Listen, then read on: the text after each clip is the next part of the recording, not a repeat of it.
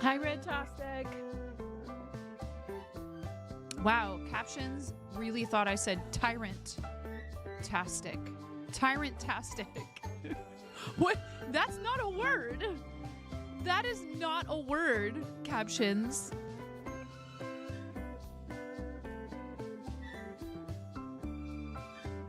Captions knows all the Pokemon. Tyrant.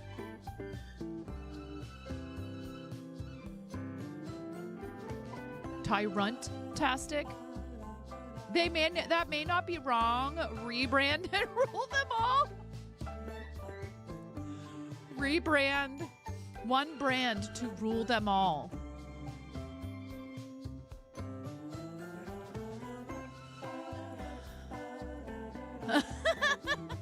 How are you today? I hope your Tuesday is going well. Congratulations on being first.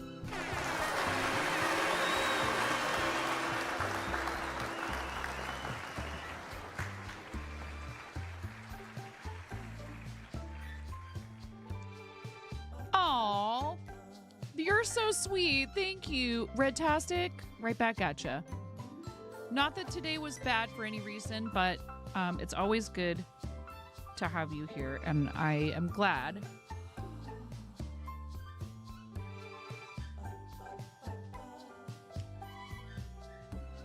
Unexpected giggle toots. Captions just didn't even want to caption that at all. I don't know if it's because I used a funny voice. Captions is like, that doesn't sound like the same person. That's because I have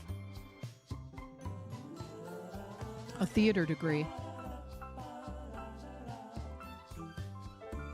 Not sure if that is a word, but it should be. If tyrant-tastic is a word, then giggle-tudes. Nope, not giggle-tunes, captions, giggle-tudes. Still doesn't understand me. Tudes. Now it says food, giggle foods. Ah. Now there needs to be a jingle for giggle foods. Even better, yes. Hi, Miro. Welcome in. What do you want? Oh.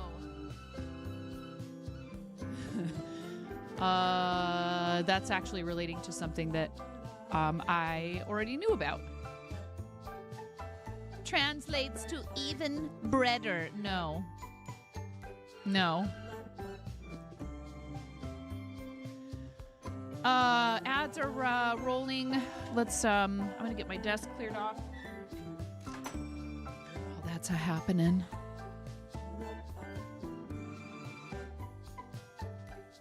Yes, I hope everyone's having a good Tuesday.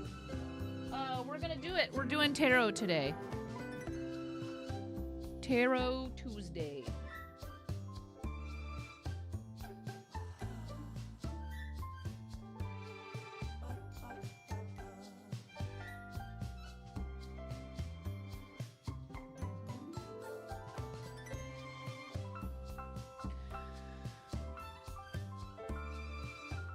Hello, Kat. What do you mean, how?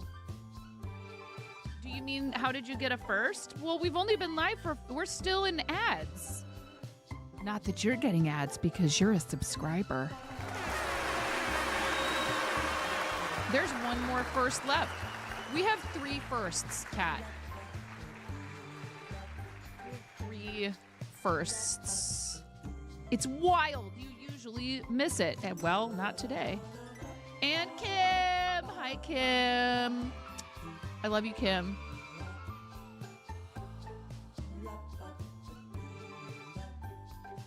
Gosh, we have 3 amazing, beautiful, talented women broadcasters in the chat right now. What did I do to deserve such... this is... It's such an honor. How are you, Kim? Guys, please follow all 3 of these people if you are not already. Redtastic, Cat, Yoy, and Kim for the day. They're all amazing. I don't know why I even bothered to put my hands on the keyboard. I don't know why I even bothered to put my hands on the key. That was stupid of me. Golden Kappa. Dude, why? Twitch? Why? I swear to God, if we get a treasure train, we had a treasure train and a Kappa train, a golden Kappa train yesterday. And we had a golden Kappa train not that long before that. And thank you very much, Miro, for also hanging out on YouTube. We are simulcasting. If you lurk both sides, you are helping us to hopefully achieve partner level 2 on YouTube. Requires 4,000 watch hours over the previous 365-day period. Regrettably, Shorts views, no matter how engaged, do not count towards that total. But live stream viewership does, as long as I make the VODs public, which I have no reason not to, really. But yeah, that was wild. We had another golden Kappa train yesterday. I don't understand. We won't get them for like, I feel like we didn't get one for like almost a year, and now we've had like 5 in the last 6 months between the two channels.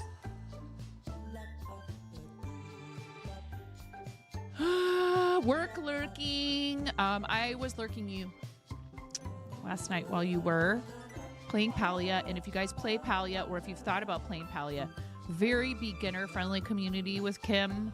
They will not make you feel badly at all. Quite the opposite. If you want to get into playing Palia, you just started playing Palia, you are a seasoned Palia player, you are a Palian extraordinaire, you will enjoy yourself there immensely. But there's plenty of other stuff that goes on there too, including a little tiny bit of mayhem and mischief that I never have anything to do with.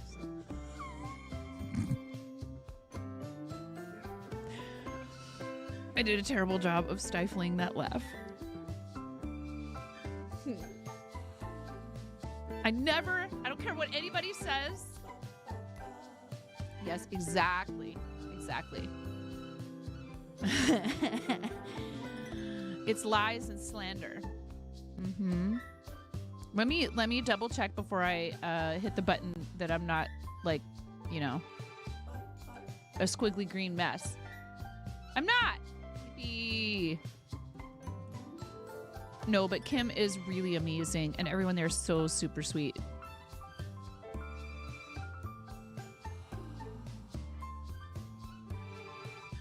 Hi, it's my face. Hello again. Welcome in. How's everybody doing?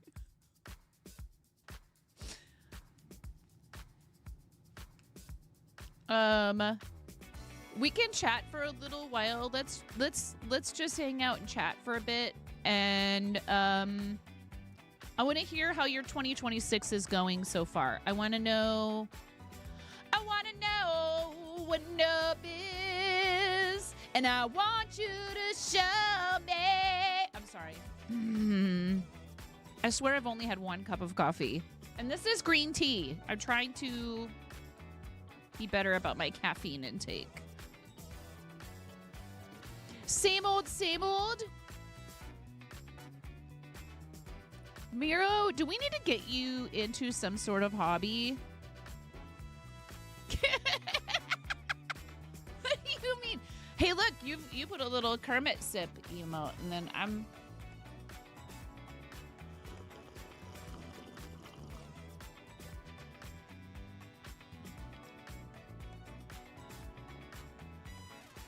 Do we need a sip emote?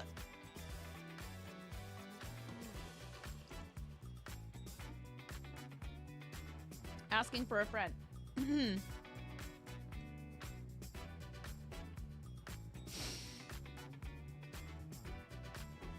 You don't have time for another hobby, Kappa?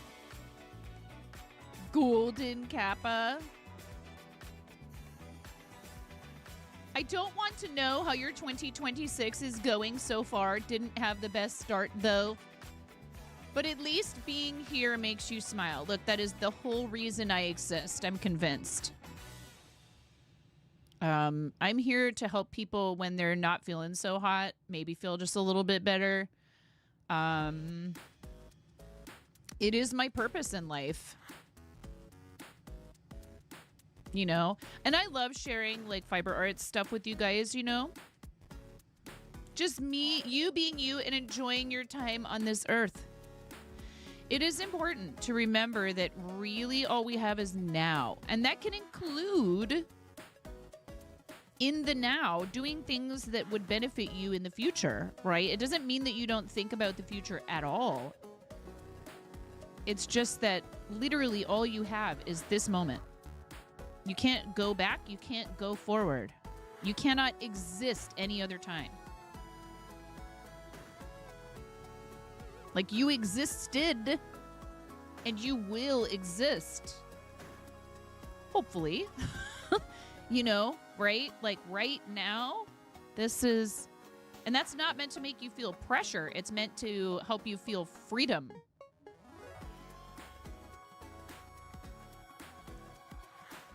And it's hard because I think I'm one to indulge myself in a little too much rumination, if you will. Sorry, I don't mean to like use the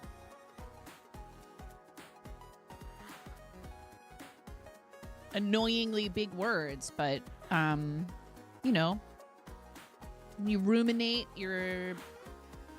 it's almost like, you know what it reminds me of? Does it have a root word in common with ruminant? Yeah, it does. It is. Ruminant is an animal that digests its food multiple times with, like, you know, more than one stomach. So if you ruminate, you are like, you're kind of, yeah. Mm-hmm. You know, like quit giving yourself 5 brains to overthink everything. It's easy to do in this day and age for sure. And especially it's really easy to compare yourself to other people. Trust me, I understand. So when I say this, it's not like me going, no biggie. It's more like I'm encouraging you just to knock that off because it doesn't do you or anybody else any good.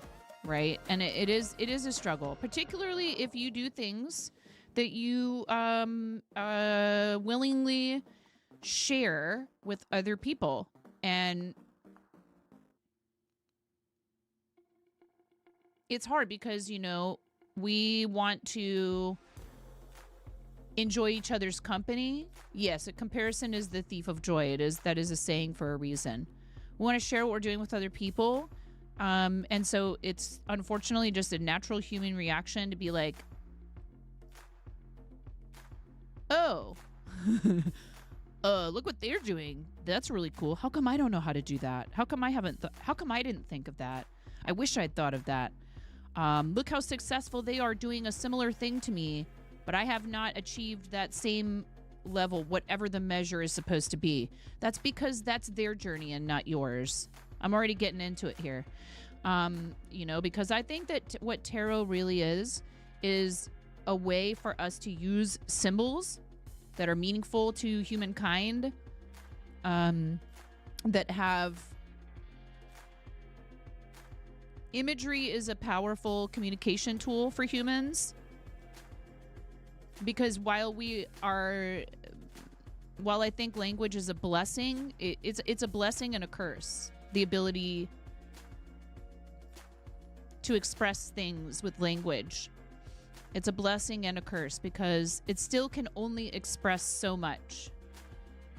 You know, the saying too that a picture's worth 1,000 words. And partly that's because it's open to interpretation and it does not have this human desire to categorize and to define things. But it's how we've gotten to where we are, right? If you think about it, because were it not for drawing things on a cave, for example, we only live for so long. How do we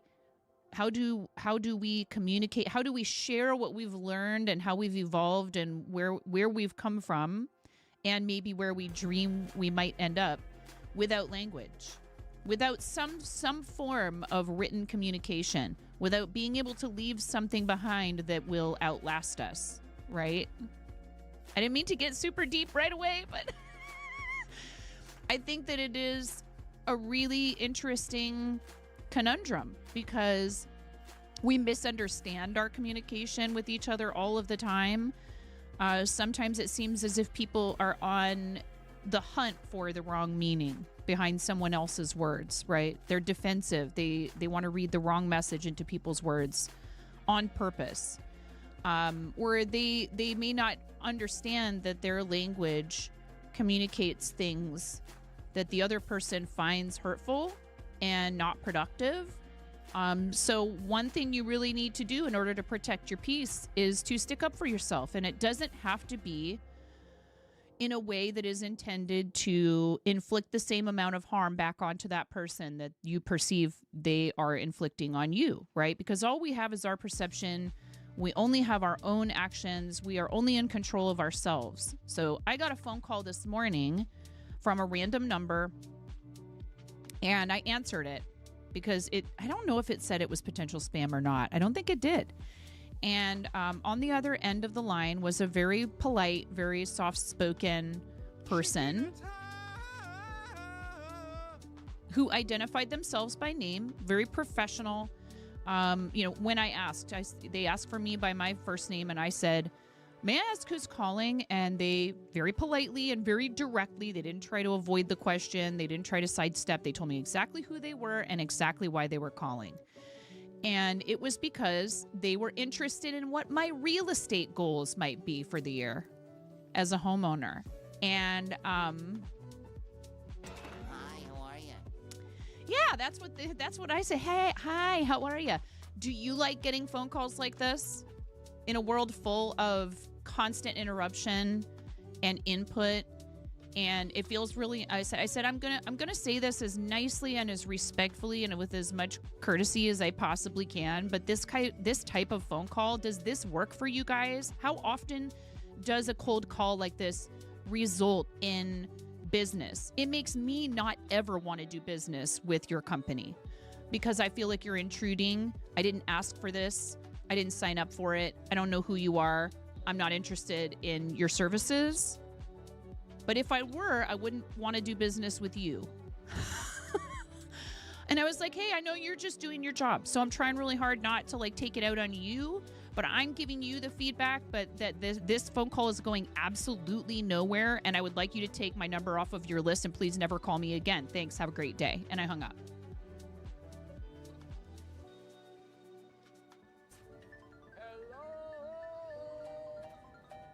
I encourage you to do the same if you get an actual human call you like that.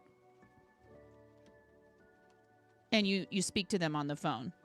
Now, the problem is, unfortunately, once you've answered, there are some companies that are extremely unscrupulous and they go, ooh, there is a human on the other side of this phone number if anybody else wants to call them up and try to sell them stuff. Because, the point is that you could say, I'm not buying anything if you cold call me.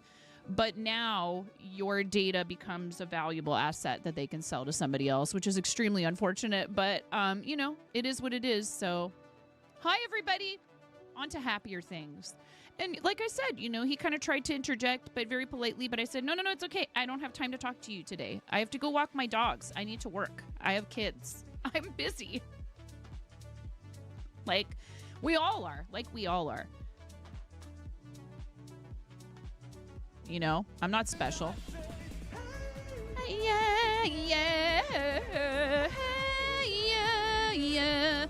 I have to get on the internet and let a bunch of people distract me with stickers and sounds, okay? I don't have time for this. Thank you, Julie Needle.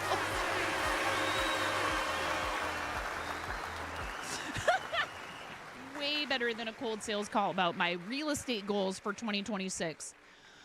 It's so frustrating, and part of it is because the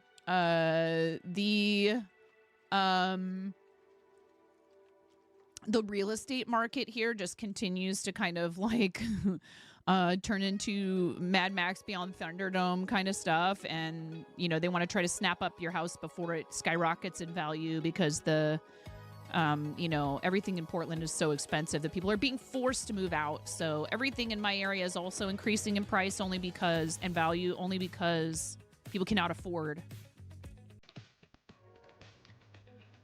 Steve, le poisson Steve. Poisson Steve, il est orange. Il a des bras et des jambes. Le poisson Steve.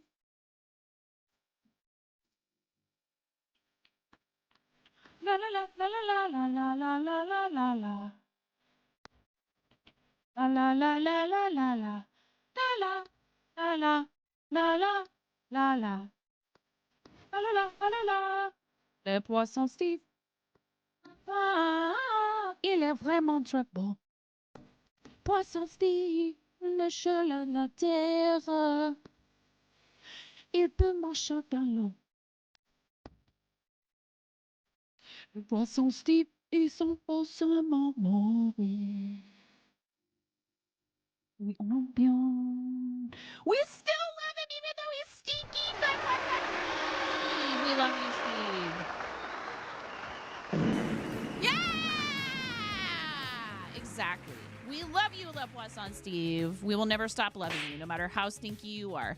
Bread Slap, thank you so much. Thank you. Tart Streamer, thank you. Dooley Needles, thank you. And that Le Poisson Steve was courtesy of Amanda on Maui with a free Tangia voucher?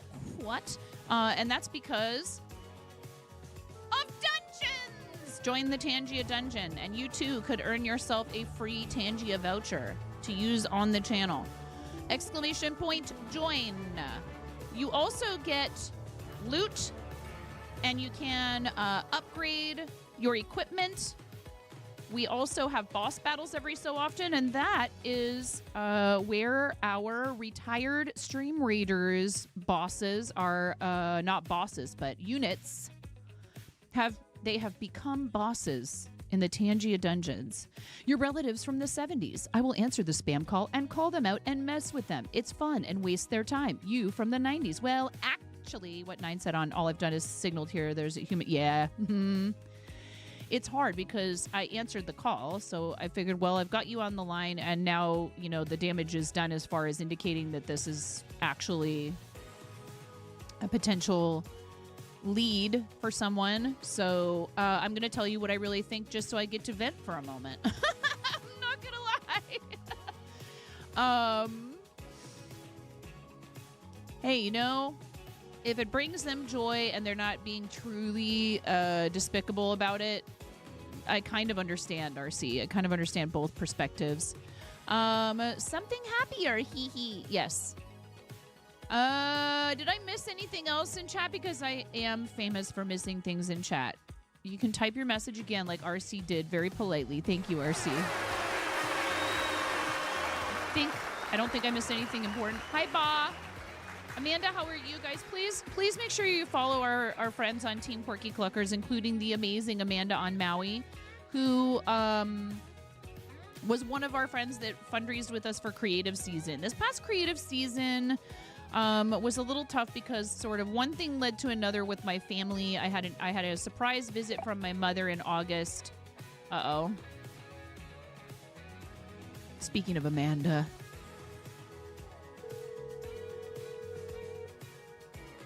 Have you heard about our latest Le Poisson Steve plans? It comes with arms and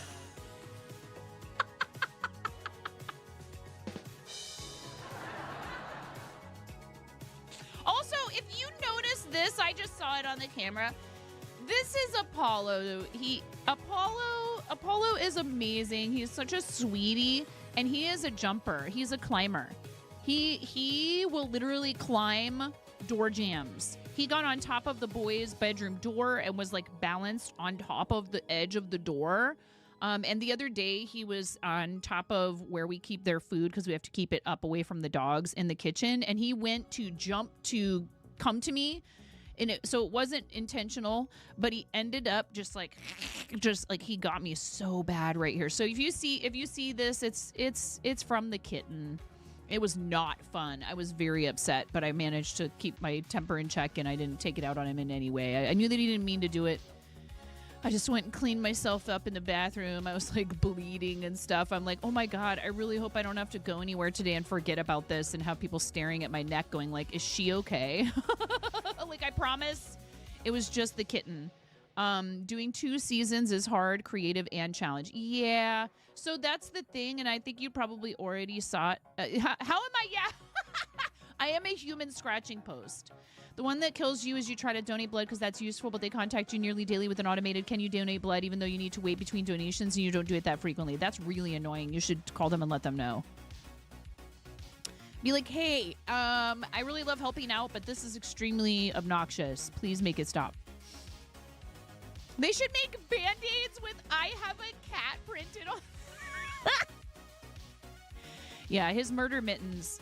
I think I need to start clipping his claws. Poor baby. It wasn't on purpose. It was super cute. Actually, what he was trying to do was literally to jump into my arms because he loves to be held. How could I be mad at him for that? You know what I mean? He's such a snuggle bug and so sweet and so friendly. He just wanted to be held. You just speak French on the phone to scammers. Most don't know what language it is. Oh no. You're like, bonjour. I don't speak enough French to like make a bunch of stuff up. You should try your Danish out. Yeah. Actually, every once in a while on public transportation, if people tried to talk to me that I didn't want to talk to when I lived in Portland, I would say, "Я не говорю по-английски." Извините, я не говорю по-английски. Нет. And they'd be like, but the only problem with that is, what if it turns out the person speaks Russian?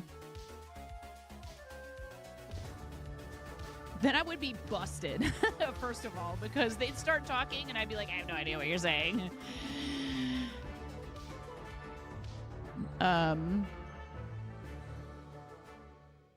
Yeah.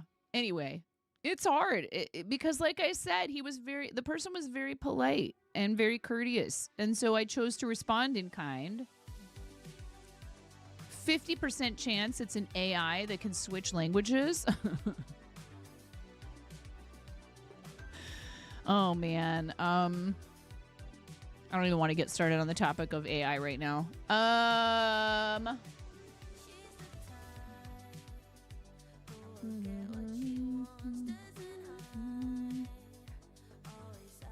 I hope you guys are doing good in that dungeon. I did enjoy. I'm using my Sharp Balloons mug today.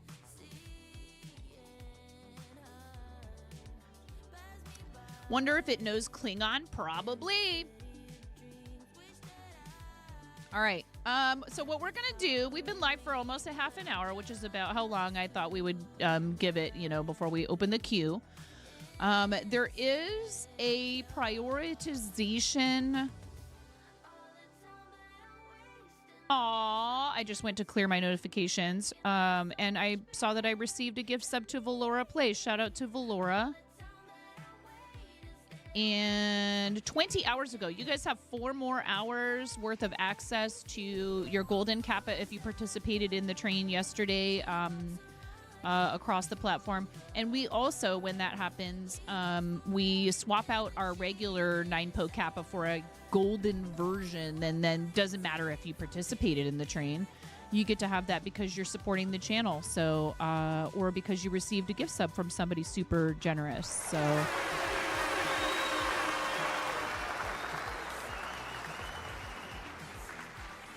Right now, we are at, wow, oh my God. We're at 791 concurrent sub points. We are 9 sub points away, not 9.5. You cannot gift half a sub. 791 concurrent sub points. At 800, we are giving away a $25 fourth wall gift card giveaway. We're doing a $25 fourth wall gift card. This is different from... in the past, I think we've been able to do like a discount code or whatever. This is just a gift card and you can keep the balance. You don't have to use it all at once. So that's a fun thing they're doing now on Fourth Wall, and you can sponsor gift cards. The last time I checked, they still had not fixed whatever bug causes gift cards to only be available in the largest denomination for giveaways. I haven't looked at it again in about a week or so. But you can sponsor a giveaway of anything in our fourth wall, including gift cards. But that's why there's only one denomination, because it seemed like kind of the most reasonable one if I have to pick a single denomination in order for them to be giftable. Otherwise, it was defaulting to like $200 or whatever was the highest one that I had put in there. And I listen, it would be amazing of somebody to do that, but that's outrageous, and I wouldn't want somebody to go in there to look and be like, she thinks that we only, you know what I mean? Like, that's not intentional. That's the platform for some reason or another, and Cranston kind of explained it's something on the back end, a likely, you know, who knows, one line of code, and all of a sudden, you know, you can only gift a $200 gift card. So there's only one denomination available in there for now. Otherwise, we wouldn't be able to offer it that way. I mean, and that is something that I considered, but then we wouldn't. So it's complicated. Let's just say this is what I've figured out is the least difficult way to offer gift cards and also offer them for giveaways. Because if I turned off giveaways for gift cards, then I have to go in and it's a huge debacle. I make everything available for giveaways, including the Podkini. If you guys complete a level 20 golden Capitrain, I give away one of the swimsuits. If you complete a level 20 golden Capitrain, I give away one of the Kappa swimsuits. Follower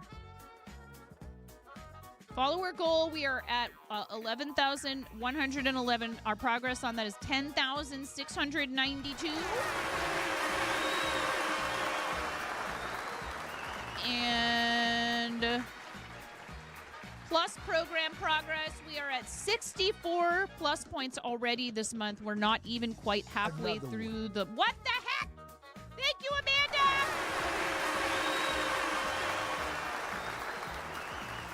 Thank you so much.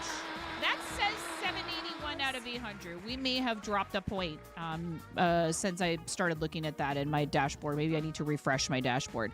That says 781 out of 800. So if we get to 20 subs, resubs, gifted subs, whatever, not points, but subs, I will do 25 squats today. We did a crack a pack goal yesterday. There was nothing super fancy in it, but I enjoy opening Pokemon cards with you guys. It's a box that was supposed to get into my stocking, and my husband said, I found this. I think it was supposed to go in your stocking. I think Santa forgot and left it out. I don't know. But if Calyx Creative, who just received a gift sub from Amanda, is listening and would like to pop into chat, then they can pick their color for a chicken. Otherwise, Amanda, it's up to you. But no pressure to pop out a lurk if you don't feel like it. We just like to give you the option to pick the color for your resin chicken for the bowl of Balkanificance. Thank you so much, Amanda, for doing that. I really appreciate you. Please, you guys, make sure you're following Amanda. Follow Calyx. Calyx is an awesome friend of the stream who taught me to do needle punch during a collab we had once upon a time. I don't have Blurple! Or purple, she says. See, Amanda is the best kind of troll because she's still going to say Blurple. She knows full well I don't have Blurple. And then right after, follow it up with purple so that I'm not sitting here yelling about how I don't have Blurple indefinitely. Thank you. You got your jab. You got your jab about the Blurple in, but then, you know, you said this is what I'll take because I know what you have for choices. Thank you so much, friend. I appreciate you. Go check out Amanda. Go check out Calyx. Who else is in here? And I saw a friend do a brick and attack, but I don't like to say anything to you. And I see your message, RC. I'm about to read it. Don't worry, you don't have to repost.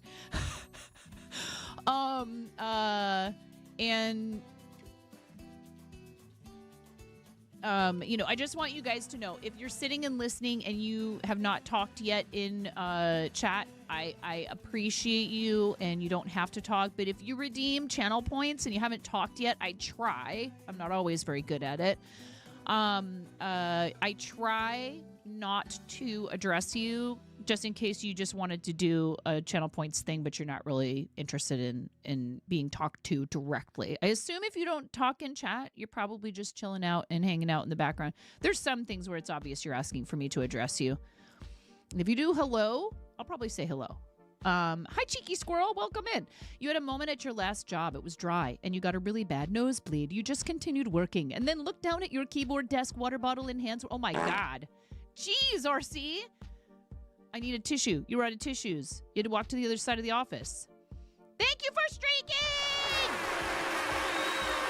And, Kat, you talked earlier, so I get to call you out for that one. Thanks for farting, Kat. 40 and Bay! Thank you so much. Thank you, thank you, thank you. You had a birthday, 40?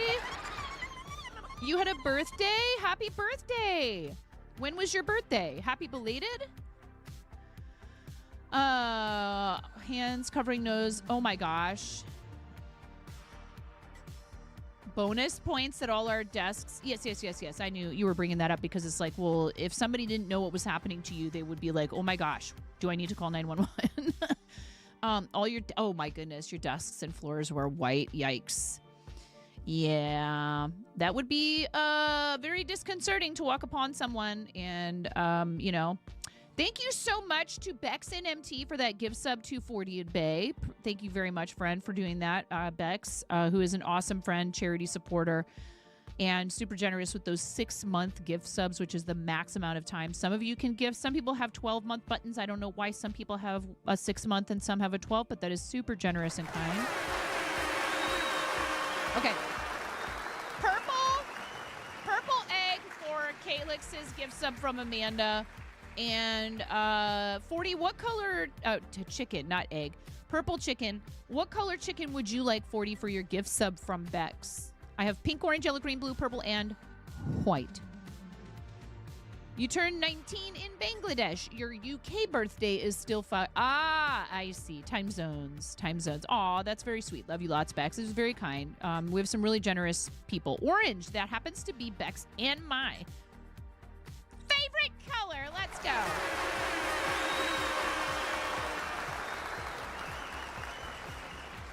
And you guys said it's not a golden Capitrain, so we're not going to touch it. Apparently, only a golden Capitrain will do. I kid. You guys are very generous, and I don't... hype trains are fun. I don't really... It's like, yeah, if a hype train happens, great. Whatever. You know? I'm a little too Gen X about hype trains, I think. Thank you thank you, Twitch. Thanks for all the fun with the golden kappas. Those are very fun. I will admit I'm a sucker for a golden kappa train. Hi, Trissy! Everybody wish Trissy a happy birthday. 40 and Bay and Trissy. Can I sing happy birthday to you both? We need to get started with tarot, but I would love to sing you both happy birthday if you're okay with that. And into the bowl we must go with the purple chicken for Amanda's gift sub to Calix. Thank you so much. The what? The bowl of magnificence. Ready? 3, 2, 1. And also for you, 40, happy birthday. And thank you, Bex, for that gift sub for 40 and Bay. Ready? 3, 2, 1. Yes, queen.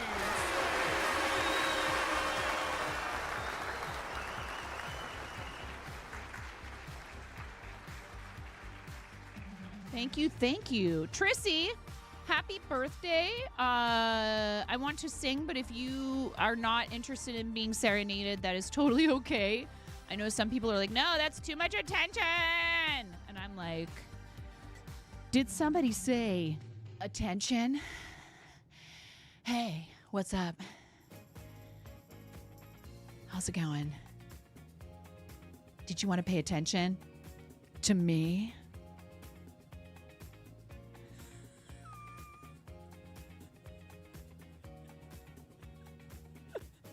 You would love to be serenaded. Here, I can warm up. Mama. Mama. Mama. Help, I need an adult. Good luck with that in here. All right. 40 Bay, I don't mind. That's awesome. Listen, I don't like to give people more than the more attention than they're really looking for, like an excessive amount of attention. But some people really love, when I sing happy birthday to them. So I'm glad both of you are on board. Are you guys ready? And a 1. And a 2. Oh, wait, I need a rubber chicken. How do I not have a birthday party hat for rubber chickens? Huh? C-Bus with a 5-stream streak. Everyone cover your eyes. C-Bus is streaking before the birthday song. Okay, ready? And a 1, and a 2, and a 3. Happy birthday to you. Happy birthday to you too. Happy birthday, dear Trissy 363 and 40 in Bay, because it's both of your birthdays. At least it is in Bangladesh, 40 in Bay, and it's almost in the UK. Happy birthday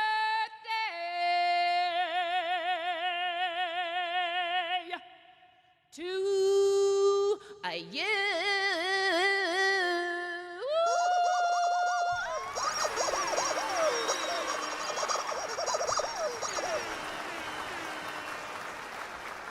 Happy birthday! Thank you so much. Thank you for celebrating your birthdays with us. I appreciate you.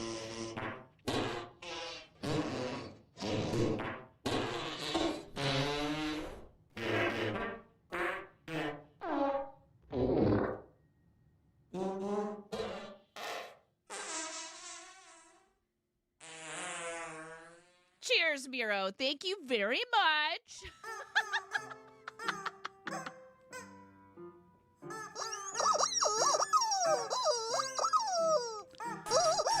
Better out than in, I always say.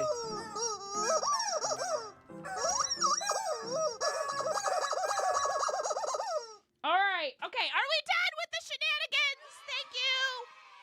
Are we done with the mayhem and the mischief? And thank you so much, Miro. Thank you very much.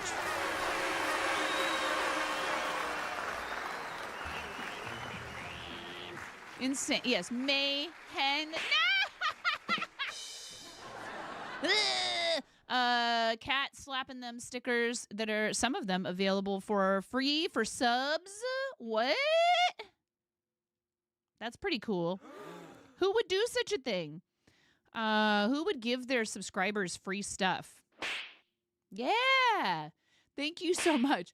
I was not spamming redeems in Zach M. Rutledge's channel yesterday, no matter what you heard or saw. I was not doing what Kat's doing right now with the blah, blah, blah, blah, blah, blah.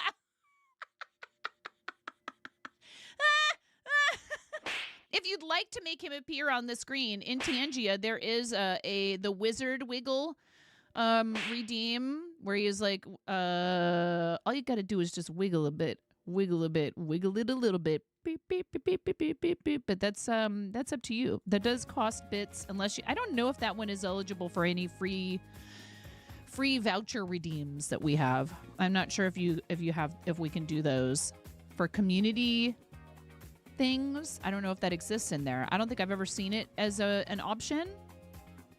Aw, how cute. Thank you. Thanks for the smooch. Thank you, thank you. If you guys spawn Tangia dungeons using channel points or bits, then we have all kinds of free vouchers that you can earn for participating in the dungeons. Thank you, Kat. Said wiggle it a little bit. I'm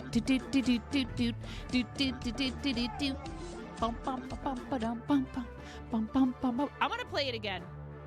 I reserve the right. I reserve the right. This is your belated birthday present, Kat. Wiggle a bit, wiggle a bit. All you got to do is just wiggle a bit, wiggle a bit. I said wiggle it a little bit. Wiggle it, Zach. He's like, I'm wiggling. I'm wiggling.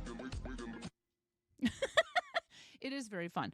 Guys, please do check out Zach's channel. I had a blast hanging out in there yesterday. I need to make that a more regular occurrence because he's a really great friend of the channel, and his channel is very fun to hang out in. He really provides a very fun atmosphere. Not you wiggling along. It is. It's kind of hard not to. All you got to do. Hi, Joe. Yes, thank you, Joe. Also, shout out to Joe. Thank you so much. Hashtag blame Joe. Yes, wiggle it just a little bit, though, chat. Don't wiggle it too hard. Please don't hurt yourselves.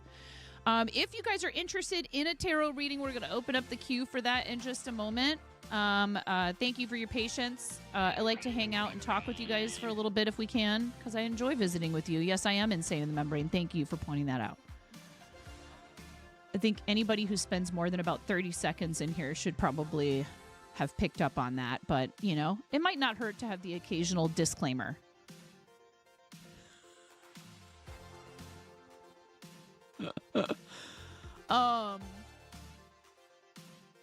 If all you want to do is lurk and hang out, there's no pressure for you to join the queue for a Tangia reading. For a tarot reading. You love how you placed it in the face. Not just in the face, but in the face. Look, it's your birthday. I'll let it slide. I was going to buy a replacement refrigerator Squatched. door shelf, and item number 4,547,407 door bin with open back. Size is 16 by 5 half by 5 to 1/4 of an inch OEM part. Manufacturer number 242,126,602, but figured I would sub instead. Thank you, Squatch.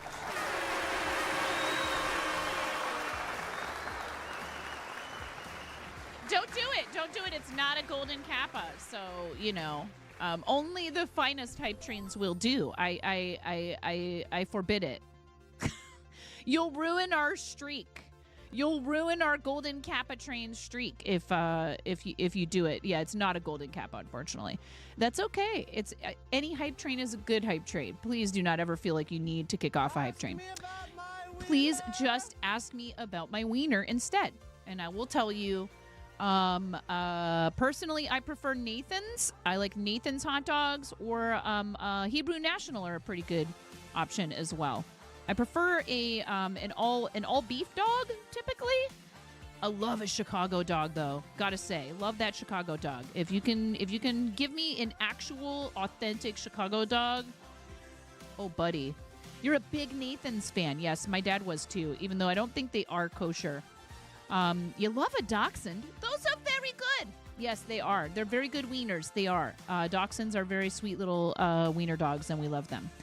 I would totally consider a doxie, but not at the moment because we have an elderly pet and she needs a little extra TLC, and I just don't think it would be fair to anyone involved to get another pet right now. We're good. The kitten is more than enough. An apple a day keeps the bullies away. If you throw it hard enough, oh dear. Yikes. Geez, Sari, that got that took kind of a little bit of a what's the word I'm looking for here? I didn't know Sari was advocating for actual violence. Yes, and there is an emote of Apollo if you are a tier 1 subscriber, like our friend Squatch. Thank you. I want to be able to put that emote of our cute baby, and he's so much bigger now already. It's kind of crazy. I might have to update his emote pretty quick here. So you were going to buy a replacement refrigerator door shelf, bin item number 4547407 door bin with open back, size 16 by 5.5 by 5 1/4 inches, OEM part, manufacturer number 242126602. But you figured you would sub to my Twitch channel instead. Thanks, Squatch! What color chicken do you want to be? What color chicken would you like to be, Squatched? I think you usually pick green. What color green chicken do you want to be? That was a bit juicy. Your condiments are everywhere, but at least you're entertained. Chicken it is, a green chicken. If your chicken in your refrigerator is green, that is unless you put it in like a it's a pollo verde. You want a pollo verde, huh? Unless it's in like a green sauce, if the chicken itself is green, you might want to throw it out.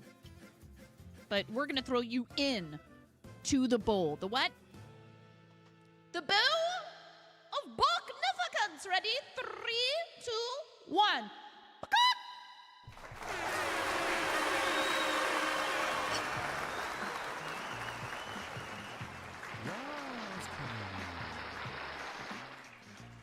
Sincerely, though, thank you for being part of our Plus program points every month.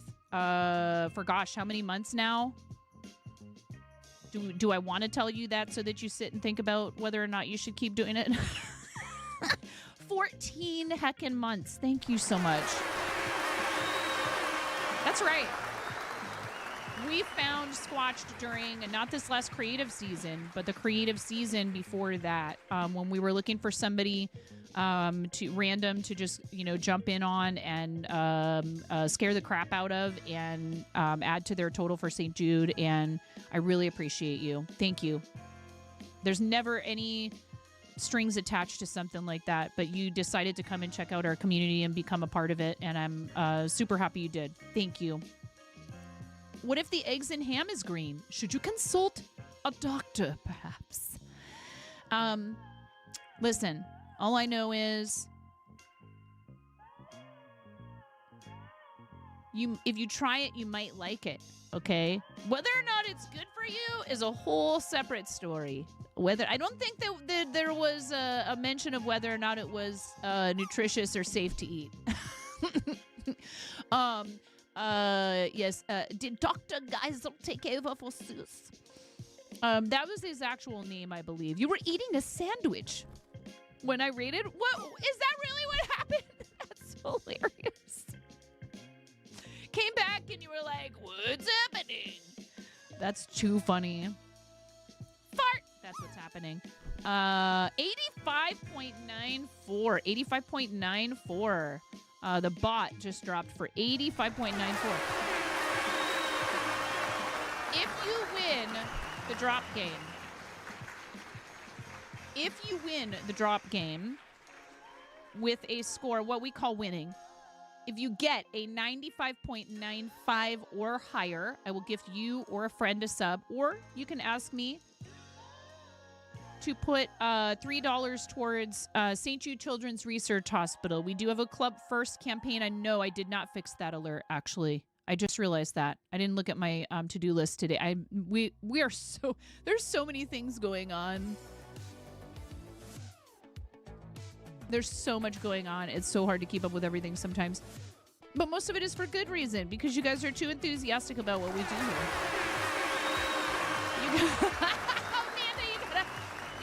Actually, if you get a 0, whatever the lowest score is, I think it's a 0.01, I will gift 5 subs to the community. If you get a 100%, I'm actually changing that. If you get a 100%, I will gift you or somebody else. You can, if you already have Turbo, I will give it away. I will gift somebody a Turbo subscription. Did you guys know that you can gift people Turbo? I didn't. You can gift other people Turbo. What an awesome gift that is, because then they are supporting every single stream that they're in without having to have ads. That's a huge gift for the recipient, for sure. And it also helps whoever they go watch, who they're not sub to. Yes, you can gift Turbo to people. I don't think you can gift more than a month at a time, unfortunately. And obviously, they can't already have Turbo. If they already have it, you can't gift it. So we're going to change the prize for 100 to a Turbo, 30 days of Turbo. So then you're supporting everyone all over the place, and you don't get any ads. If you get 100, I will gift you, or if you already have Turbo, then I will, if you know somebody who doesn't, you can give me a name, but if you can't come up with it, like, we can't wait around for you to go looking for people who don't have Turbo. You need to know for sure that the person doesn't have it. We need to be able to do it on the spot. Everyone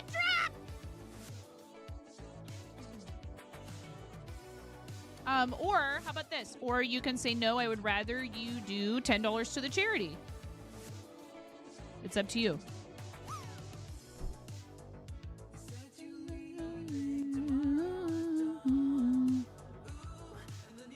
Ask me if I would come along. This song used to be in our regular rotation a bunch, and I know all the words. We don't do a lot of songs with lyrics, but I like this song. That's a heck of an emote, Seabus. Yeah, that's kind of, it's a little flashy. A little bit heavy on the flashing. Just some feedback. I know it's meant to be that way because it's a glitch.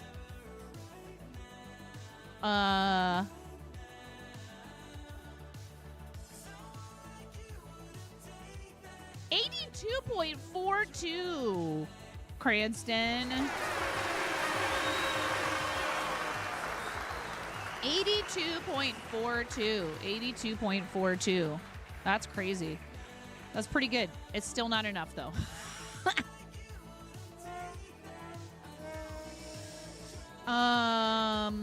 Let me open up the queue for you guys. So the way this works is we're still kind of like figuring this out. Because I've only done this one other time. Well, recently. I've only done it one other time recently. So what we're using is the Play with Viewers panel and chatbot. And I don't think you... Could somebody type exclamation point Q? Just the letter Q?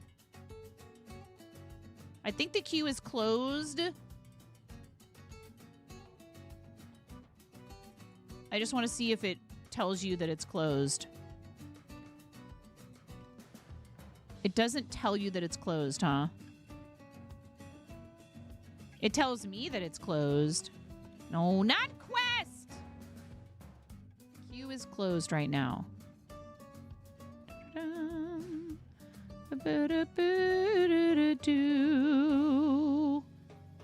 Okay.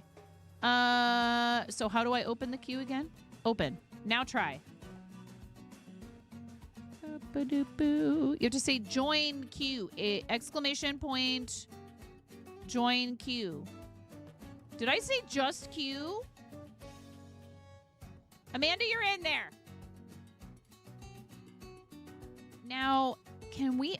they should have a browser source for this that shows the queue on your screen.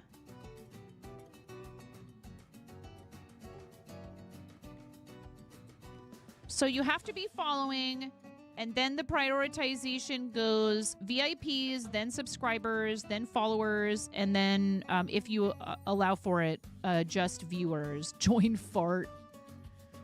So if you want a reading, then just stay in there. If you want to leave, we need to make a guide for this for people. Hi, Mirror!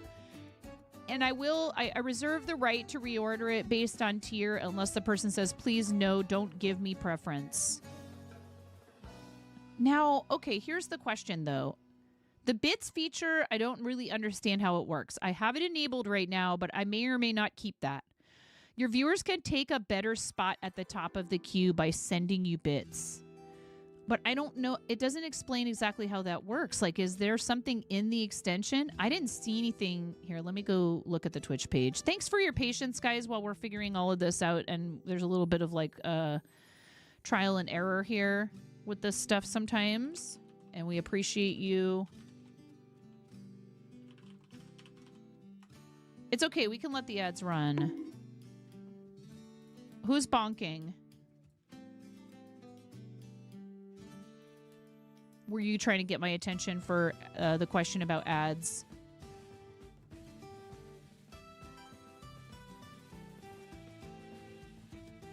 Thank you. No, you can let them run.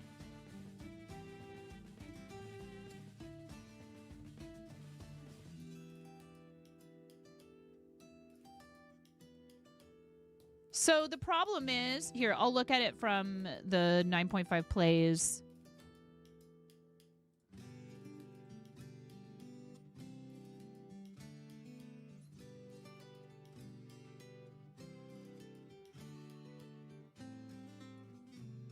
Because then I'm not logged in. It's showing me like the streamer stuff because I'm logged in. Oh, it does show it. Take the second spot. Okay. It does show it. So I think that might be, I can't remember if that's the default amount. Let's do the ads now. Let's do the ads right now while I figure this out, okay? We'll be right back, you guys, and then we'll get started. So if you joined the queue and you do actually want a tarot reading, just stay in there, and then if not, we'll give you instructions on how to leave. I think there might be info in the extension about it, but thanks for your patience. We're going to do a quick ad break, and we'll be right back. Pull it. Pop it.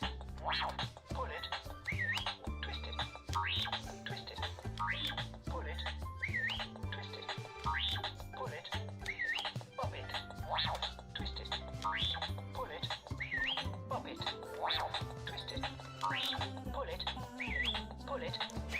Twist it. What is turning? Pull it. Pop it. Wow. Pull it. Pull it. Pop it. I am 9.5 and I'm called that because I'm that close to perfect.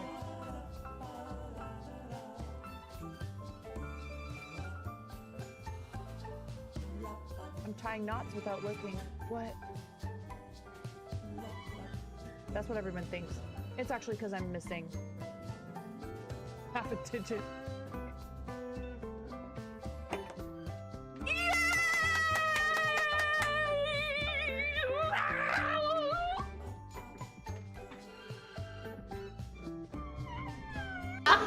Yeah, you're like, get good, Jess Martin. No, I'm kidding. Hi, Pisces. It's so hard. How are you supposed to do that in creative? It's an unrealistic expectation. Knock, knock. So, would you like to tell a knock-knock joke? He just got double shushed. You got double shushed. You got shushed in stereo. Clip it. You got shushed in stereo. Ha! Whoa! Whoa! Oh! Good save. That was my fault. I have reflexes.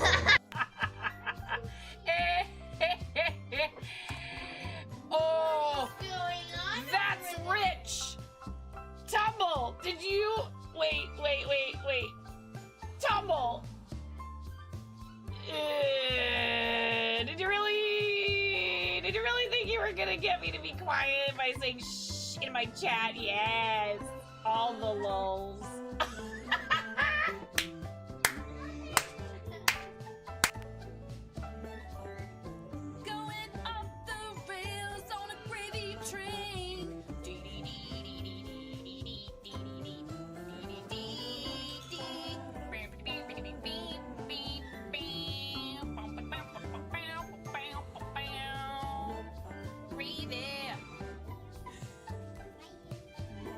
That's how it goes. You pour it on French fries and on mashed potato. Hey, Mom. Yeah, hun.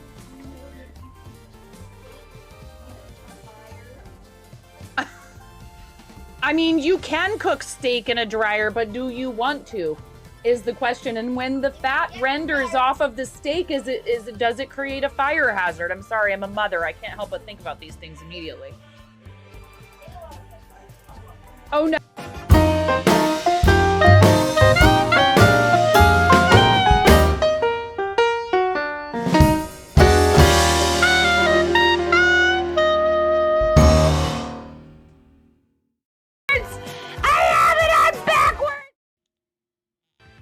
We still have about 30 seconds of ads left, but I think I fixed it. Or not fixed it, but I thought of something, and I think that this is going to work.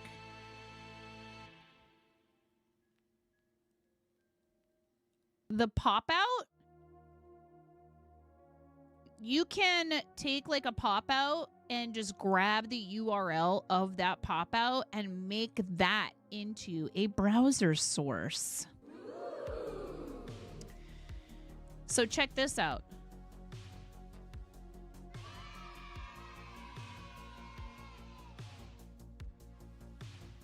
I may need to increase the size of it. Right? So you can actually see it. But what we can do even is I can crop this to just the names. Right? So it can show who are the like next few people. maybe down to like 3, so you can see who the next 2 people are, and then put that at the top. But then I just have to make sure to remember to here, I'll resize this again in a second. I just need to have it like that to crop it properly. Proper cropping. Not crop dusting, that's different. We do sometimes do that as well. Okay, and that way it'll be displayed at the top who is the current person. Here, I need to rename this browser source because I used an old one that was in there. Properties.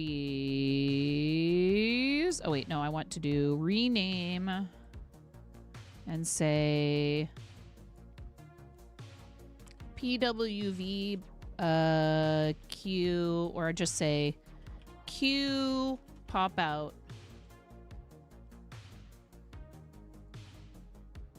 Okay, and I saw something else that was bugging me.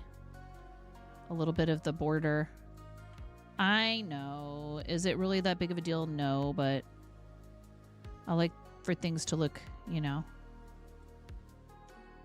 We could even maybe have a special overlay for this scene, which I have not yet considered, you know, whether or not this will stay something super regular that we do, but I do enjoy doing it. Crop or propping, yes. So Amanda, because so it'll show S's next to the names if you are a subscriber. And then it also prioritizes people on the basis of VIP status, mod, etc. So it says it right there. If you hover over the question mark under prioritize privileged users, it says VIPs, then subscribers, mods, then VIPs, then subscribers, and then followers. And let me check to see what the queue is maxed out at. Because it might be maxed out at a very small number. Okay, we can do 6 today. So I'm about to change it to 6. So 2 more people should be able to join. And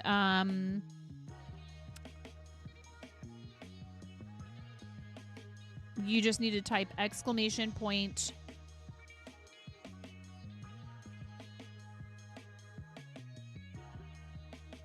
And then queue is open. So max number of players in the queue.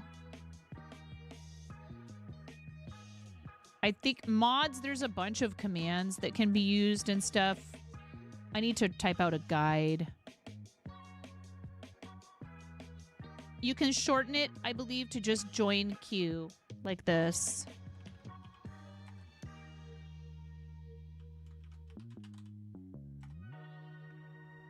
I made that an alias, I believe. So up first, we have Amanda on Maui. Amanda, you need to pick a tarot deck. So please do also pick a deck. Yeah. Oh, I see. You were testing the long version. Got it. Yeah, exclamation point Q will show you the Herbarium Oracle. Okay. It will show you who is the current person, who's next, and then it will show you any remaining people in the queue. 2 more spots are open in the queue. 2 more spots are open in the queue. I don't want to have too many people sign up and not be able to get to everyone.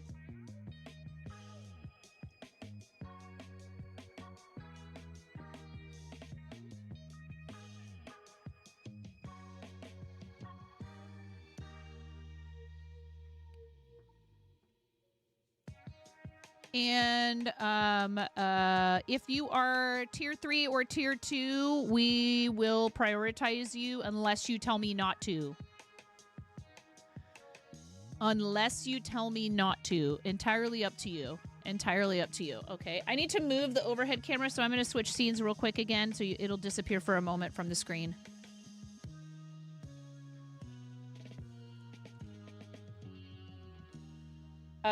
About the Discord topic, I mean, do you have the ability to just create that? It's fine. Don't prio you. Need to go for walkies too. Okay, get back in 3rd spot. CBus, you're next. I lied. You know, I hope people understand this isn't about making anyone feel badly for not being able to be like a tier 2 or a tier 3. It's a thank you. That's all. You do have that ability. Go ahead. You have my blessing. If there's something that I think needs adjusted. I love your face. Thank you for being a tier 3.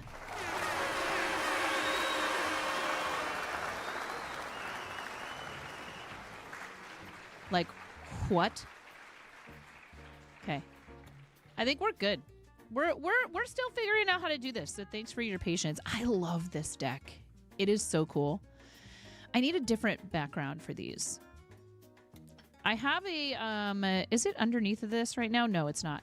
I have a green screen desk mat, but the only problem with that is if I used that to put some kind of fun, cool, funky background, I feel like a lot of things would end up being see-through because there's a lot of green. Like, look at all this. This would all be see-through.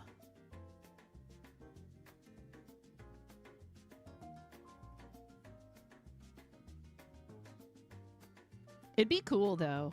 You guys could ask for a specific background. It is a gorgeous deck. It is by Elisa Seitzinger. And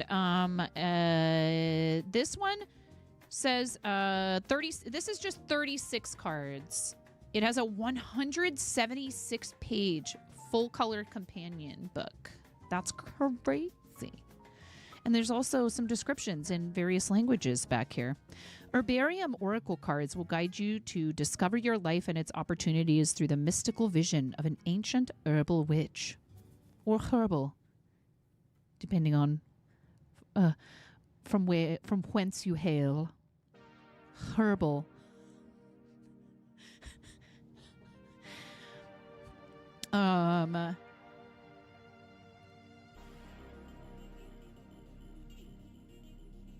Ooh, this is Portuguese. Herbarium Oracle cards te guiará en el descubrimiento. Oh my God. Descubrimiento de las oportunidades que te ofrece tu propia vida. Gracias a la visión mística de una antigua bruja herbolaria. That sounds like way cooler in Spanish. Not nasal enough. Okay. Friend has been trying to get you to learn Portugués. Yeah. No hablo portugués. Solamente español, ruso y inglés. All right. Very cool set that was gifted by our friend Dueling Needles. Dueling Needles! Are you still here listening, Dueling Needles? Are you still here listening? If you are, you always get a priority spot for this particular redeem for having gifted a tarot deck. An oracle card deck, whatever. Thank you, Dueling Needles.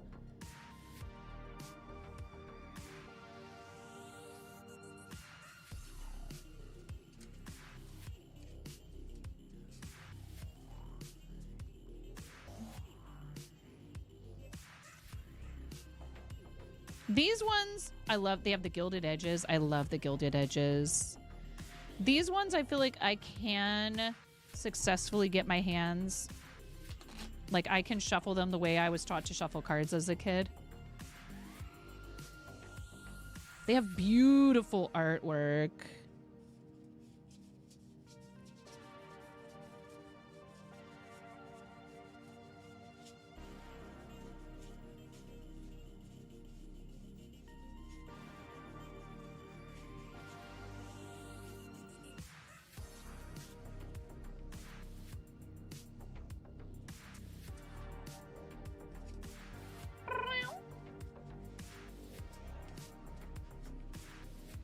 Okay, we got to shuffle the deck sufficiently. So I think that this guide actually does have you gave a friend your Renaissance tarot deck.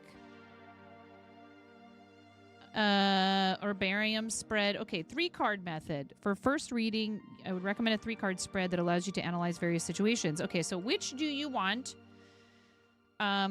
This says, ooh,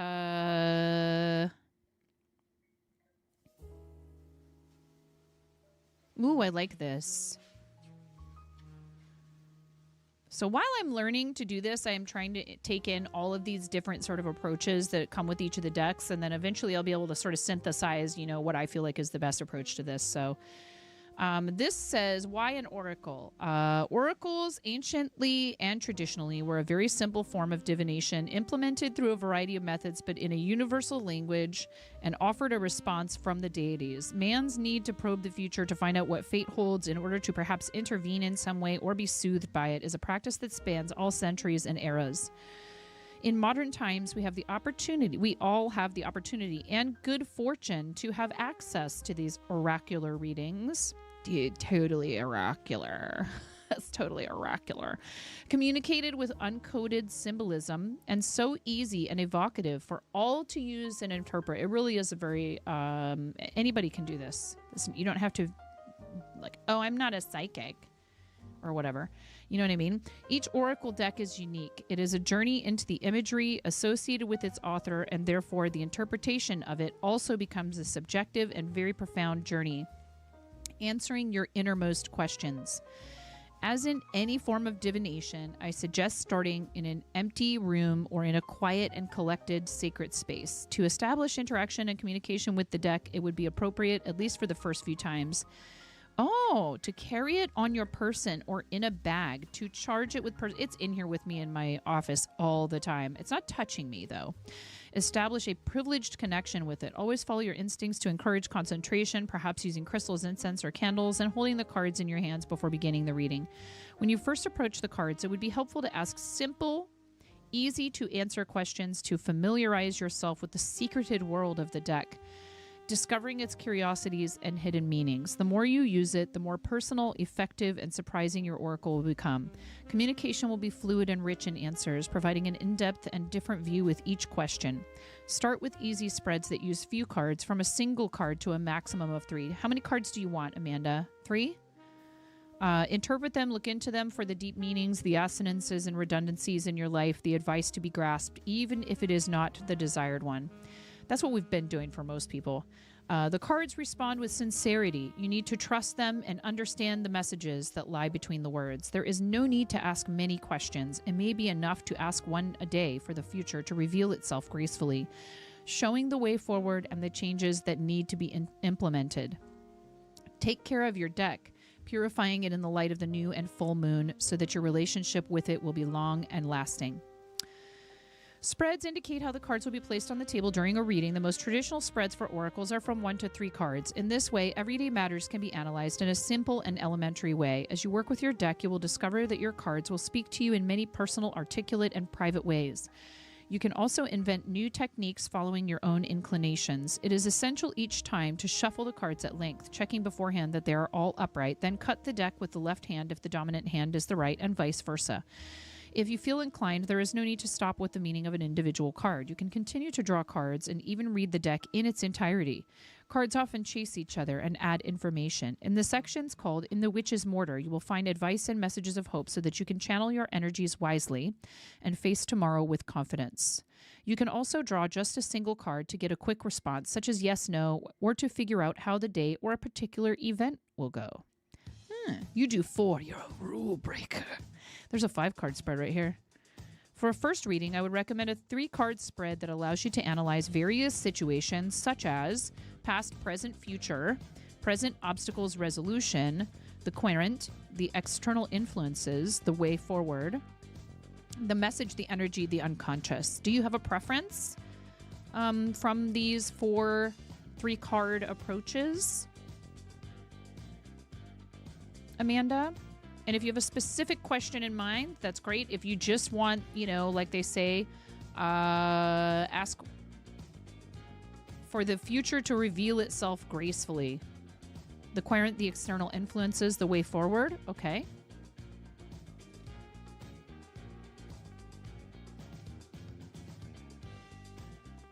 Oh, and then these are all of the... I'm not sure if I know exactly what they mean by querent, but...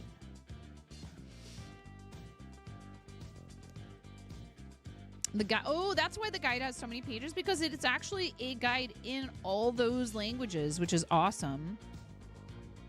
I was gonna say that sounds to me like that's just you, the querent, the external influences, and the way forward.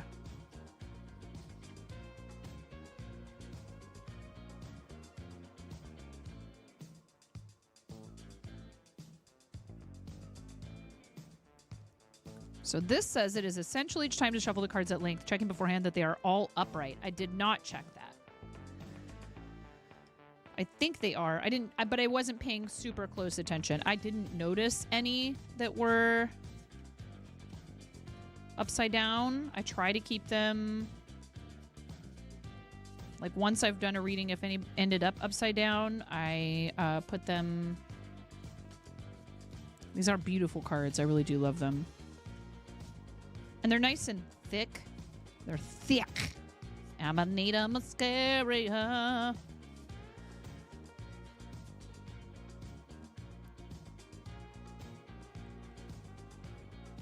Makes you want to art more. You do a lot of plants. Ah! I would normally. This said to shuffle extensively, and I don't feel that we've done that yet. So normally if we'd already shuffled and we were ready to go, I would say that card was jumping out for you.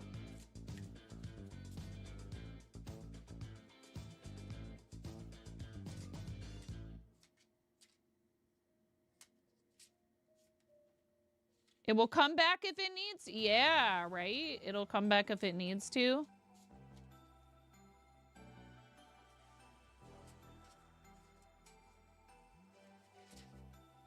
You're supposed to cut the deck with your non-dominant hand, this says. You just got your friend a very nice Folio Society edition of Culpepper's Herbal. It's for her birthday. It was at the estate you've been working on clearing out for your work fundraiser, part of a bequest that was left to you as a donation. Oh, wow. What is that?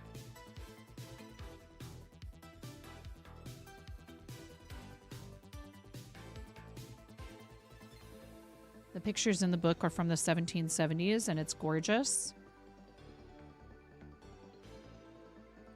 Okay.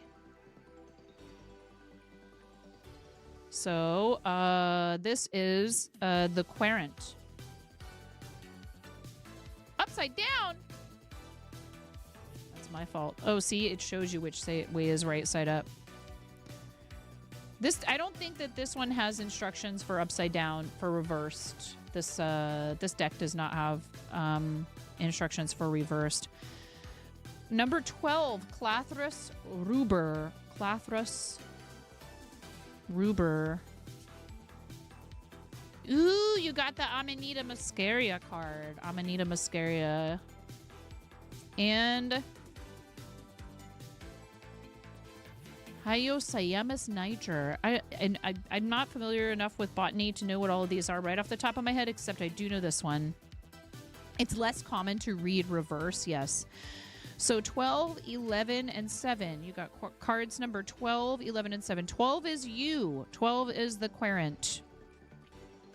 Let's see what the guide has to say about that. Clathrus ruber, or ruber. I don't know if I'm pronouncing that. Latticed stinkhorn.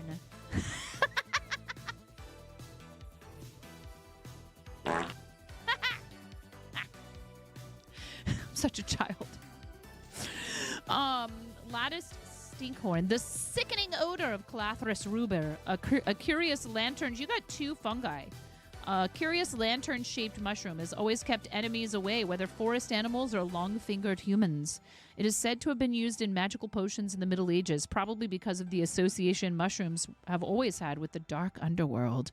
That's your butt. Cellulitis the lattice. Stinkhorn. Well... The better you are at protecting your steps, the less selfish you will become, and this is a solemn truth. He who knows how to build his way with the right bricks, surrendering himself or herself or themselves completely to his mission while listening to his fellow travelers, succeeds in the arduous task of elevating his personal and spiritual work. Hi, Falco. Welcome in. In order to elevate yourself, you will have to, without any doubt whatsoever, fart as hard as possible. I'm sorry. If you levitate from your gas, you may want to see a professional.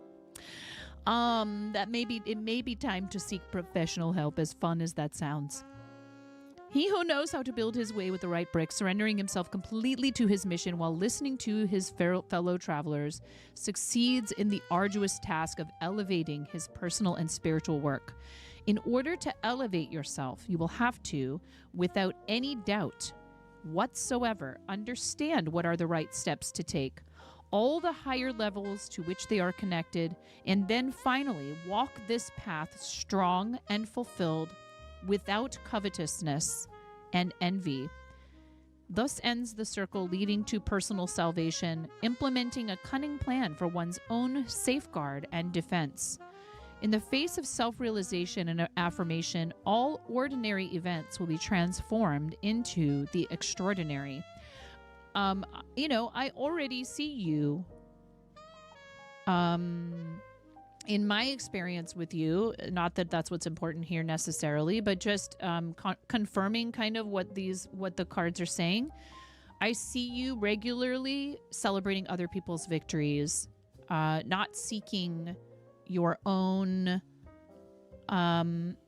glorification or any benefit necessarily for yourself, other than satisfaction from having brought awareness to causes that you're passionate about.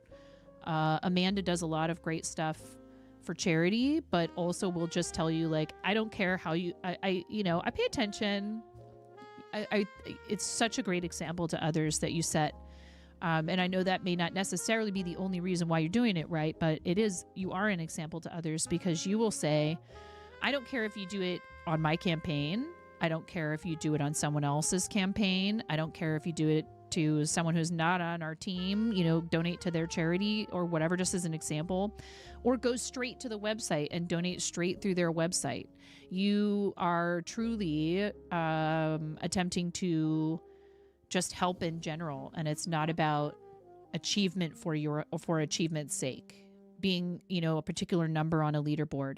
However, you enjoy and you celebrate in a really awesome and positive and healthy way achievements made together with your friends. I think that's the best of both worlds. There's nothing wrong with celebrating achievements and saying, hey, if you donate this much, I am more than happy to raffle off an item that I made with my own hands, or something, that can help you enjoy yourself, like a game code or whatever. So I think it can be hard for people sometimes to find a good balance there. And I think you're an excellent example of someone who clearly doesn't just walk the walk with that. You talk the talk with it. You walk the walk. You actually do that instead of just saying it, or, what's the word I'm looking for here? It's genuine. It's clear that it's very genuine. You are, obviously, when you decide you're committed to something, that's what this is saying. It's reinforcing that, is when you commit to something, don't just do it halfway, right? Which sometimes you find yourself in that situation after the fact, and all that is just the universe telling you, oh, hey, maybe this wasn't the best place for you to put your energy. So be honest with yourself and those around you, and own it and say, you know what? It turns out this wasn't the right path for me. Instead of continuing down that path, we'll snooze, thank you. Continuing down that path without, true conviction. Your intentions. You have to be willing to have difficult conversations with yourself. All of us, not just Amanda. We all have to be able to have those difficult conversations with ourselves about what are our intentions. What is do you have an ulterior motive? And it's not, ulterior motives are not always a bad thing. But if your ulterior motive is just like, personal gain, be careful. It could come back to bite you, because you might attract that same energy from others. That whole reaping what you sow. And if the goal, like, The goal for me with a lot of this is create creative freedom and to show other people that that is possible. To show people that you can make choices that result in a happier life. As hard as that might sound. It doesn't mean I'm discounting anyone's struggle. And I also see you doing that. Because you acknowledge that there are struggles and you give people a space to feel as though it's okay for them to mention, you know, for example, that they're having a very hard time with their mental health that day or whatever. You don't forbid that sort of talk, right? But I see you also actively working to help them improve it, because as much as I understand that sometimes I've been there, you know, where you can't climb out of that dark hole, there's only so much we have control over. And one of those things is taking steps. It's not like it's going to be instantaneous. Right. Sometimes the struggle is very hard to overcome. Well, when you see another person struggling, or people, or an issue that you care about, choosing to do something about it gives you a feeling of power and accomplishment that has nothing to do with whether or not you were the top person, or, you know what I mean? It's easy to fall into that comparison trap like we were talking about earlier. So yeah, I think that this is actually kind of describing what you're... It's saying this is stay the course. I feel like you're already doing a lot of it, but we can always improve, right? Seeking to improve ourselves, it does not mean that we are invalidating what the work we've already done. You've read studies that say volunteering, helping others, actually helps one's own mental health, right? Because you see that you do have the power to change the world around you for the better, and that not all is hopeless. And it is so easy to fall into that. And there are times when you put a lot of effort and energy into something and it doesn't work out. Try again is such a cliche, but it really is important that you understand. Maybe that just wasn't for you. Maybe it wasn't for you right now. Maybe it never will be. So then, you know, decide, do you want to persist? Do you want to try something new? There's nothing wrong with either of those choices, as long as you aren't doing it out of some false sense of obligation, you know, guilt, etc. That's a difficult one for me. I don't want to disappoint people, but we should not be acting out of a fear of disappointment in the other. You know, I really don't like disappointing people. I don't like them feeling as though I did not do what they expected of me. I think a lot of us feel that. That's the reason I share that, is that I think a lot of people feel that way. Okay, so then it was the querent, and then what was the middle one? I've not done this reading for somebody before. The external influences is Amanita muscaria, which is fly agaric or fly amanita. As vermilion as the lips, as persuasive and dangerous as a spell, the Amanita muscaria is a mushroom that certainly does not go unnoticed in the woods.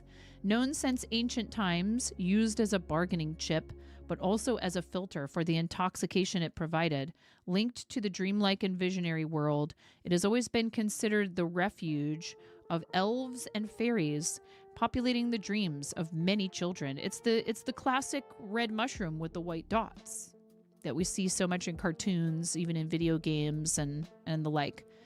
That is, it does induce visions, but I think it's also, it's highly toxic. The Amanita muscaria speaks to us of a journey, whether symbolic or actual, a spiritual and profound journey of those who had been too long attached to their roots, to their land, so much so that they were unable to feel the fury with which they chase light and white dreams. Whoa. It's time to play with fire and try to embark on a brave new adventure that will take one far from the current patterns, not without a hint of fear and madness. As when one is told a ghost story, it takes some bite and daring to see the candle burn without getting burned. You have to sling your bags and become incorrigibly happy. In the witch's mortar, chains, sometimes imaginary, sometimes real, anchor one to a personal and private world without allowing to see elsewhere and attempt the great leap. One must set out to explore, even without knowing the direction, in order to feel that one has really lived. So this to me says the challenge is that you, it's easy to feel the comfort of routine. And we'll use another snooze so that we can get through this third card. Thank you. It's easy to fall into the comfort and safety of routine, and sometimes that very thing is what provides the framework for you to leap from, right? But I think this is maybe encouraging you to shake things up a little bit, right? That the challenge might be you have become somewhat. I know I feel like I get in a rut, you know. I don't know if this makes sense for you, or there could be another way. It could be ways of thinking. It could be, you know, routines in your day. It could be any number of things. You just took a new job, so I don't necessarily think this is pointing toward, you know, any professional stuff per se. New job shook things up a lot. Yeah, I was just gonna say. So the challenge here might be less to do with your daily routine and more to do with maybe allowing yourself to pursue emotional or intellectual things, ideas. You know what I mean? You can answer that though. To me, this is saying chains, sometimes imaginary, sometimes real. Anchor one to a personal and private world. So this could be all to do with stuff in your head. Maybe there's some patterns of thought that you have that you're still working on letting go of. I don't know. The dream world. It's a very busy head. Yeah. Mm-hmm. And for some of us, the process of working through that stuff it can feel really slow and tedious and difficult, and there are setbacks, and we just want to get through it, and you know, and or working on it is difficult, and so we avoid it, right? Because it's not pleasant, but it's important. And once you have made progress, you understand like that it actually makes everything else easier in your life. It's hard though sometimes to get started or to keep at it. But I think it is important. All right, this last one, number 7. Hyoscyamus niger, which is black henbane. Chicken! Henbane, though.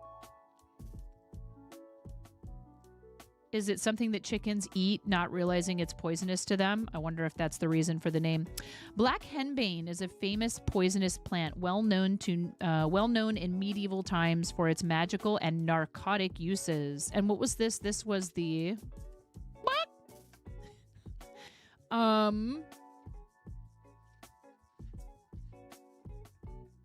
The way forward. Mm-hmm.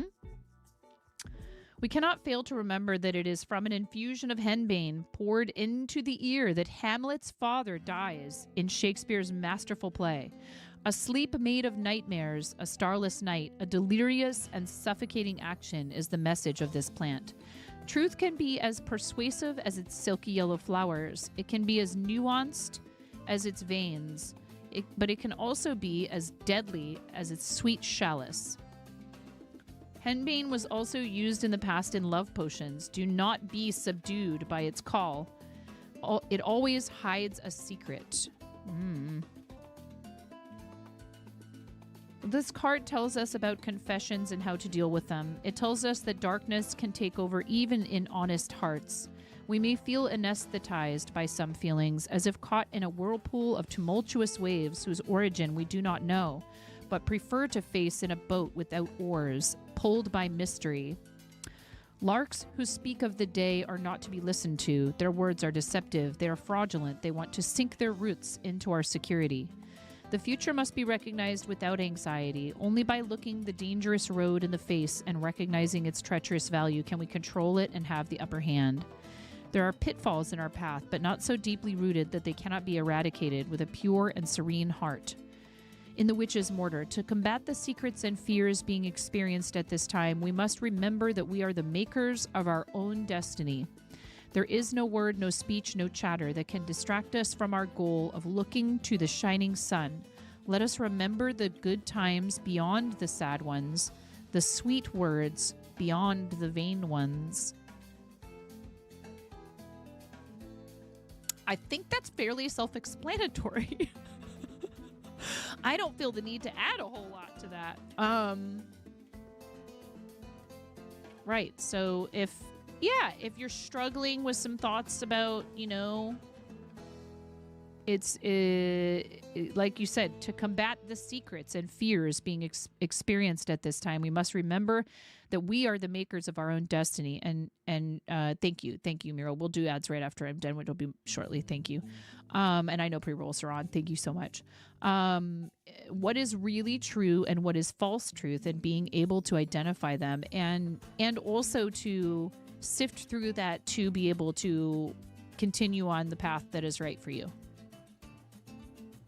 I think you already are discovering that path. Maybe there's still some random brush and detritus and debris blocking the way, but you're to me, in getting to know you, I've seen you, really just trying to be true to yourself and help others. And that's such it seems so simple, but it's really hard for a lot of people. So like I said, thank you for your beautiful heart and sharing it with people, because that's vulnerability. And, yet you choose. Aw. It's a choice a lot of people feel very afraid of, and they want to cut themselves off from others and close down in order to protect themselves. And I completely understand. I just don't know if I can do it. Honestly. There's the ads while I'm getting all misty. Thank you, friend. You're so kind. And I hope you enjoyed that, and I hope it was useful to you. We'll be right back after these ads. Thank you so much. Pull it. Pop it. Pull it. Twist it. Twist it. Pull it. Twist it. Pull it. Pop it. Twist it. Pull it. Pop it. Twist it. Pull it. Pull it. Twist it. What is turning? Pull it. Pop it. Pull it. Pull it. Pop. I am 9.5, and I'm called that because I'm that close to perfect.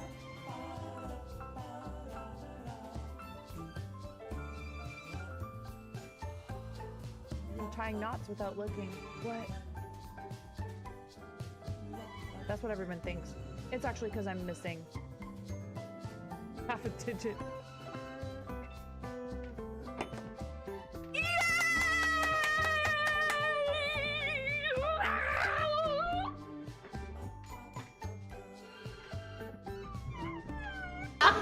Yeah, you're like, Get good, Jess Martin. No, I'm kidding. my Hi, God. Tysees. It's so hard. How are you supposed to do that in creative? It's an unrealistic kiss the bottom. expectation. So, would you like to tell a wow. knock-knock joke? He just got double shush. You got double shushed. You got. I don't think I need a tissue. I don't think I need a tissue. There you go. There's a Tangy Dungeon. Almost. Thank you so much for your beautiful words. I appreciate you. Remember how genuine, authentic, beautiful, loving, kind, caring, respectful, and giving. Nobody's perfect, right? I do try the best that I can to live my truth, which is not always easy. We receive a lot of negative feedback in this world for being without a filter. Nobody's perfect. The hat.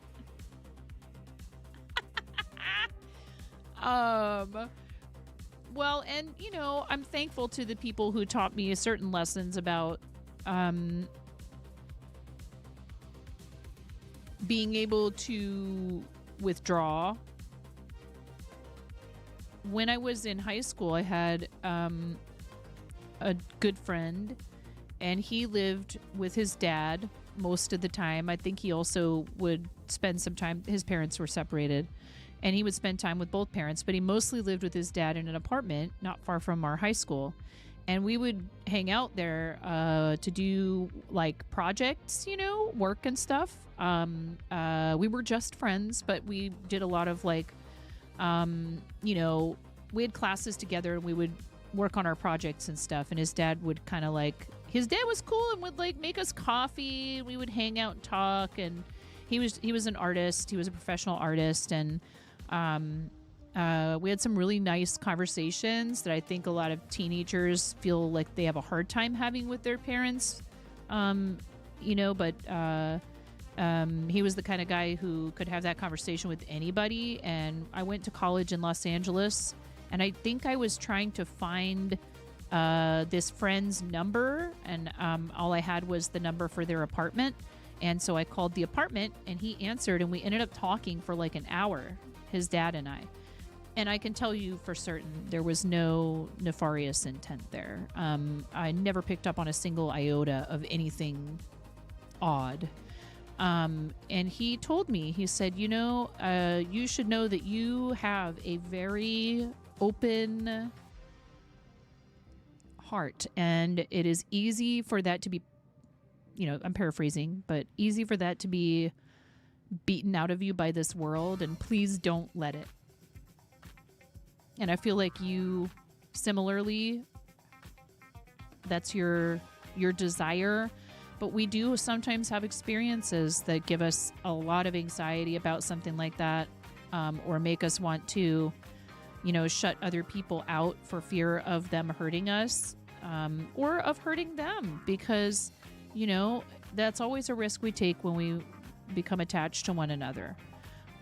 So it's not to say like go around giving all of yourself to everyone. It's more like don't shut that part of yourself off completely, because it's not fair to you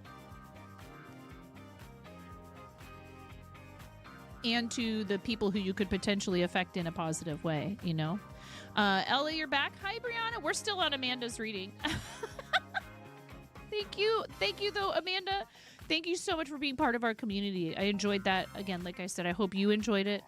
And when people can't be here for their reading, like Cbus, who's next up, I believe, if they don't talk in the channel, thank you, friend.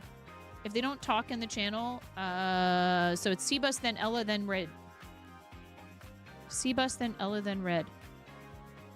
Hopefully Cbus is here. Nerf prepares the Nerf cannon. Yeah. I like these cards, though. I do really like these cards. Which deck would you like? Cbus, which deck would you like today? And thank you for being a Tier 1 subscriber. We have 2 other slots. We have 2 more slots left. If you're interested in a reading today, the herbal book says henbane is never to be taken inwardly. So they knew in the 1600s, yeah. I wonder, is it something that chickens find tasty, but then ends up unaliving them?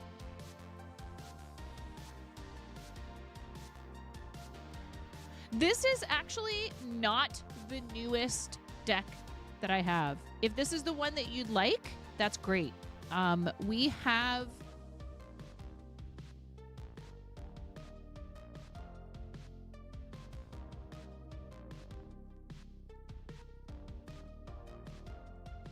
this one, which is cool. Mystical Women's Tarot, just so everybody knows, this is the newest one that I've gotten from my husband. Thank you, husband.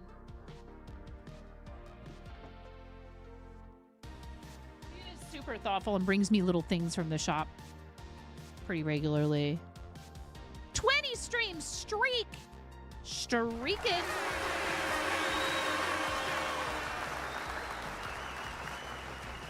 Gotta go grab a lemon from the tree, making guayabate, which is thickened guava paste. Ooh, yeah. We can stick with this one here. I'll shuffle it up some more for you first before we do it. Do you want a 3-card reading? If you just want the one card, we can like dive deep on one card. Whatever your heart desires. I'm thankful to the people who designed this packaging for putting this here. The Cards Against the Humanity Family Edition, I feel like it's almost like a troll. It doesn't have that little tab to put your thumb in. So if you nest the bottom box inside of the top part of the box so as not to lose it, it will like not come out without dumping out all the cards. Brianna has streaked so much they're down to the skeleton. Okay. Cool. I like this deck. So, Cbus, let me know if you want 3 cards. And a 3-card spread can be past, present, future. It can be just like we did for Amanda just now. Past, present, future. Okay, perfect. Thank you. We have 2 more spots left in the queue, and then we will probably just close it because I'm taking like about a half an hour per reading, I feel like. I don't know when we started Amanda's reading. Ella, do you want to let me know what you want next so that we can prepare should you be drawn away?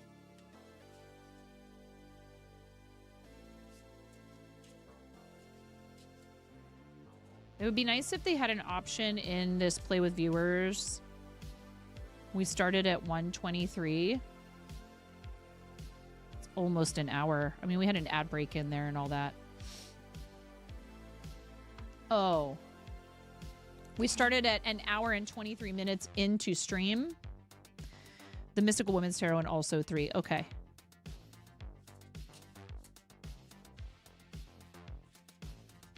Okay. No, that's not too bad. That's less. That's like 20 to 30 minutes. But there was an ad break, and so we actually finished more like about 10 minutes ago. Ah!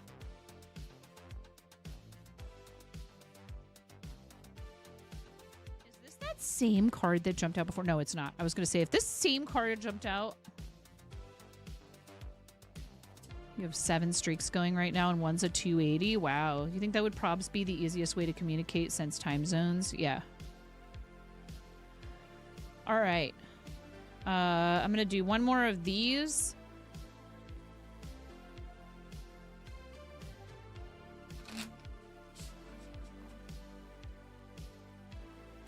And then we're supposed to cut the deck with our non-dominant hand.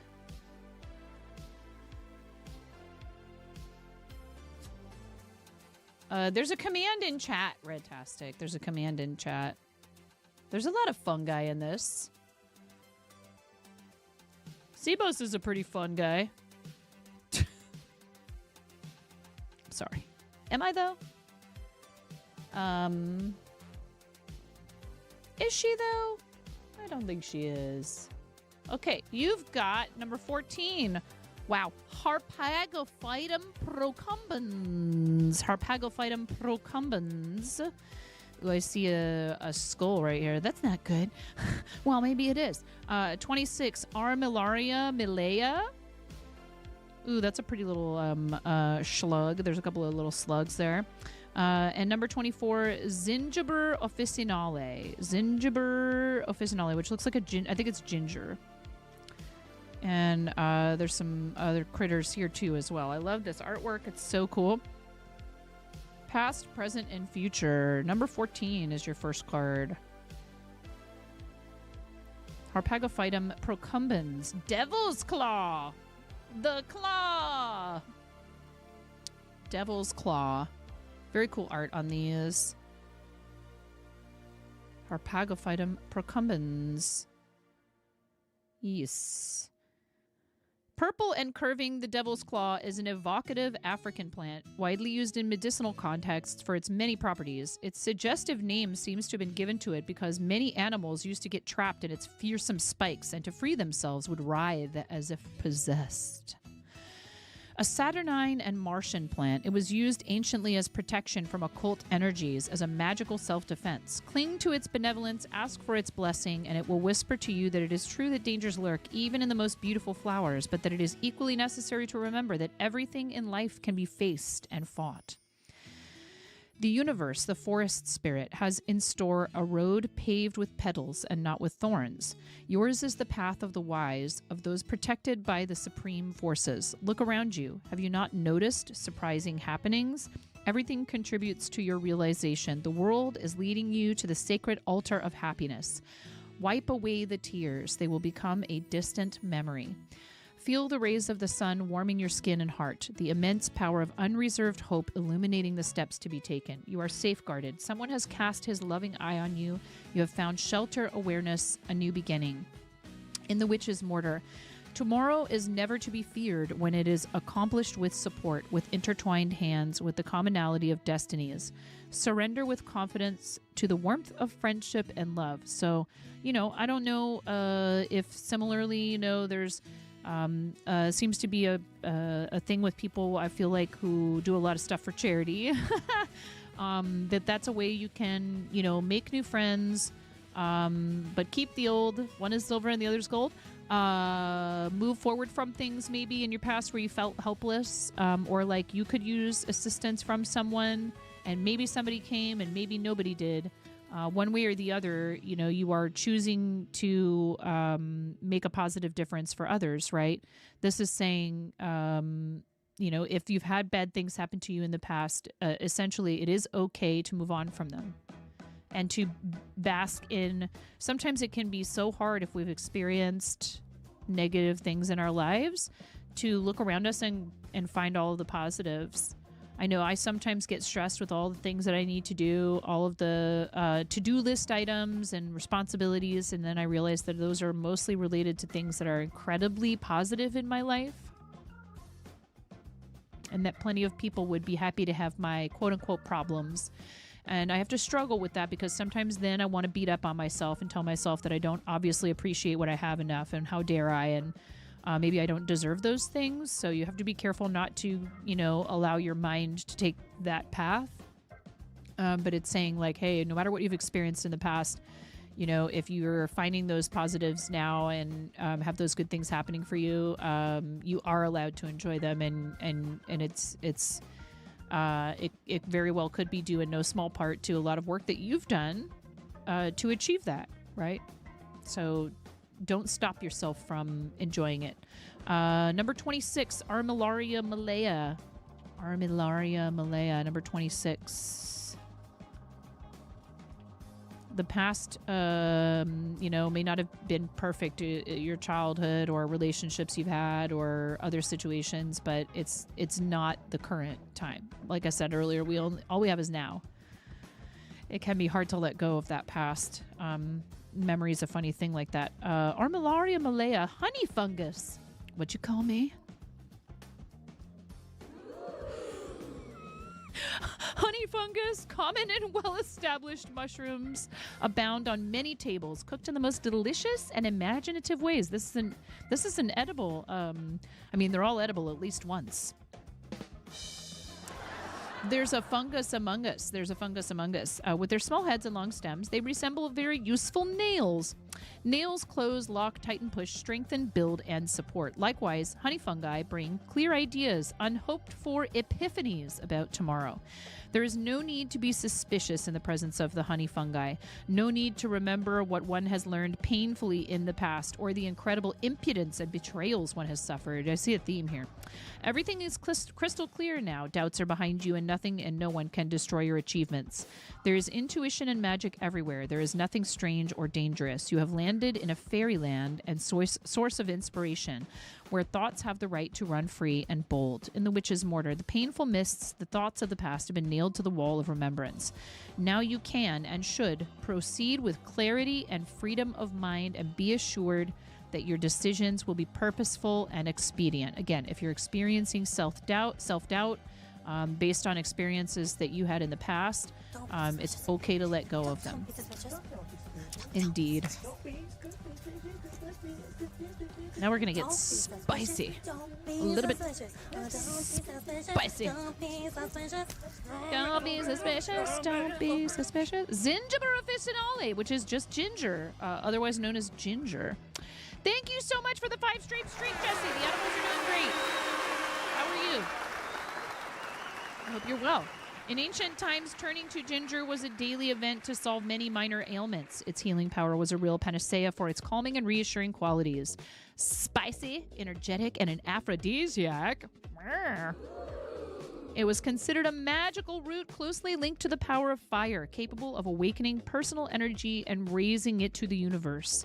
Ginger warms your heart and soul. It suggests renewing your energy and letting go of old woolly thoughts. What's wrong with wool? Excuse me? What's wrong with something being woolly? I know what they mean. Spicy. Thank you. Yes, indeed. Spicy. Thank you. Thank you, Cranston. And Cranston did that for free with a voucher from Tangia Dungeons. It's true. It reminds you that there is always a bold and excellent plan for those who bravely yearn, for those who have the tenacity to stop thinking about the abandoned, now lost places of the heart. The sun shines beyond the clouds, reassuring and invigorating with its golden healing power, allowing solid roots to grow and thrive. In the witch's mortar, it is no longer the suspended time of waiting. It is the time of strength, vitality, the fire that burns in your veins and can lead you to new and courageous endeavors. Past, present, future. Again, these do seem to have a theme. A sunshine, warmth, happy things, good stuff happening. Embrace it, allow it to be the thing you focus on. I mean, I feel like you are in general a very like positive and upbeat person, you know, and you like to have a good time. But that doesn't mean that we aren't experiencing internally some kind of struggle or reliving something bad that either that we did or someone else did, whatever, you know, whatever the situation might be. And it will crop up at the most inconvenient times when you're enjoying yourself, when, you know, things are going well and you can't help but think, well, when will it end? My husband and I talk about this, that both of us experienced random upheaval in our lives as children that sometimes almost feels like it is a comfort for things like that to happen, and that you will almost subconsciously create it, instability and difficulty, or find it where it doesn't exist. Again, feeling like something is a chore or a stress point when in fact it is a side effect of a blessing in your life. And again, not beating yourself up for feeling that way, because you can't help what has happened to you in the past, but being mindful of it and understanding that this is just your brain has programmed itself to assume that something bad is about to happen when things are going well, because it did. That did happen to you, and humans are really good at recognizing patterns. However, sometimes you have to take time to reprogram your brain to just say, hey, relax. There's no threat here right now. There's no perceivable threat. Again, that doesn't mean like be reckless. It means in the now, and allowing for the future to be a place where you imagine yourself full of happiness and joy and able to enjoy the good things in your life. So if you're already on that path, that's great. If you're not there yet, you can find your way to it. It is possible. Whee! Elandriel said, mystical women. This is your brain. This is your brain on CPUS.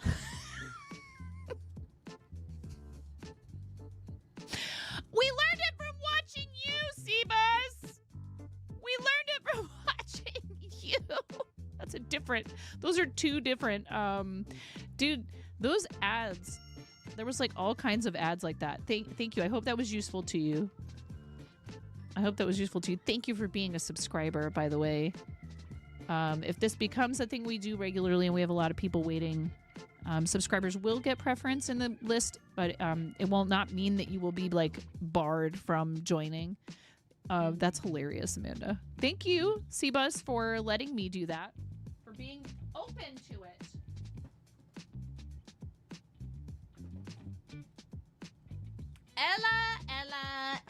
Ella's up next.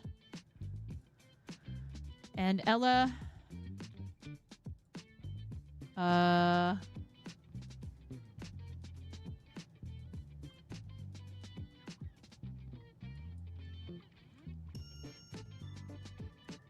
two more spots are available.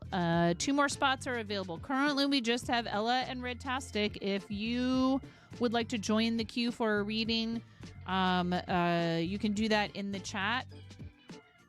Panda, that will give you the choices for the decks.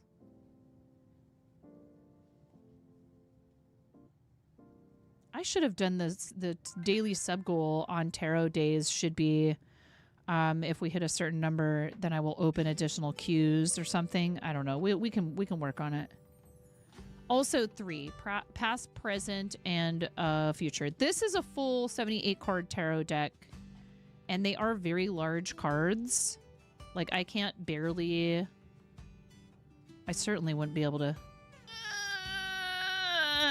It's not gonna happen. Maybe I do need a prosthetic just for tarot reading. I'm kidding. I'm fine.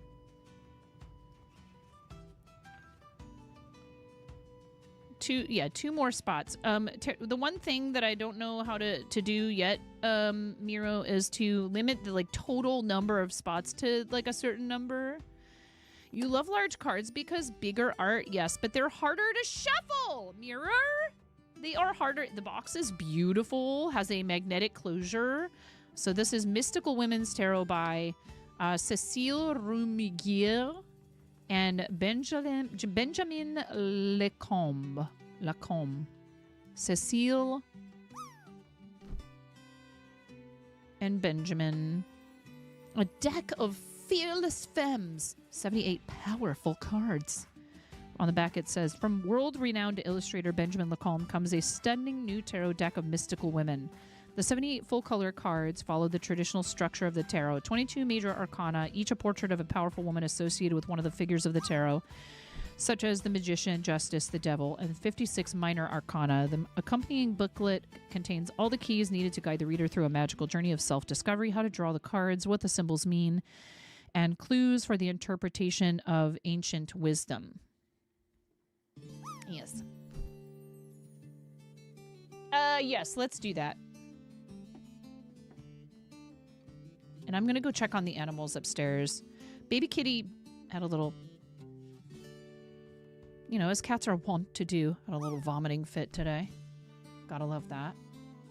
At least he did it on the hard floors in the kitchen and not on something soft that I have to wash or clean it out of carpet. Fun topic. We'll be right back. Pull it. Pop it. Pull it. Twist it. Twist it. Pull it. Twist it. Pull it. Pop it. Twist it. Pull it. Pop it. Twist it. Pull it. Pull it. Twist it. What is turning? Pull it.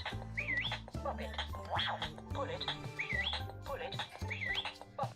I am 9.5 and I'm called that because I'm that close to perfect.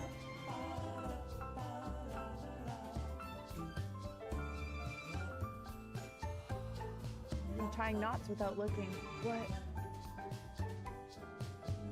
That's what everyone thinks. It's actually because I'm missing half a digit.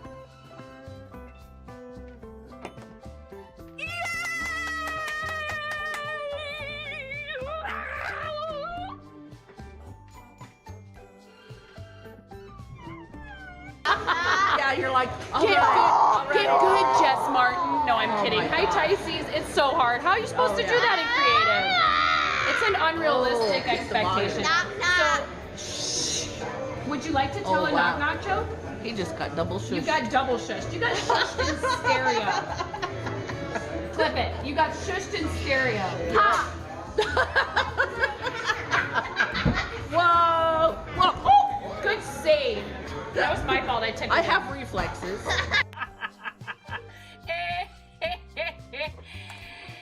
Oh, What's going on? that's rich.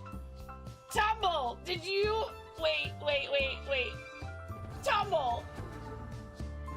Did you really think you were gonna get me to be quiet by saying shh in my chat? Yes.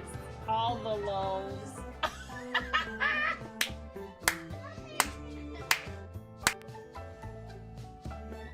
Going off the rails on a gravy train. Gravy.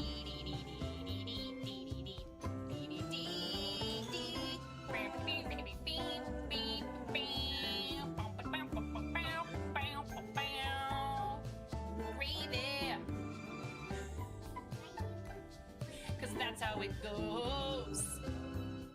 You say hello? You little demon? You say hello? Kitty, kitty. Meow.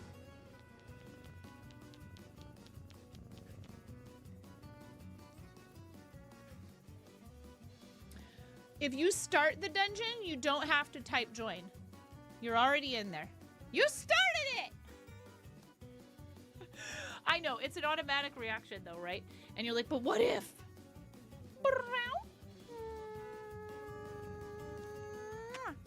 Mr. Apollo, I gotta show them how big you are. Look how big he is.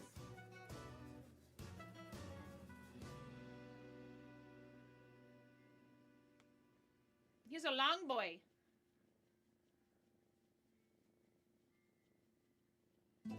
He's a long boy. He's a good kitty. It's like saving after you just clicked save. Just in case, yeah.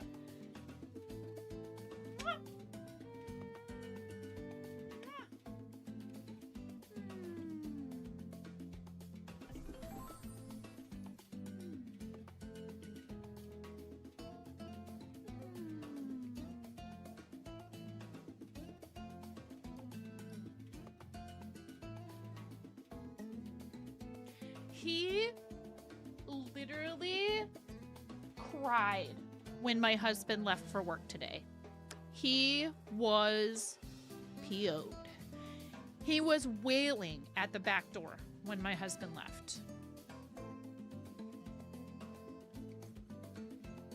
I was like, it's okay, baby. He is such a sweet cat. And I wonder if it's because we got him by himself. That he has such a different personality from our other two cats. I love our other two cats very much, but they had each other when we got them, and I think that does. Isn't he adorable? Hi, Fairy. I am so excited, you guys. We are somewhat tentatively. I think we've settled on it. We're gonna try and do our IRL collab that we owe you from Fairy Wings' goals for the 28th of January. Super excited. I get to see my friend in person again. Which is the day before my birthday.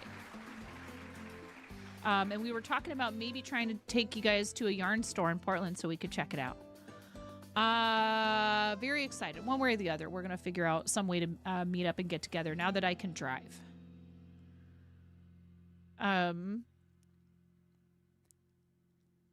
She's there waiting for a home that is willing to have a single pet. Aspen is at a rescue in Oregon? Oh, wow. That's awesome.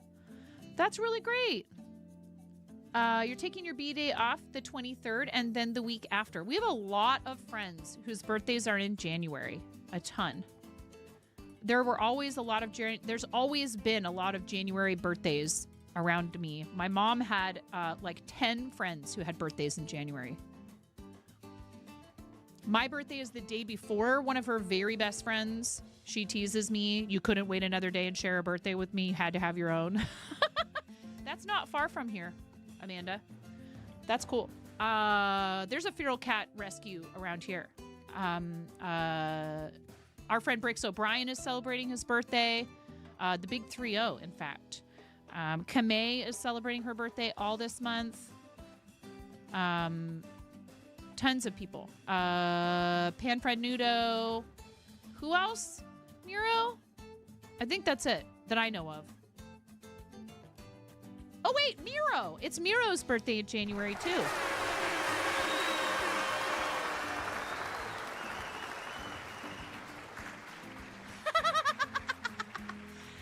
Miro thought he was off the hook. You like 4 days. It's like 4 days away. I forgot to mention mine. No, I did mention mine already. I said that we're going to collab on the 28th, which is the day before my birthday. And then on my birthday, we start a subathon that goes through the 2nd, which is partnerversary, 3rd partnerversary. Miro's manufacturing day. Oh, my goodness. Hi, Raven. Any other January birthdays? Any other Capricorns or Aquarians amongst us? It is still Capricorn season. You have it in your calendar, though. So I thought it was the 17th. I thought his birthday was the 17th. Wait.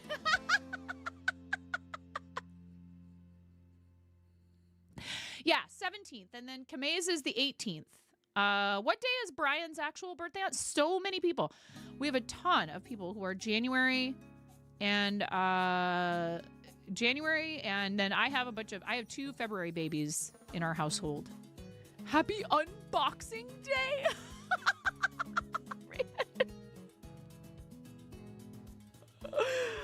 Oh my God. And I am what's referred to as a stellium Aquarius if you're into astrology, and you know what that means.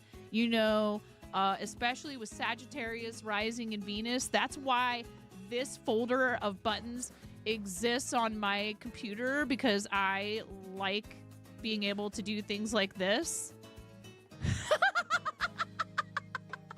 I have great ideas that basically amount to lighting everything on fire, okay? Yeah, it's why I'm a total and complete goofball, and all of you just have to deal with it. Sorry. I have so many ideas, and a bunch of them are complete nonsense, and yet I still, because I'm a fixed sign, will latch onto one of them and pursue it doggedly, whether it's a good idea or not. You're Sagittarius with Pisces rising? Woof! Coming out of your shell and being more social as you age. So if you don't understand any of this stuff and you're like, what does all of this mean? Your sun sign is the sign that you were born under, and it is kind of an overarching, sort of thing. But then a lot of people will say that your rising is actually much more important, particularly with regard to how you present yourself in the world. Not your inner world, that's your moon sign. And then Venus has to do with your relationships, and that goes for not just romantic, but friendships and family and all of that stuff too. But then if you read your whole chart, there's a bunch of nuance, and if none of this appeals to you and you think all of it is garbage and nonsense, that's totally okay. And I mean that. But why rain on someone else's parade if they find meaning in it? It's really just humans using symbolism, storytelling, and observation of the natural world to try to make sense of our existence. And sometimes that is, something that is painful and difficult, and other times it is something that is beautiful and joyous, and we should celebrate, That's the same thing with tarot, and we're about to do Ella's tarot reading from the Mystical Women's Tarot. So if you want to join the queue, there are still 2 spots available. Sharing your goofball side with all. But the problem is, if I close the queue, yeah, we got to figure out the mechanics of the queue, because I can't keep it open indefinitely, but it shows that there's a certain number of spots, and when we remove somebody from the queue, that opens up a spot. So do we just need to leave people in the queue?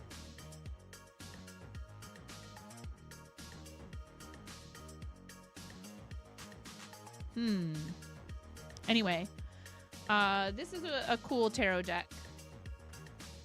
We are doing a reading for Elandriel M. It's right there at the top of the screen. I don't know how well you can see it. I know if people are on mobile, it can make things hard to read. Please, you guys, follow Fairy. Awesome friend of the stream who I've known for a very long time. I don't know that I would be sitting here doing this, especially not full-time, if it weren't for Fairy and the Ohana, who found my channel at a critical time where I was starting to feel as though maybe what I was doing was a lost cause. And, you know, we all have those moments of self-doubt and stuff.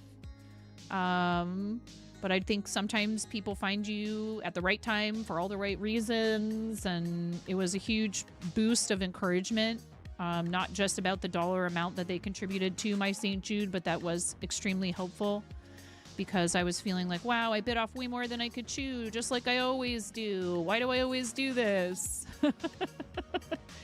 But, you know, it was because I wanted to help. I was like, wow, I had no business setting a goal of $500 the first time that I ever do a charity fundraiser with a channel this size. You know what I mean? And they helped. They were not the only people that donated. We had lots of other awesome people contribute very generously. But I really feel as though we would not have hit that goal, certainly not as easily if it weren't for them. And it was a really awesome experience for me. And that's really important, right? Like, I know people who've had really bad experiences, even with stuff like doing charity, which is so unfortunate. And we don't want people to feel like that's the only, you know, version of something like that that they end up, you know, getting to know. So yeah, these cards are rather unwieldy. They are... And I don't think they're all facing the same way. So we'll fix that while we talk. Anybody else want to join the queue? You would just type ! join queue. I don't know if you can do it directly from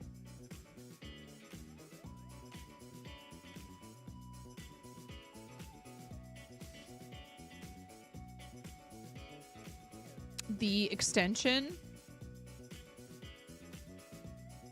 Fairy is also a full-time broadcaster and a fiber artist. Who had to take a hiatus from crafting for a time, but made her return with crochet, which is so awesome, and has absolutely just taken to it like crazy, which is, you know, the thing is, I think we also just go through phases with different creative pursuits, but it was not Fairy's choice to put aside that stuff. I don't want to tell your story for you, but suffice it to say, it was just, you know, it became painful, literally, physically, for her to do it. And that is so heartbreaking. Like, I can only imagine how unfair something like that would feel. This happened to me when I was very small, and I barely remember. And again, another formative experience in my life is that when this happened, a nurse showed me that I absolutely could do crafty, creative stuff very early on in my recovery period. And I honestly think that that has a lot to do with how I approach it. It doesn't mean, you know, that we can't, you know, recover from negative reinforcement. Oh, you know, this, that, the other thing. You can't do this stuff. I think that sometimes health professionals and family members, when they tell you that you're never going to be able to do a thing you love anymore, it's not that they are necessarily always just trying to, like, what's the word I'm looking for here? I think that they think that they're doing you a favor by preventing you from feeling disappointment when it doesn't work out. And I understand that.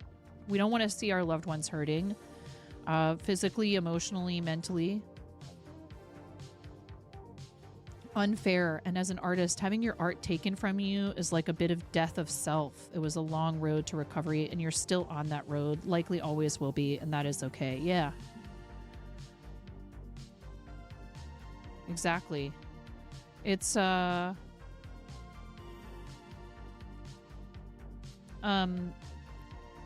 I wanted to be an actor and a theater artist, not necessarily just acting. I wanted to do set design and costumes and directing and all of it. And I did do all of it, literally all of it. I directed, I stage managed, I hosted, I got paid to be the head head usher at a busy auditorium in Los Angeles where we would put on, you know, stuff like Steve Allen's 75th birthday special, the huge local public elementary graduations from kindergarten all the way through high school. We hosted lectures from people like Tony Kushner, who's a very famous playwright, award-winning playwright, and all of this stuff. And, you know, one thing led to another, and I ended up setting it aside, not because anyone told me I had to, but because I felt like I was chasing an unrealistic dream and I was worried about failure. And I realized that I had some stuff going on and from things that had happened to me that I needed to deal with, but I wasn't dealing with it properly, and I was self-medicating. And it wasn't really until I found Twitch and until, you know, I kind of had a, for lack of a better description, a not rock bottom, but a real bad bender, and I decided to quit drinking. I really kind of feel like that was the beginning of, you know, finding my way again. And I'm just like Fairy I'm still on that. I'm still on that road. Ella asked for, did you say 3 cards? And I'm sorry, did you specify past, present, future? Or something different? Forgive me for needing to ask again. You're doing amazing. Can't wait to see you continue going your way and do amazing things. Yeah, past, present, future. Okay. This deck is a much larger deck. And I've just been drawing from the top of the deck after shuffling, and I feel like I prefer this. Potential spam. Of course, just as soon as we were about to start your reading. 1 second, though, I'm going to do the call screening thing just in case. I've had to be legitimate stuff before. Pull it. Pop it. Pull it. Twist it. Twist it. Pull it. Twist it. Pull it. Pop it. Twist it. Pull it. Pop it. Twist it. Pull it. Pull it. Twist it. What is turning? Pull it. Pop it. Pull it. Pull it. Pop. I am 9.5, and I'm called that because I'm that close to perfect.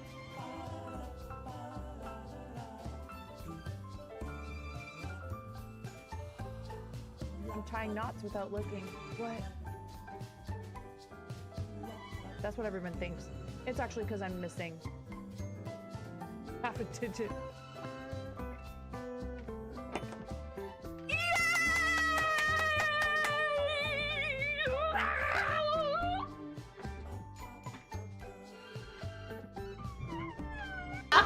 Yeah, you're like, Get good, Jess Martin. No, I'm kidding. my Hi, God. Tysees. It's so hard. How are you supposed to do that in creative? It's an unrealistic expectation. So, would you like to tell a wow. knock-knock joke? He just got double shushed. You got double shushed. You got shushed in stereo.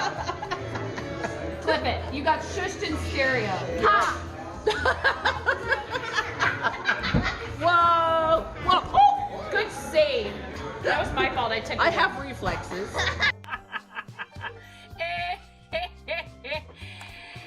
Oh, that's rich. Tumble. Did you? Wait.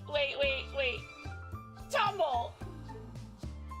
Did you really think you were gonna get me to be quiet by saying shh in my chat? Yes. All the lulls.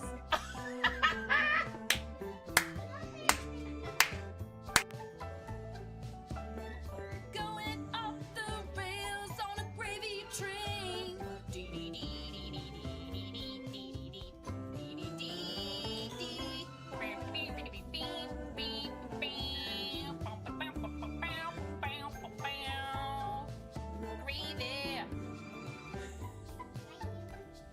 Cause that's how it goes. You pour it on French fries and on mashed potato. Hey, Mom. Yeah, hun.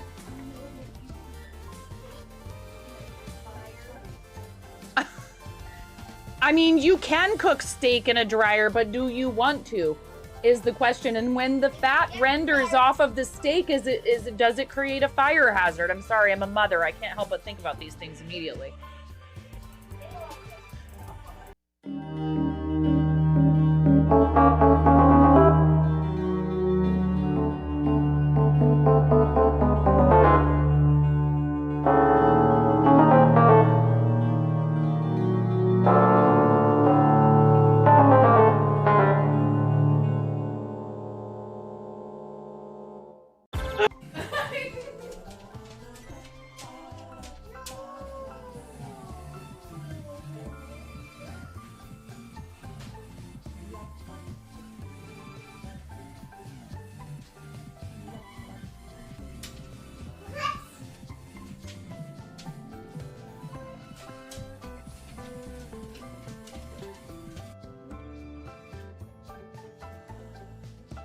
Come on.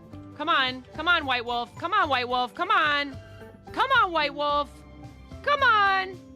Come here, little White Wolf. Come here, White Wolf. I got a treat. Yes. Yes. Thank you for your patience.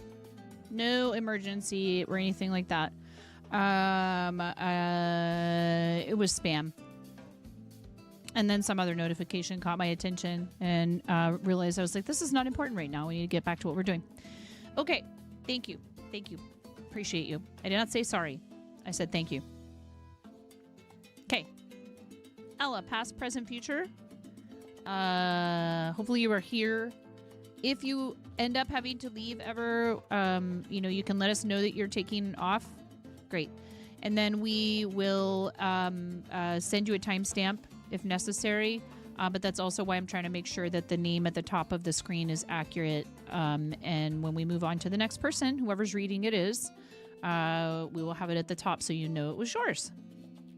Good. I'm glad. I mean, sleep is a thing that people need, and you're just a couple of time zones ahead of me.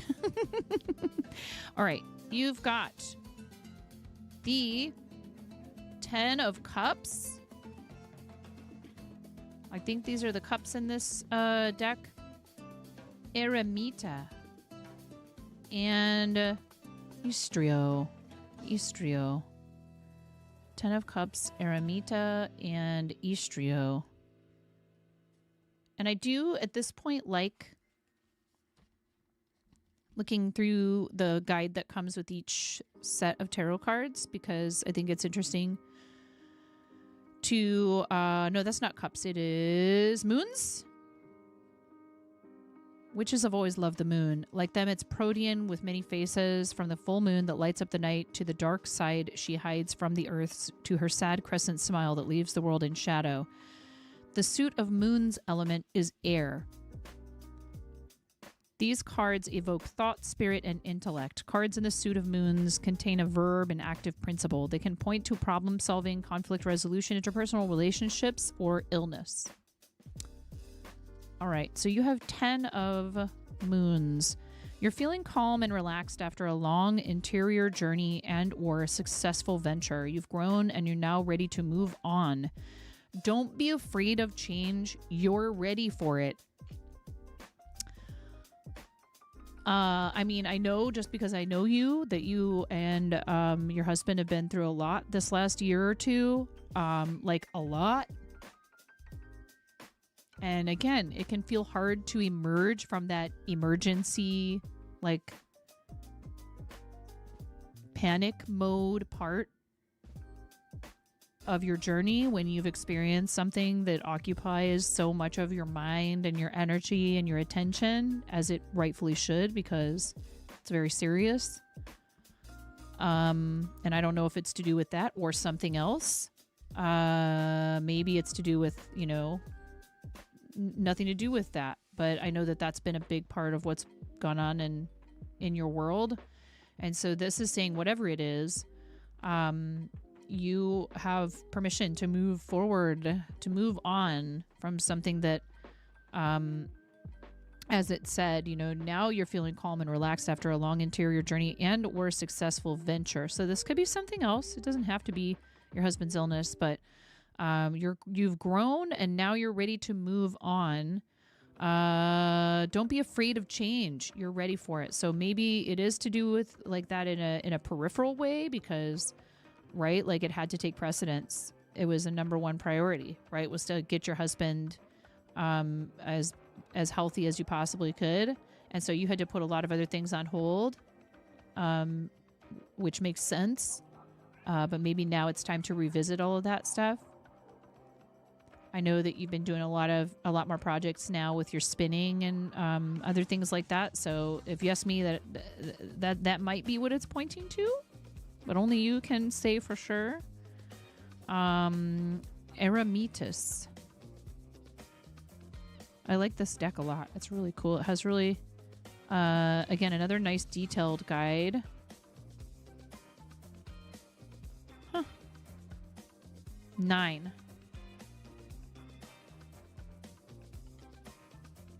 Eremita, the Hermit, Mother Shipton. On card number 9, the Hermit, Mother Shipton, lets time take its course. She knows it takes 9 months to bear a child, and centuries must pass before her predictions come true. The number 9 marks the end of a cycle. And yeah, here, let me show you this art on this one. This is one of the major arcana in this deck.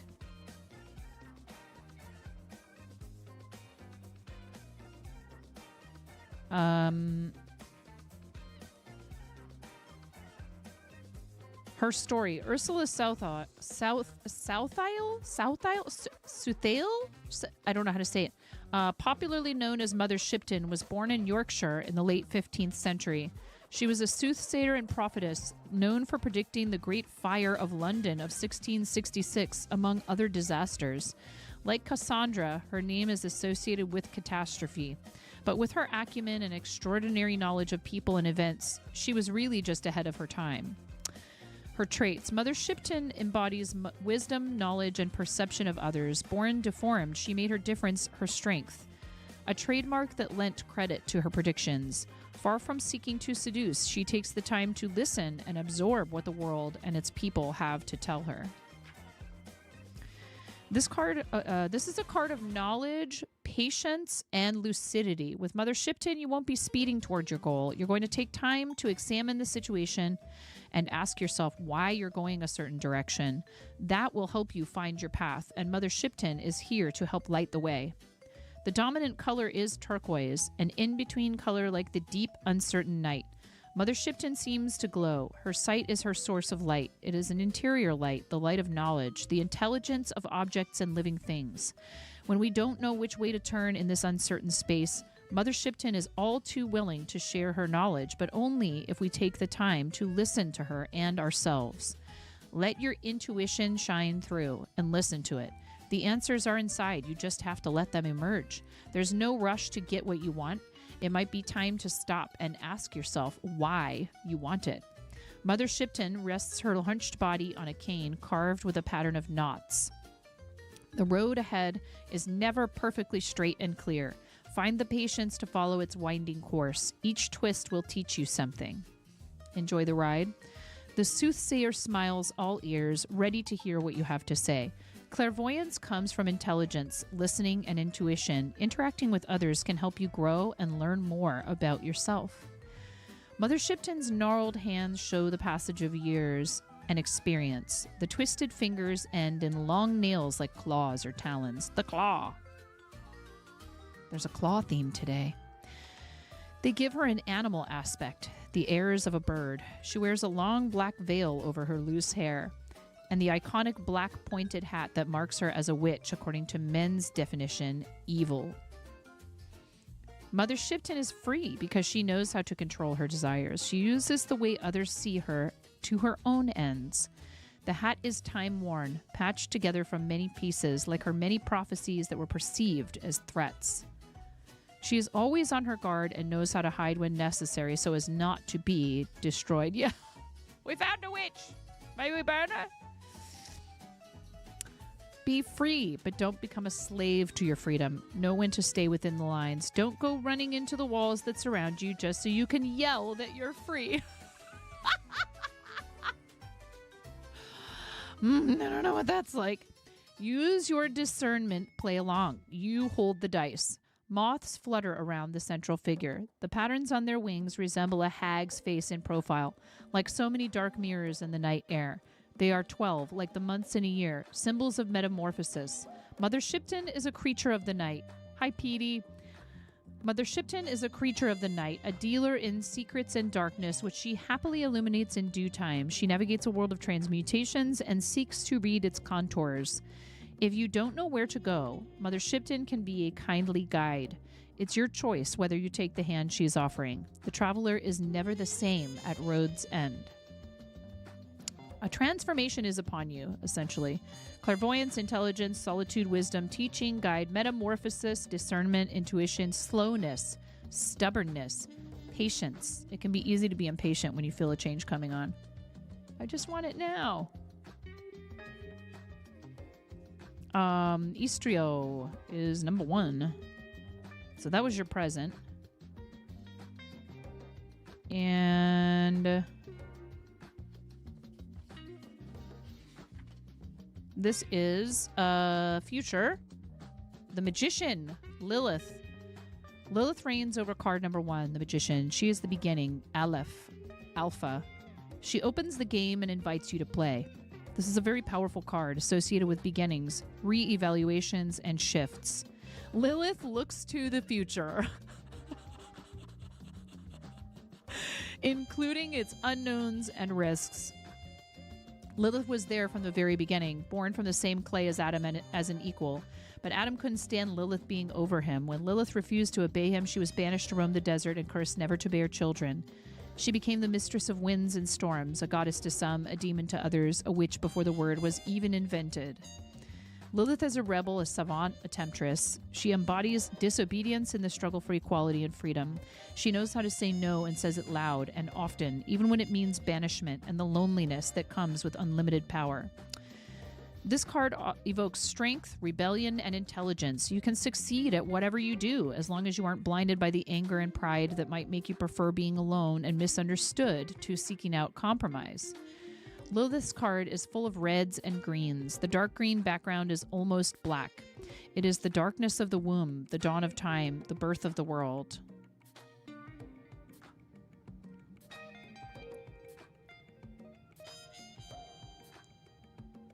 Strange night-blooming flowers emerge from the vegetation in contrast to the 2 roses in the foreground, which are bright splashes of pink like Lilith at her most seductive. Her red hair floats around her face, obscuring a green-black beyond, as red as the apple Lilith gave Eve to offer Adam, an apple from the tree of knowledge. Red and green are complementary colors. Placed side by side, they create a strong contrast. This card is both opposition and complementarity. It might inspire hesitation or passing confusion that leads to a change. If you're going through a difficult time, let things flow. Observe and wait for the right moment to decide what's best for you. Lilith is looking down and to the left, wistfully contemplating the past. But the serpent coiled around her with its head resting on her shoulder is looking at the roses, ready to sink its fangs into whatever it desires. It is temptation without guilt. Liberated sexuality. Don't be afraid to express your desires. Share them with people who are willing to listen. That last part's important. Share them with people who are willing to listen.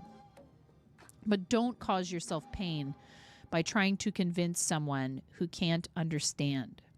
Alone despite her dazzling beauty, Lilith is pictured here, lost in thought, hands clasped to her chest. It's like she's holding her own hand, resigned to solitude. But emerging from the dark green background, the serpent lies in wait. It is seduction, temptation, play, the defiance latent in Lilith. Thank you, Pyro! I appreciate that. Thank you. Thank you kindly. Thank you. You may want to reflect before moving forward with a project, group undertaking, or relationship. You hold the dice. Throw them when the time feels right. Lilith is with you. In a few words, beginning, shift, freedom, rebellion. We're almost done. Happy Tuesday, Kamei. Thank you very much. Thank you. It's Tarot Tuesday. Beginning shift, freedom, rebellion, energy, power, strength, anger, violence. Violence! Like some people are choosing right now? Huh. Hesitation, reflection, talent, intelligence, excess, impatience, and selfishness. So, I mean, what I see here is it's time for you to allow yourself to move forward, but that could also mean coming back to the beginning, because Lilith is the beginning, the Aleph, etc. Yes, yes, yes. That was yesterday. Today is today. It's not a golden kappa. Leave it alone. Anyways, you'll break our streak. No more trains until there's another golden kappa. Golden kappa. Come see the violence inherent in this system. Help, help, I'm being repressed. More Monty Python. Yes, indeed. If this speaks to you, great. I adore you, Ella. I know that you, like I said, have had a lot of obstacles to being able to indulge yourself in your creative passions, and you have, as one would expect, you have made sure to prioritize the well-being of your beloved. And you know, hopefully now begins a time for you where you can devote more of yourself to these things that you desire. It is giving you permission to be self-indulgent, because it especially if it comes to things that are of a creative nature, that is good for you. So thank you, Ella, for being a subscriber, a tier 3 no less. Thank you so much. So when we are doing this, we do allow people to join as long as they're following the channel. You do not have to be a subscriber, but we will give priority to mods, VIPs, subscribers, etc. And there's one more person in the queue, and I probably have time for an additional reading or two if you wanted to join. But that's entirely up to you. If you're hesitant to join, that's okay. If you just want to check it out and understand what's going on, like if you've never had a tarot reading, or if maybe today just doesn't feel like the right day for you, listen to that voice. It's okay. This is a very cool deck, though. I really dig it. My husband brought that home to me. He's not intimidated by a tarot deck called Mystical Women's Tarot.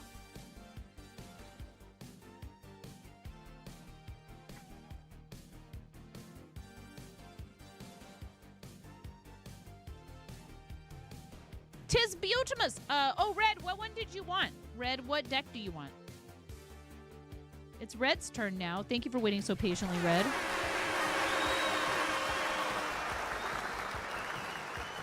Did you want that deck or a different one? You want the Stitcher's Tarot. Right on. Stitcher's Tarot, thank you so much. I'm not a professional.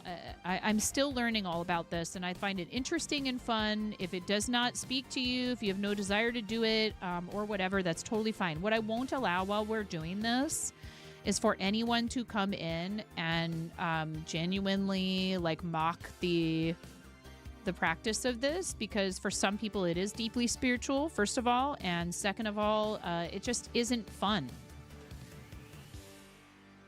for me or for the people who come here to enjoy it. So if that type of thing ever does occur, rest assured I will not allow it to continue. You almost picked Stitchers, but you wanted to see the pretty herbs. People mocking things you enjoy is never fun. It's different, too, when someone just does not seem to understand like where the line is versus good-natured ribbing amongst friends.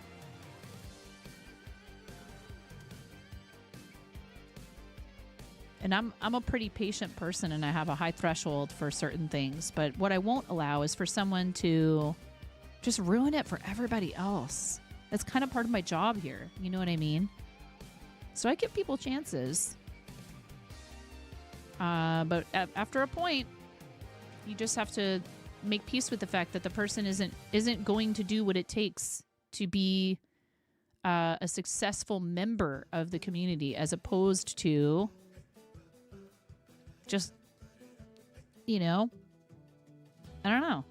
It makes you wonder, like, do some people feel like such outsiders that that's all they know how to do? They put themselves in that place because they're worried that's the only place they'll ever belong.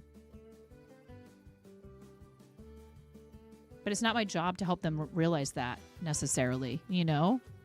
I can try and point them in that direction. Once I let go, they got to figure it out. They got to like, hey. You know, like, I'm doing what I'm supposed to be doing here. At least I think I am. Overall, as an overarching theme. Not like whether or not I'm actually doing the task that I set out to do that day. The specific task.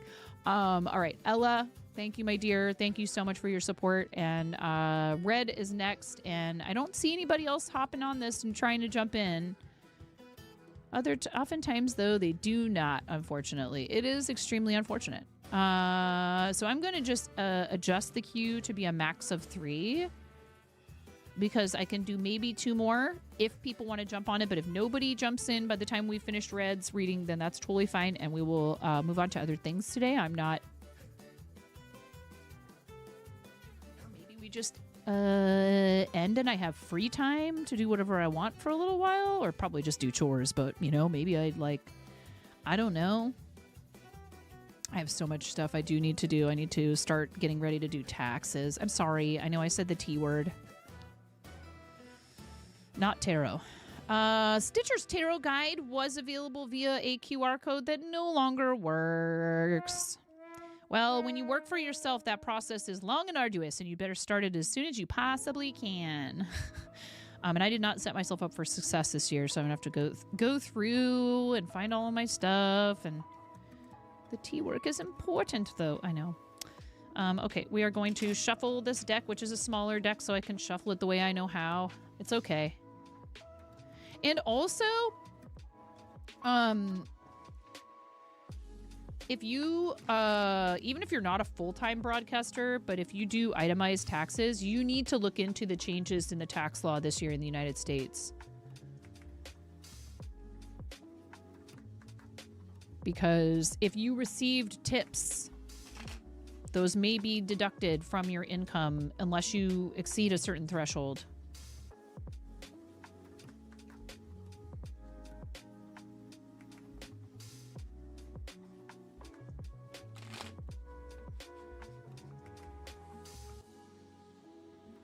And you have to look into what the definition of that is.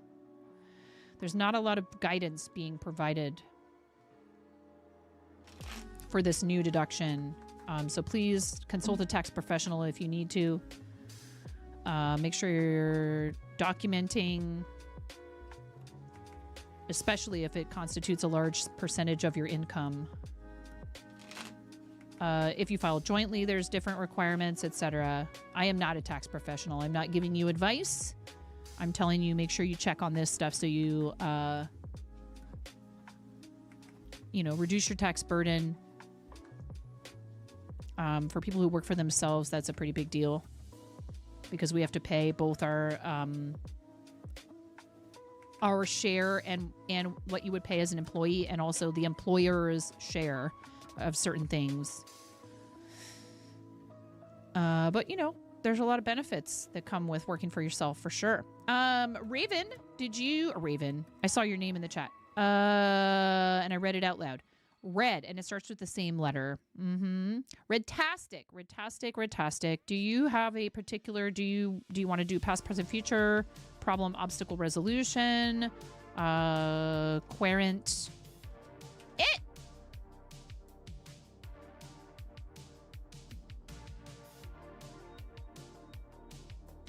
This card jumped out, and I kind of feel like this one is saying, no. Me. Past, present, future. Okay.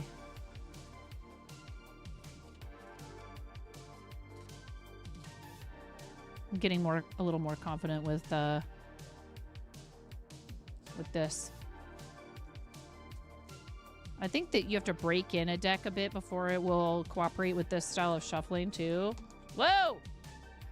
Yikes! You had like, dude. Do we just roll with it? Do we roll with it and give you 4 cards? Because you had 3 cards jump out. The devil. You had 4 cards jump out at me.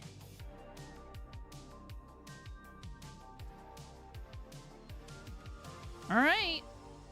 So, past, present, sort of future, way the future. I don't know. 5 minutes from now. 5 years from now. No, I don't know. Well, let's see. How do we do a 4-card reading for you, though? How do we do a 4-card reading?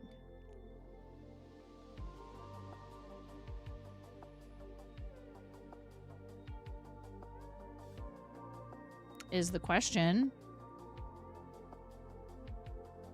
We've got 6 of Pentacles, 8 of Cups, 8 of Wands. Past, present, preparation, future. Okay. And the devil.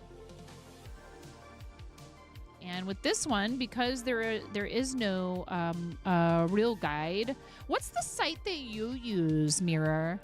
What's the site that you use? And yeah, Mirror was saying maybe one of them could be an overall theme. You always say go with your gut. Yeah. Well, this one, I feel like with this deck, I'm kind of allowed to just sort of do whatever I want. Biddy Tarot, thank you. A book you like to use, you used to like, is Kitchen Table Tarot. Okay.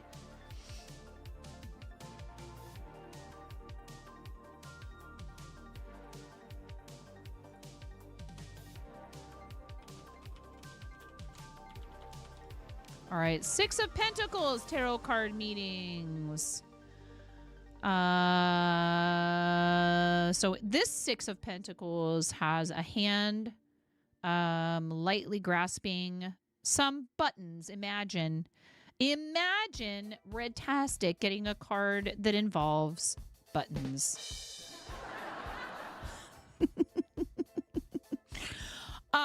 If you know Redtastic, you know that buttons are actually a very big part of Redtastic's crafting stash, including some really amazing, beautiful vintage buttons that she used to make a bracelet that was auctioned off for St. Jude Creative Season during our auction this past creative season. Thank you, friend, for doing that. And Amanda has the bracelet.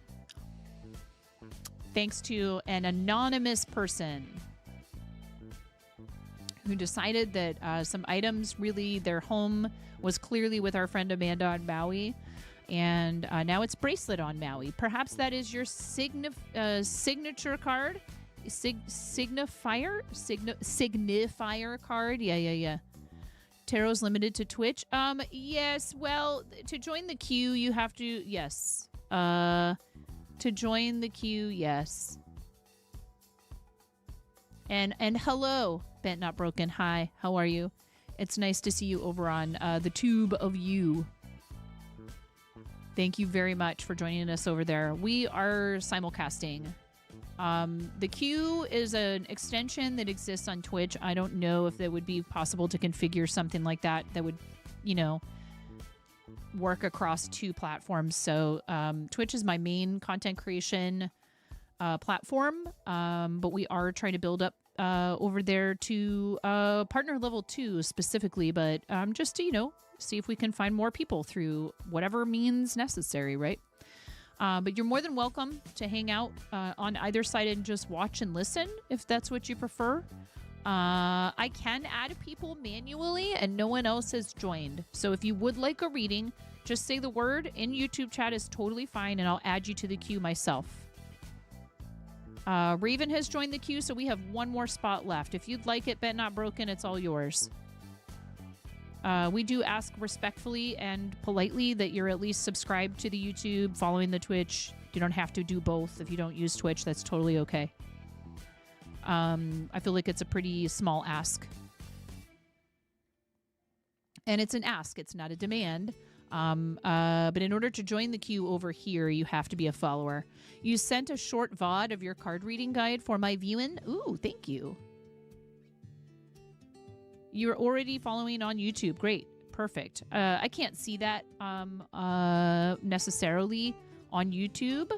Yes, please. Okay, queue is closed, you guys. The queue is officially closed. Let me do that after adding our new friend. I believe I can add people manually, if I'm not mistaken. Here, I'm going to look for that setting while I'm closing the queue. And randomize next. Where is commands? Close queue, open queue, clear, next player, move, join, leave, randomize, show players, get position, hide queue, show queue, add player. Add player.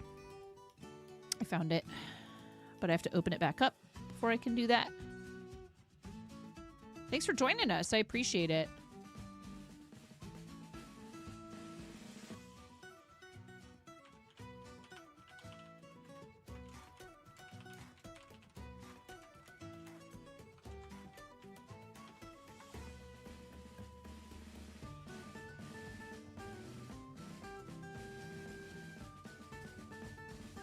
Oh, it thinks I'm trying to put a message.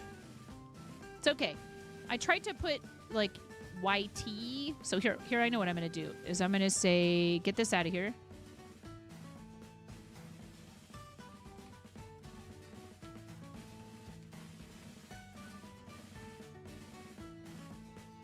Could not find user.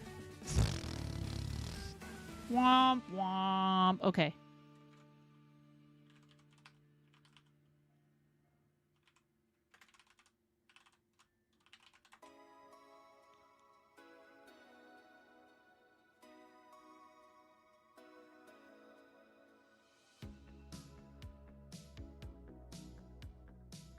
Yeah, we can do a 3-card reading. We can do a single oracle card for you if you would prefer an oracle card reading. That's totally fine.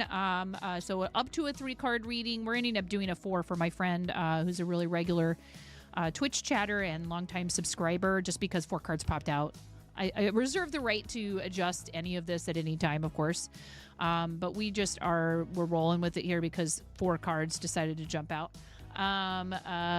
So you're in the queue, but now I need to close it because we're not going to take any other folks today. So the queue is now officially closed. Long-time listener, first-time caller. But yes, please enjoy while we do a reading for our friend Redtastic. And then if you wouldn't mind choosing a deck, we will put the information in YouTube chat for you regarding what the decks are that are available.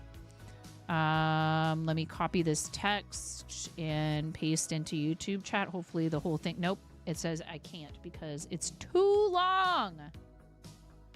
And then we would also need to know another thing we would need. Thank you so much, Miro. Miro's on it. Another thing we would need to know is what type of reading you want. Past, present, future, etc. I'm just starting out doing tarot. I enjoy it very much. I see it as more like storytelling and the like than necessarily like actual divination. Like I think that that's a cool way to approach it. I feel like it's something you do because you want to, I don't know, learn about yourself, learn about others, help yourself. I need to fix this source. That's something to know as well. Because you are in there. Because we went down to 2 people, it like moved where it was. But there you are. Okay. You would love a 3-card reading. Okay, great. And then, like I said, the other thing we need to know is what type of 3-card reading you want, or you can leave it up to me if you like. Past, present, future, etc. There's like different ways to do a 3-card reading. If there's a specific question you want to ask, that's totally fine, but I reserve the right, again, to kind of guide you in a certain direction. What do you mean? You didn't cause any kind of a problem. You didn't cause any kind of a problem. Do we need to show Ben Not Broken? What happens when people say things that are definitely not true about themselves in a negative light? Like, do we need to nerf you? Trust me, this is out of love. It is out of love. You haven't done anything wrong. We're jokingly chastising you for like, how dare you come in on YouTube and engage and type in the chat and want to know what's going on? What do you mean? It's like the whole reason. It's the whole reason I'm here. It is the whole reason I'm here. Thank you for joining us. That's playful. It's meant to be playful. When people are new, I worry that sometimes I might scare them off with all of that. But I'm like, yeah, I don't know if you can't handle that. I don't know if this is the place for you. The overwhelming, disgusting amount of wholesomeness and positivity. Blech.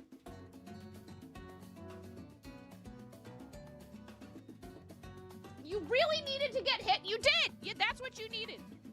I bet you the cards are also going to say, get nerfed, nerd.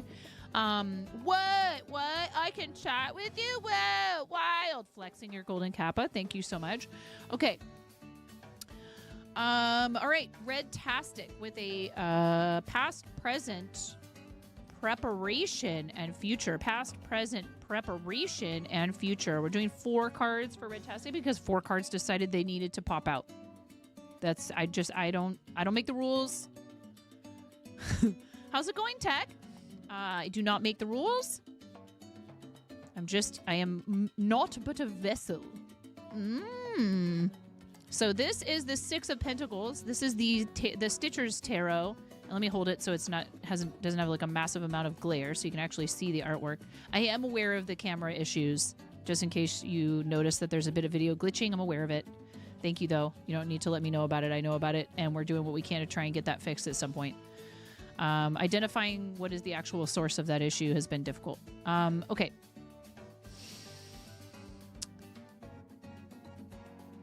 You may be like the wealthy person in this card, sharing your wealth and abundance with others. So you're holding out the buttons as you would maybe coins, right? You've accumulated great wealth and are now in a position to offer financial assistance to those in need.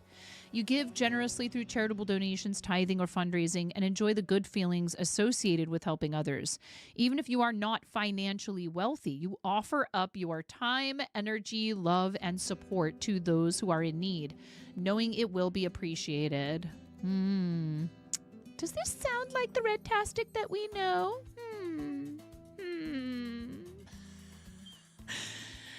Giving of your golden kappa, giving of your time or your wisdom is often just as spiritually fulfilling. Like, you just literally sent me a message to say, hey, here, I'm sharing my knowledge and experience with tarot with you.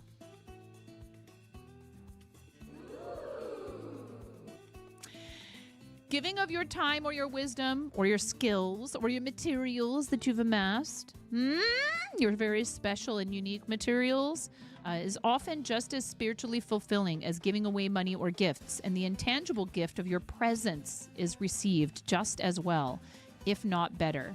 There may be times when you wonder if you can truly afford to give generously to others, and the wise advice of the 6 Pentacles is to trust that every contribution you make is valued and will come back to you threefold. You may also be inclined to make a loan to someone on the premise that they will eventually pay you back once they are back on their feet. This is a loan built on trust and good faith, knowing that if you give something away, it will come back to you. Remember, though, that this exchange is more about a short-term fix and not a sustainable solution. So think about how you can financially support your family or friends in a way that encourages them towards self-sufficiency. On the other hand, you may be on the receiving end of other people's generosity, accepting these gifts with gratitude. This will help you to get back on your feet and to eventually repay the charitable organization or individual, either with your time or your restored wealth.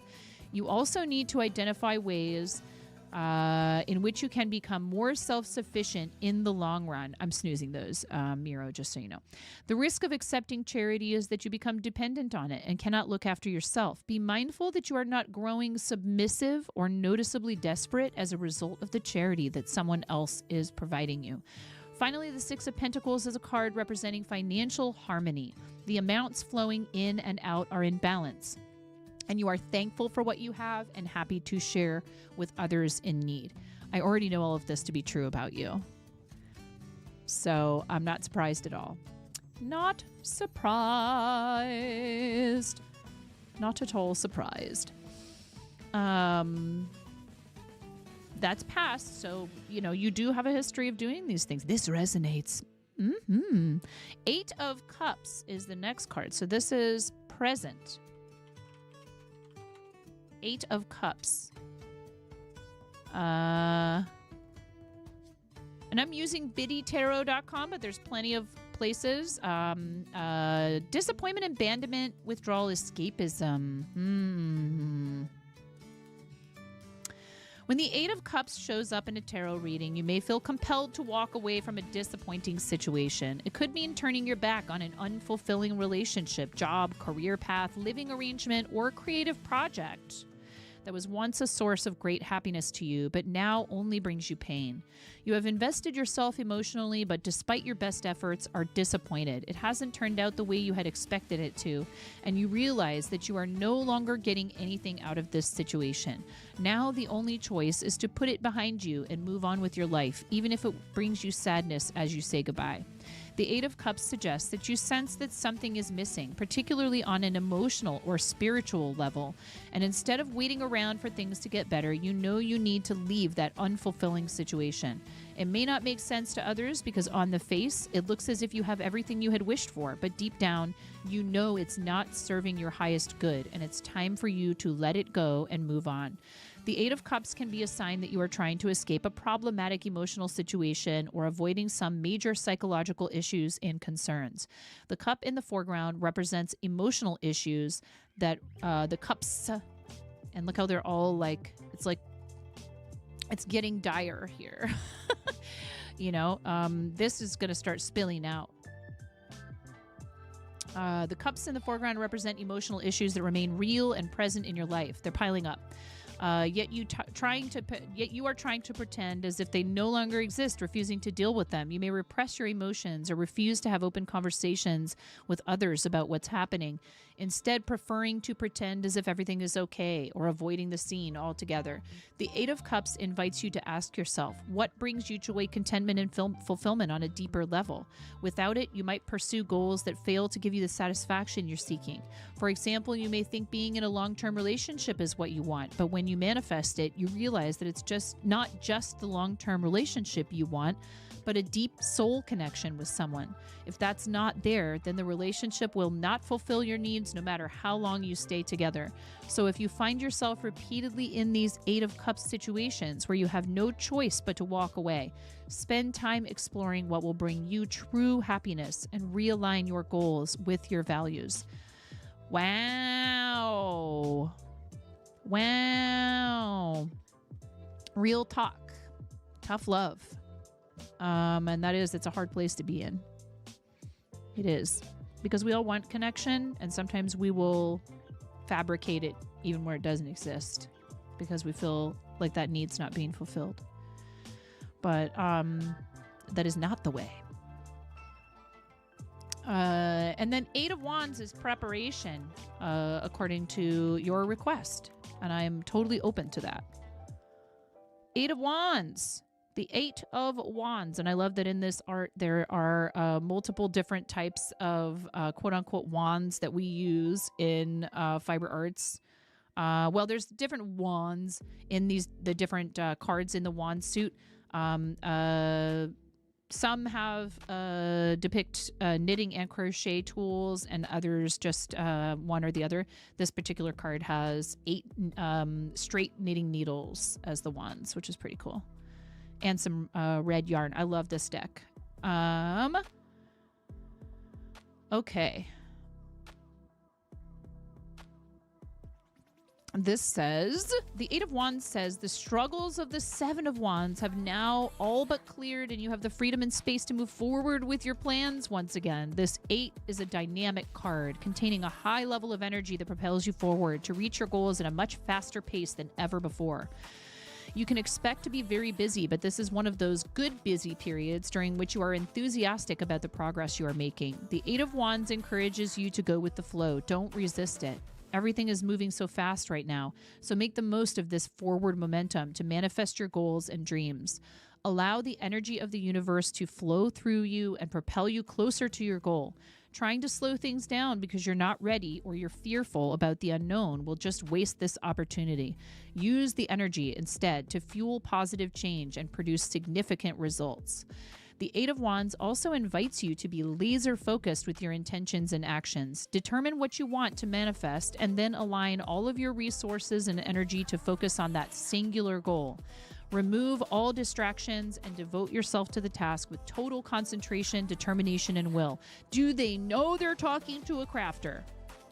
Just kidding. But a new project. This experience can be highly productive, allowing you to accomplish a lot in a short time. Right. Well, this is something that's hard for a lot of us that do creative things to hear because we want to start new projects. A lot of us who are creatives want to start new projects all the time. New project, new project, new project, new project. But this is saying, no. Like, time to lock in, as it were. With the Eight of Wands, you can look forward to the rapid completion of a project currently underway, but you can also expect to be occupied by something new and even more exciting soon. Soon, TM. There is no stopping you right now as you are just bursting with energy and ideas, and you cannot wait to achieve one task and start another. To maximize this energy, make sure your activities align with your broader goals and invest in the right things at the right time. Ads coming. Thank you. Let's snooze. Snooze? Yeah, snooze, please. Also, make sure your previous task is complete before you move to the next one. What's that like? This card is assigned to strike while the iron is hot. It is most definitely an action-oriented card that encourages you to move quickly to pursue the best opportunities available. There is no waiting around while the Eight of Wands is present, so determine where your energy should go and get on with it! Redtastic! Do it!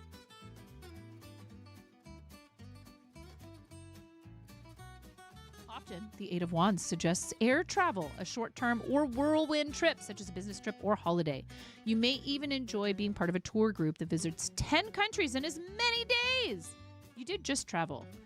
Cool. So that's preparation. It's saying, hey, make sure you get all these other things done. Do it.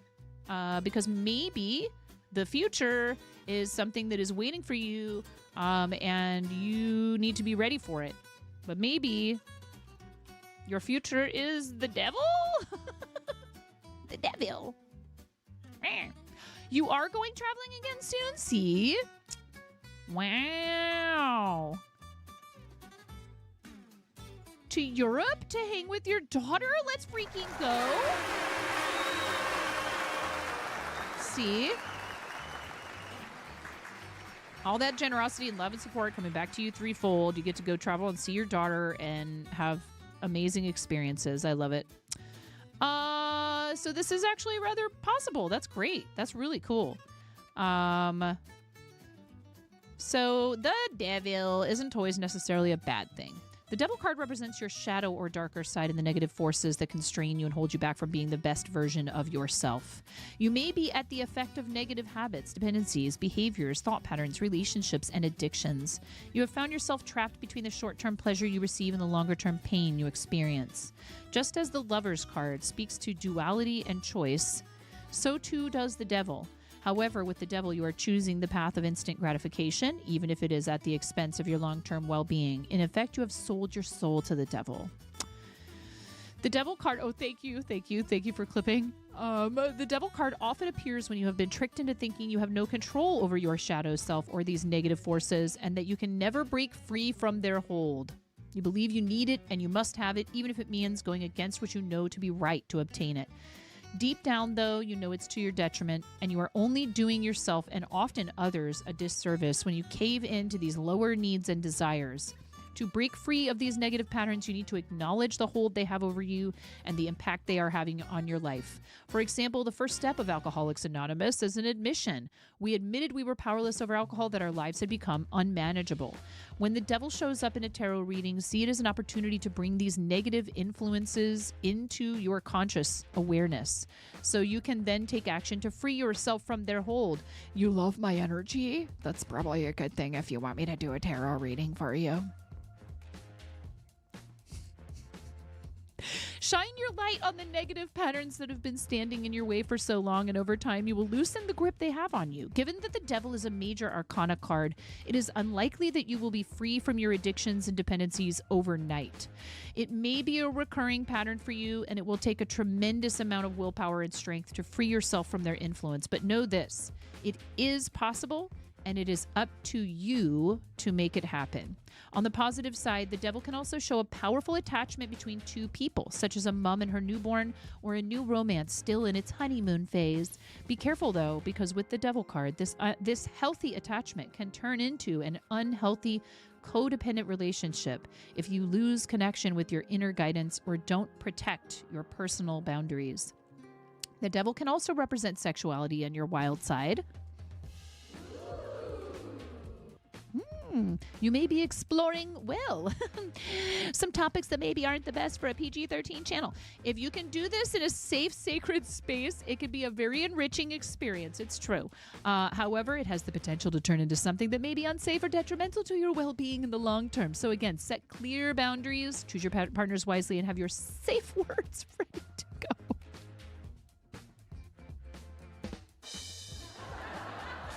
Yow. We have ads coming any moment. Wow. Thank you, Miro. Dang, Rotastic. Thank you, Tolkien, for the 3-stream streak.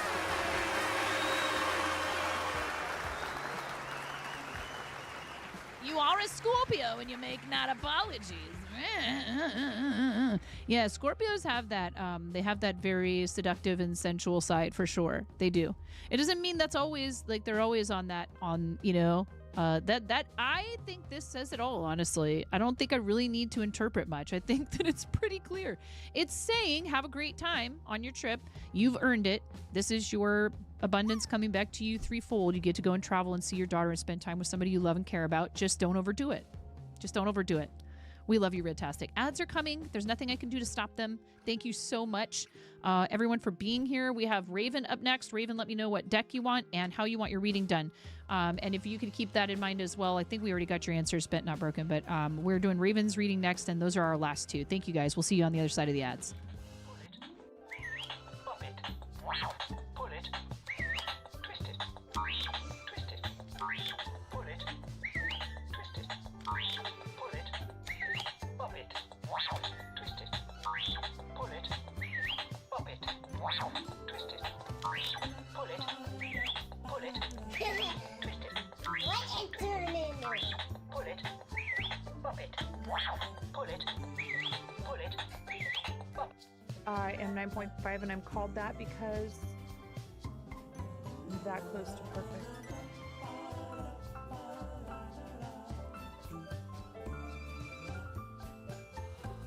I'm tying knots without looking. What? That's what everyone thinks. It's actually because I'm missing half a digit.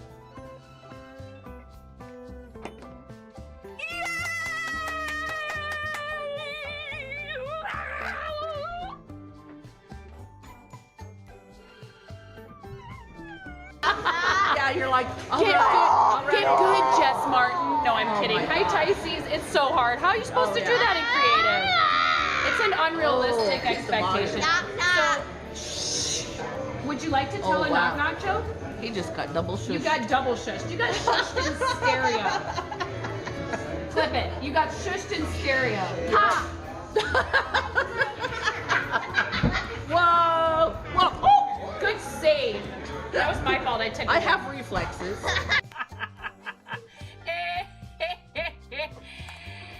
Oh, that's rich. Tumble. Did you? Wait.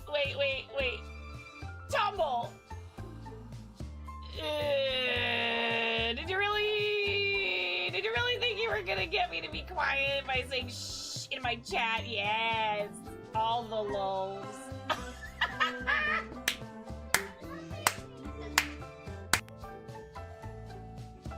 Going off the rails on a gravy train.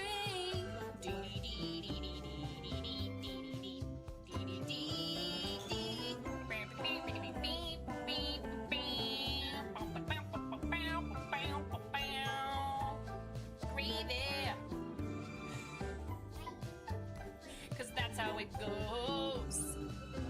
You pour it on French fries and on mashed potato. Hey, Mom. Yeah, hun.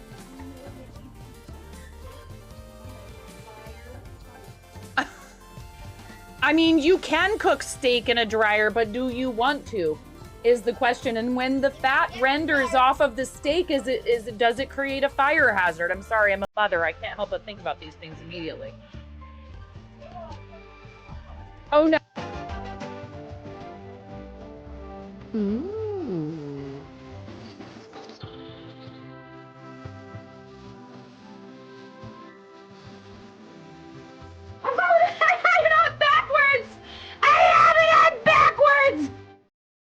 Okay, welcome back. Thank you for staying through the ads. I do appreciate it. Raven says chicken taro, 3-card general 2026 outlook. 3-card general 2026 outlook. This is a beautiful deck that was a gift from somebody who may or may not be listening right now. Thank you so much to Mirror Mask for purchasing this directly from the artist, helping me purchase it through my throne wish list. You're so glad we get to see the chicken tarot today. Yes, yes, indeed. So we are moving on to Red-tastic. Thank you, or to Raven. Thank you very much for your patience, everybody who's been in the queue. Appreciate you all. Thank you, Red-tastic. I appreciate you. On to Raven and then Bent Not Broken. Bent Not Broken, if you are still here, would you please choose one of those decks? Miro put a message in the chat on YouTube to let you know what your choices were.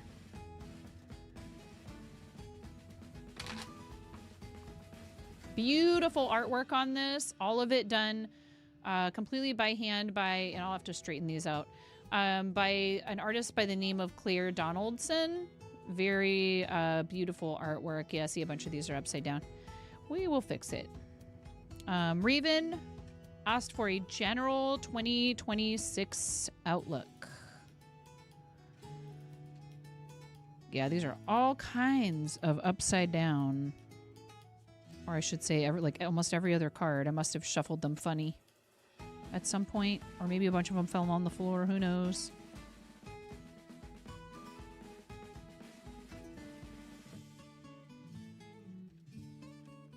I need to consume liquid. My head hurts.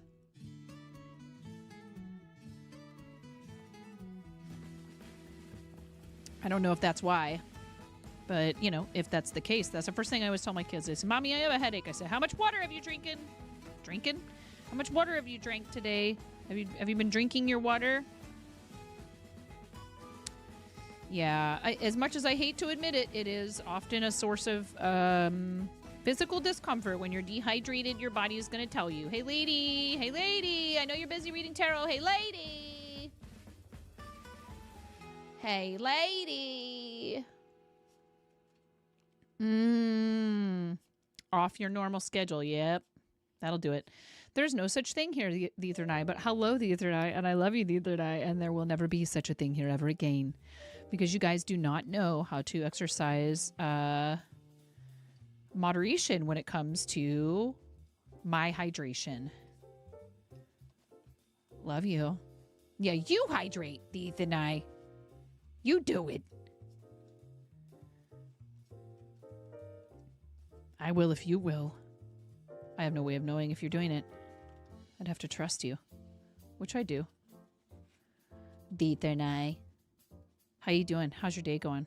Hope it's good. Okay, we've got we have successfully managed to. There was such a thing many moons ago.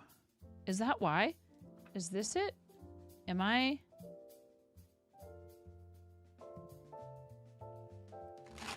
like messing these up when I'm shuffling them with like how I'm shuffling them? I don't think so. No, they're all facing the right way. I'm gonna go eat lunch with Vibe and then have a nap. Gotta use that day off. Thank you, Amanda. Thank you so much. Thank you for being here. We love you. Bye-bye. Have fun. Enjoy. Enjoy your noms. Say hi to Vibe. Guys, please follow Amanda. Delightful. Absolutely delightful. You don't even know. You want to know a general 2026 outlook also? Whichever deck speaks good about that. Thanks. Okay. Sounds good. This is for Raven. For our friend Raven Blackheart. Doing so good so far. Took a 10-minute nap with the infant, and he's now looking to destroy the bedroom, as infants are wont to do. Mm-hmm.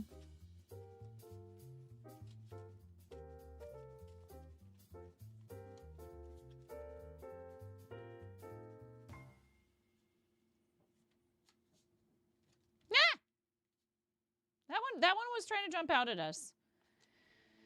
Knight of Swords. Knight of Swords. Dude, I'm not messing with that chicken, yo. That's a rooster that's ready to rumble.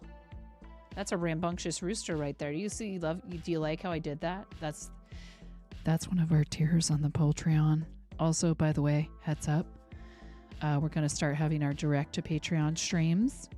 Any paid subscription tier will give you access to that. Just saying. There's also a sale this month on Patreon. Your first paid month on the Patreon, 29% off. Think of the savings.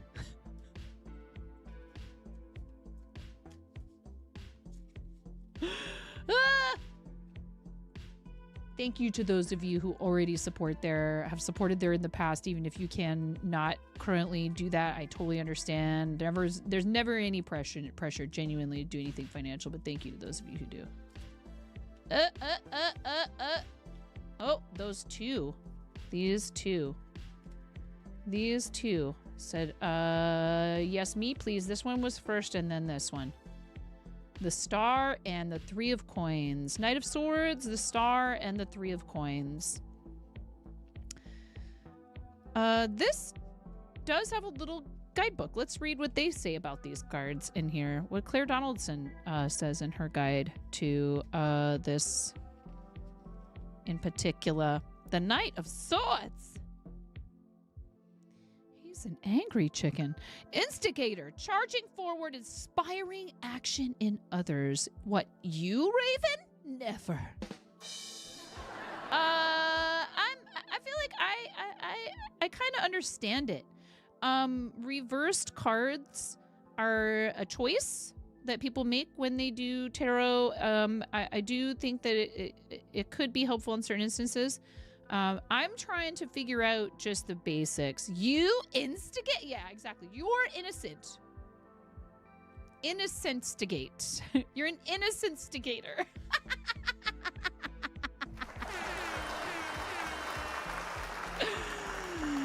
Knight of Swords, instigator charging forward, inspiring action in others. This is definitely true. Like, Raven is both along for the ride and willing to poke people to start their own nonsense and their own fun. I don't know if I've ever seen a more cheerful and and yet chaotic cheerleader in my life. Innocent stigator, exactly. So this definitely makes sense. So you kind of have that down pat, but this is saying, you know, it's reinforcing like, yes, of course, that is exactly why you were put here in this plane of existence. The next one is the Star, which is a major arcana card. That's what I see there. I mean, and this is like, yeah, it's like, hey, yo, you cannot ignore me. I'm here. It's like, everybody get ready for Raven! The most innocentest of stigators. The Star, finding your true calling, gifted and inspired, unburdened, And this is a Silky. And that Silky is strutting their stuff. They are saying, behold, I'm called a Silky for a reason. You know you want to touch these feathers. It's a beautiful bird. And it is still, it's contemplative, right? You're looking at the heavens. The chicken is gazing at a star in the sky, a brightly shining star in the sky. And that to me says, looking beyond the self and out to the horizon and over the horizon and trying to imagine, what is to come, right? Finding your true calling, gifted and inspired, unburdened. Space travel. We're fascinated with space travel because we can see that there is something that exists past the limitation of our planet, right? Look at you. You is here. I are not gonna ignore you, the most innocentest of stigators. Oh my gosh. I mean, look, if the card fits. Yes, indeed. The Three of Coins. The Three of Coins. So this is your 2026 outlook, huh? Mm-hmm. Building up to your goals. Early learning. Making a plan. So is there something long-term? Are you dreaming of some really big project that's going to take multiple steps, and maybe this year is going to be devoted to the beginning of such architecture of your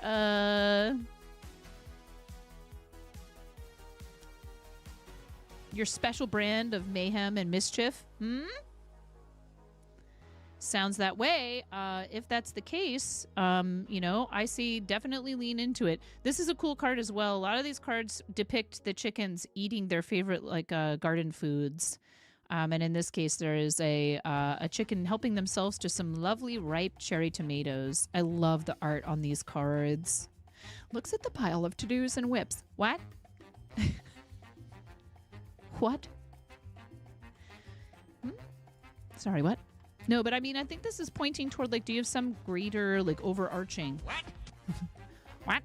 Greater overarching goal or plan or something really big that you'd like to do?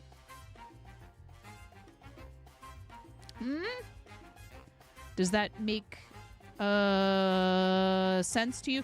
I don't know if there are the cards are saying do it. The cards are saying do it. Do it, Raven. I know that you've had some stuff, you've had to deal with the last year. With move and other things. And, hey, again, sometimes that stuff just has to happen before you can clear the way for the other stuff that you want to do with your time and your energy. You know what I mean? This is the way. I think that's what this is saying is charge forward, go for it. Follow your inspiration, your guiding star, and start that big project, or small, whatever. It doesn't have to be a big project, but just don't stop yourself from listening to these two cards. This is saying, but maybe also look at it hey, do I need to break this down? If it is a big project, do I need to break it down into phases? And should I really just be trying to get started in building the foundation? Again, we had some other cards earlier for some other people that said patience. Yes, of course, you have all these things you want to do and all this energy and you're full of inspiration and all that. You should go for it, but proceed with, setting boundaries and making sure you're not overdoing it and taking care of yourself. And again, building that foundation in a way that's really solid is going to help you to be successful. I think that sounds like an awesome 2026 outlook.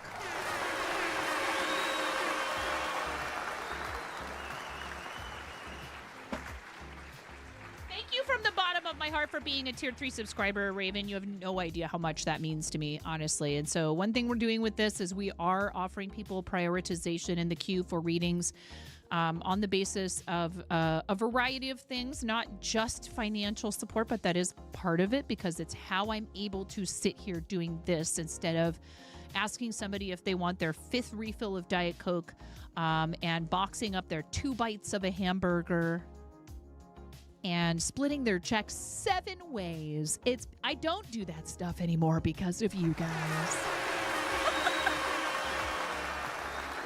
Woo! All right. Ben Not Broken says, I don't even know. I want to know a general 2026 outlook also. So whatever deck speaks good about that. I think.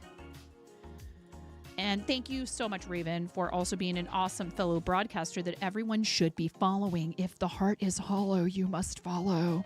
Raven, do you have a YouTube? Asking for a friend. Ben Not Broken, you're up. Ben Not Broken is our final person today. Final person today.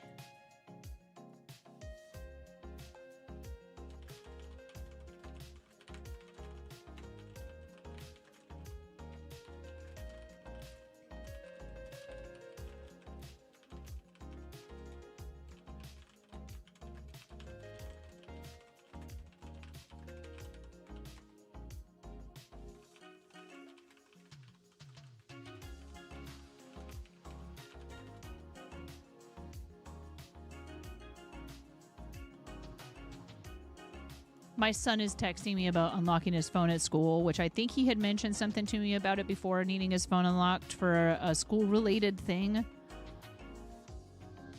You've only posted shorts and clips so far, so what? Give link.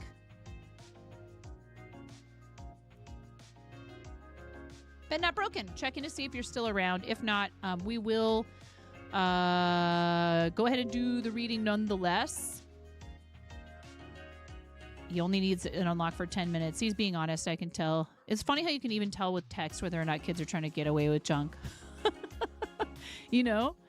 I just know them that well, I guess.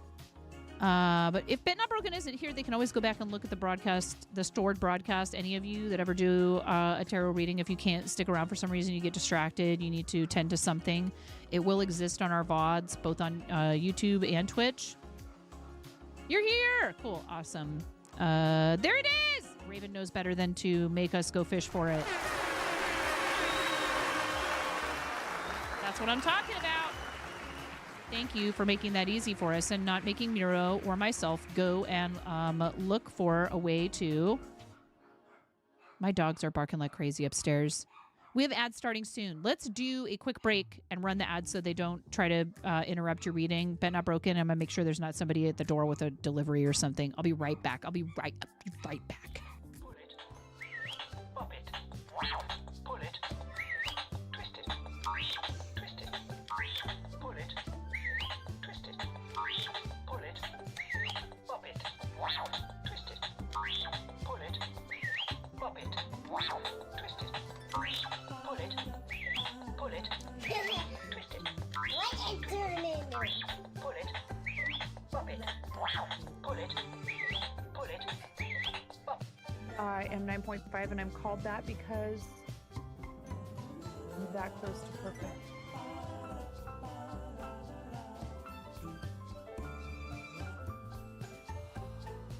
I'm tying knots without looking. What?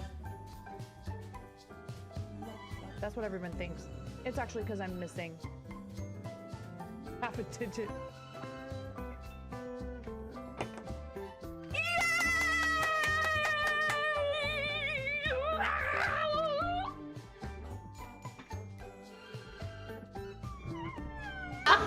Yeah, you're like, Get good. Oh, yeah. Raven is very firmly 18 plus channel, but we love our friends that are 18 plus. We do not have any problem with other people being 18 plus whatsoever. We keep it PG-13 here for a variety of reasons, including but not limited to, I'm a mom of 3 who's home with her children on a regular basis, and I know we're technically still in ads. It's fine. And then also, we do a lot of work with children's charities. Today I'm wearing a St. Jude Children's Research Hospital St. Jude Play Live 2024 sweatshirt. We've been participating in St. Jude fundraising since 2019, shortly after I started broadcasting. We also do a lot of work with Starlight Children's Foundation and other charities that serve kids, and their families sometimes visit with us while we're live. So that's part of it. It also has to do with, for me, I feel like it's a... I worked in restaurants for 25 years. I have a very body sense of humor when I feel it's appropriate. But I think that one issue I've seen, not necessarily in anybody's channel who's here right now, is that people mistake an 18+ channel for... there are no rules here. It is just anything goes, including comments directed at the broadcaster. And I personally don't feel comfortable with certain types of comments being made about me. So I just don't, generally. But we have an 18+ channel. We talking about cussing? It's like I summoned you, Teal. I'm fine with cuss words. That's not the problem. I have no problem with profanity. Like, really. Liberal use of profanity. But, like, like, we've had people in the past come in and say, like, weird stuff about my hair. Right? Like, oh, my God. Or, like, I'll talk about cutting my hair, and they're like, no, you should leave it long. It looks better that way. And weird stuff like that. And I'm like, no, no, no, no, no. Mm-mm. Let's not, okay? Thank you. Let's not and say we didn't. And it's up to every person to decide that for themselves. Because I will do whatever I want with my hair. I'll wear makeup or not wear makeup. I'll get dressed up or I'll wear sweatpants and a hooded sweatshirt. I don't care. And nobody else gets to tell me what to do with my body. So, it's like... And nobody who's 18+ should put up with that crap if they don't want to either. Don't get it twisted. I'm not saying that anybody who's 18+ is asking for that behavior or that energy. And people need to be respectful of other people's rules. And you need to read the room. Literally. We should all shave our heads out of spite. Just saying. Thanks for listening to my TED Talk. Just because someone's 18+ does not mean that is a get out of jail free card for you to say or behave or do whatever you want in their channel. That's gross. Knock it off. 18+ means you might cuss and you might show dissections of body parts, but it doesn't mean you can be a creep. And the person gets to decide what they find creepy. You know what I mean?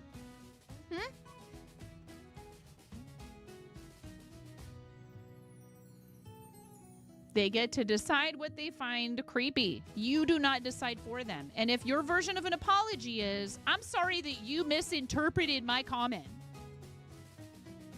guess what? You can stay banned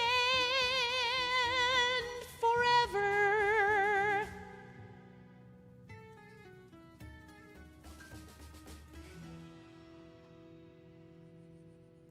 Yes, because that is not an apology. You can stay banned forever. Bye-bye! I made the best decision. You just solidified that I made the best decision I possibly could about your ability to participate in what we do here. Goodbye! I wish you well. I hope you learn your lesson at some point, but I will not be continuing to allow you to take up space in my life. Get out! Okay, enough of that. We're here to talk about Bet Not Broken's 2026. You go! Yeah! I will! I will go!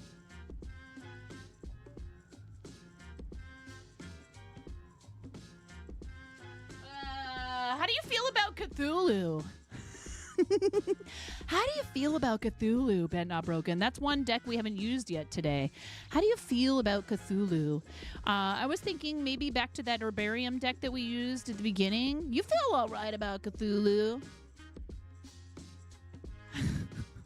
A sentence I'm not sure I ever thought I would say. Hey, how do you feel about Cthulhu? It was a joke. Well, congrats. It wasn't funny. You failed as a comedian and should find a new career, such as not saying that stuff again. His call center is out of this world. Flava. Hi, Flava. I love you. Bring, bring. Hello. Cthulhu customer service. How can I help you? Or would it be more like... Would it be more like this? 1 second. Thank you for shopping at your local Cthulhu Mart.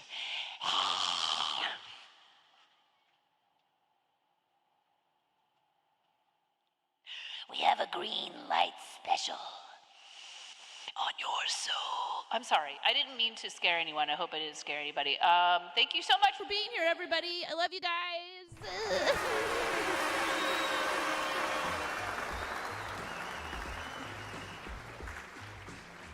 You answered. You answered. It's just unholy screams and growls and stuff. Ben Not Broken. If you, yeah. I'm sorry, Ben Not Broken is like, I regret everything, and I want to leave. How do I get out? Where's the exit? I have the Cthulhu's Vault, or here. These are. I want you. I'm gonna narrow it down, and then I want you to choose between Cthulhu's Vault or Herbarium. And then you get. You get a nosebleed. Hey, honey, what happened? Are you okay? Oh, you called the Cthulhu hotline again, didn't you? I just thought maybe this time. How many times is that now? 667. 67. Ow! I got you. I got you, chat. I got you.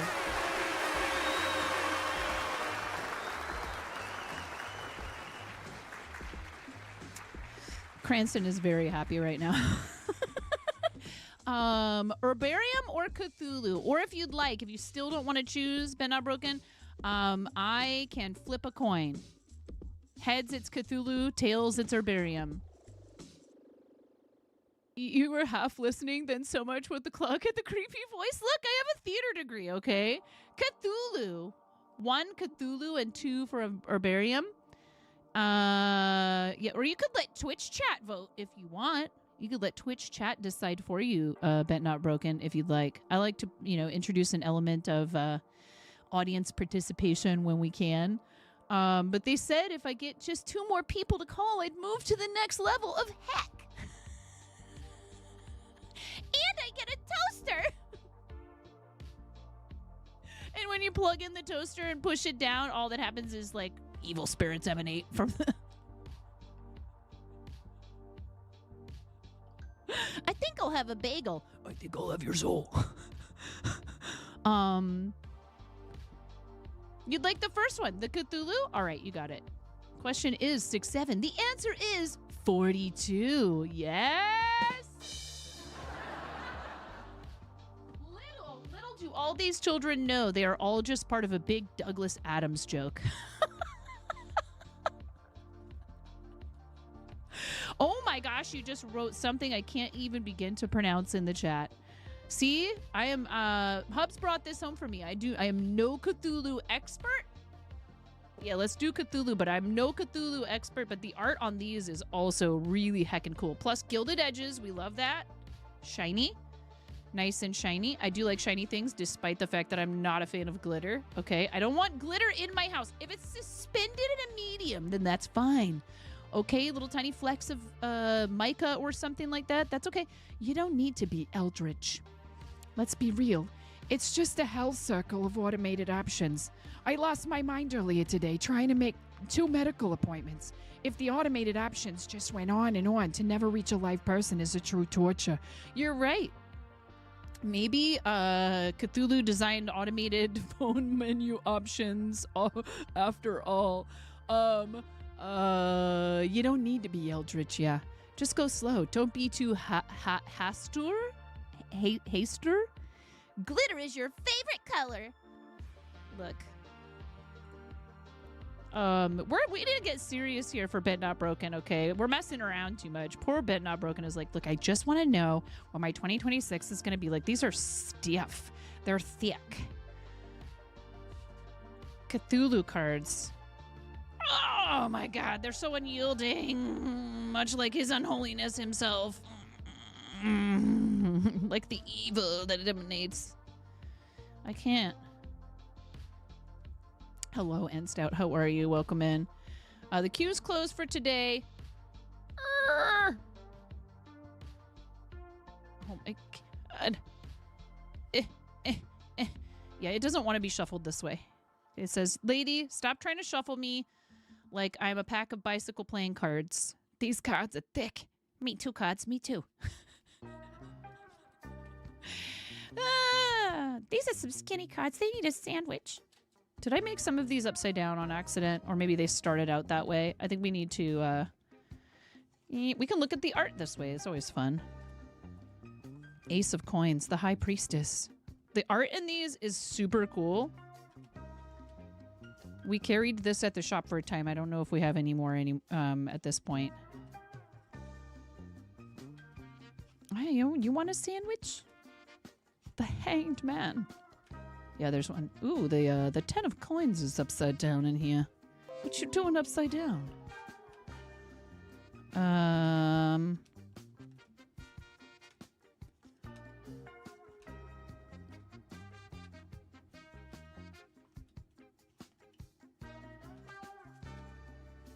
I think that might have been the only one that was upside down.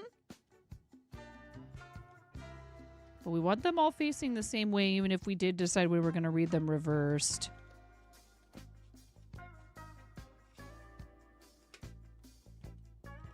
Yeah, these are a nice thick cardstock. Beautiful art. The other side is actually like kind of embossed.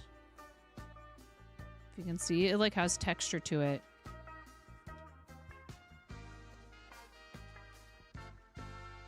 Gilded edges, which I think is a nice touch. And it does have a guide that comes with it. And stout, some people will... Hey! Yo! That card is really trying to come out already for you, Ben Not Broken. Knight of Swords. We did already shuffle.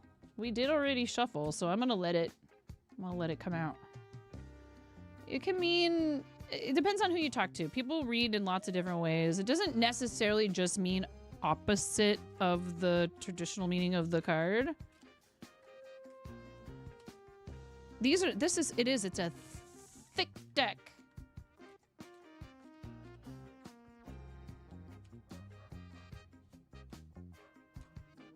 Okay, that one's definitely coming out. The Emperor, Knight of Swords, the Emperor.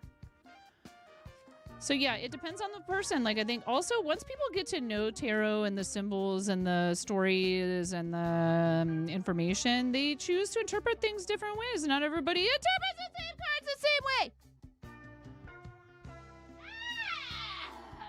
Why King of Cups? King of Cups says, you know what, Nine, you know what you needed was a stretch break. Oh, making me stretch, God. Okay, these are your cards. Knight of Swords, the Emperor, and King of Cups. All right. So this deck says on the back of it, you are invited to divine the tarot while experiencing the mythos of the mysterious, dangerous, and thrilling Cthulhu. H.P. Lovecraft's greatest creation. Cthulhu and the Great Old Ones are the creatures of the night, creatures worshipped by a ring of fire. Within this box, the mysterious world of horror converges with the spectacular and magical world of tarot. Featuring textured, gilded-edged cards with beautiful, chilling images, this deck also includes a guidebook, perfect for new and seasoned tarot readers alike. Dare to enter the Cthulhu mythos as this tarot deck accompanies you in your search for answers and guidance. It's terrifying! Oh, wait, I mean...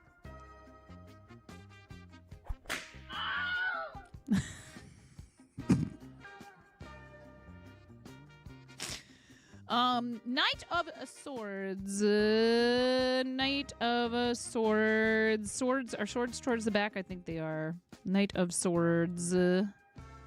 And what does the Knight of Swords have to say? What does this have to say about the Knight of Swords? The Knight's sword sits heavily against the rocks by the sea. It is surrounded by a murky olive sky and fluorescent lines of green water. The sword is a double-pointed dagger sharpened to kill. Didn't know we were doing that kind of tarot. The sword is double-pointed, dagger sharpened to kill anything it meets. The hilt of the sword is bound in leather for the perfect grip. Above the hilt sits a small skull. The knight's sword is bound with bravery as it is picked up with intention. The Knight of Swords is brash on a journey, and nothing will stop him.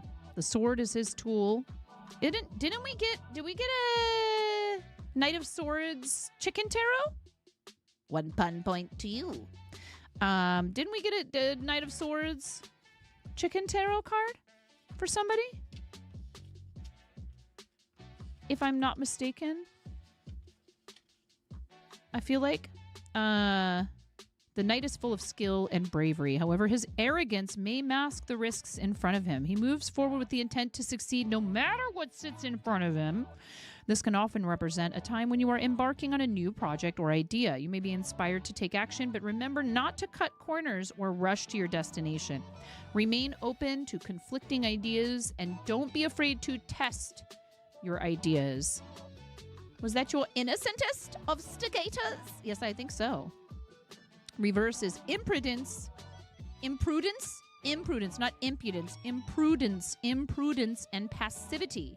So this one does contain instructions for what the card may mean if reversed. Depends on your preferences and whether or not you want to look into the alternate meanings. Some people really do like to get into even more detail with it. And I think that that's totally cool, whatever your choice or your preference is.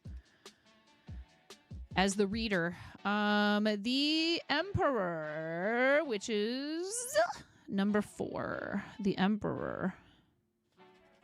Right after Strength is Strength is 8. The Empress comes the Emperor. The King in yellow. Look! Hastur, is that how you say it? Stands tall and in power. He holds a staff in his hands while he looks into the distance. His garb is similar to the Empress's. Long, thick, there's that word again, thick, and layered.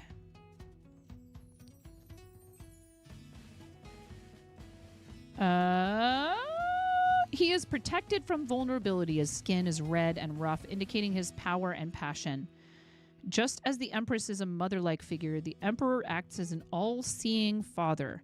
Being a great old one, he holds knowledge and wisdom. He has experienced life and death. He is an authority figure that demands to be heard. He is not one to change his plans, and he tends to be stuck in his ways. But underneath his harsh exterior is an emotional being. Things to consider. The Emperor can be seen as the father figure of the deck, and he is known for his defense and protection over family. He is an extremely powerful leader, and he demands respect from anyone he comes across. As a leader, it is important to rule with a clear and firm hand. You have the vision, and it is time to lead. This is coming right after this. Time to lead and execute. Claim your authority as a leader and don't let others make you feel inferior. This card is a reminder to create your own rules and regulations and to break down the barriers in front of you. The Emperor is extremely strategic, and you have that trait in you as well. Use the knowledge and wisdom of the Emperor to guide you and give you direction. This card can also represent someone in your life that is like a father figure or a strong male figure. This may be a teacher, a boss, a family member, or a good friend. This person can help you take what you need to learn or what you have learned and apply it to your goals and aspirations. Pen Not Broken, I hope that this is, speaking to you in some way.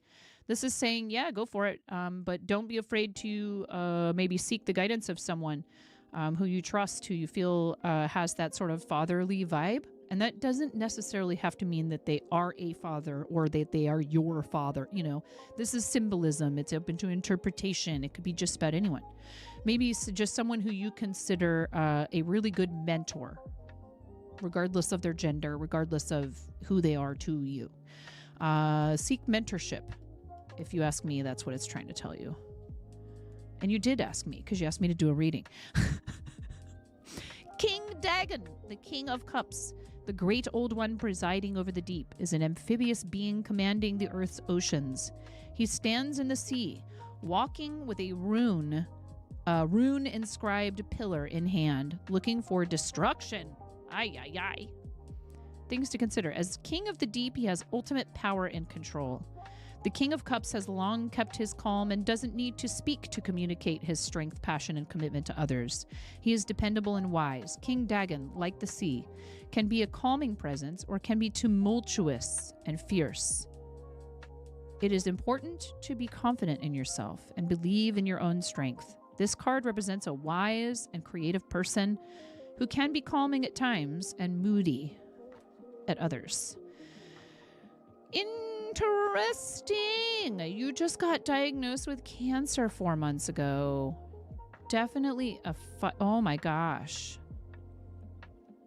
Protective of family, and you are fighting.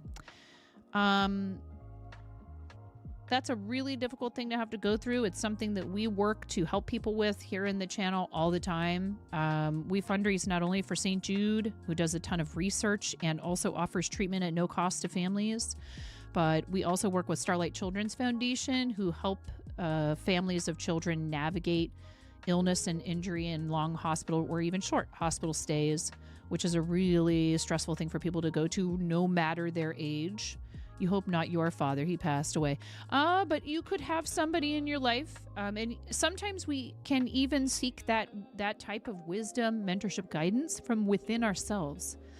It can exist within you, even if it's not something that you think of as a salient personality trait that you already possess. It can exist within you. You can create that voice in your inner world to help guide you. So, I think this is saying, that's a lot to go through. You were diagnosed 4 months ago, so you may still be receiving treatment, right? I would assume. And that's going to present a large challenge in your life, but you can and you will get through it. But it is okay to look for someone to help guide you through that, regardless of who it is. Definitely moody. I can only imagine. When we are faced with something that serious going on in our lives, it's going to stir up a lot of emotions.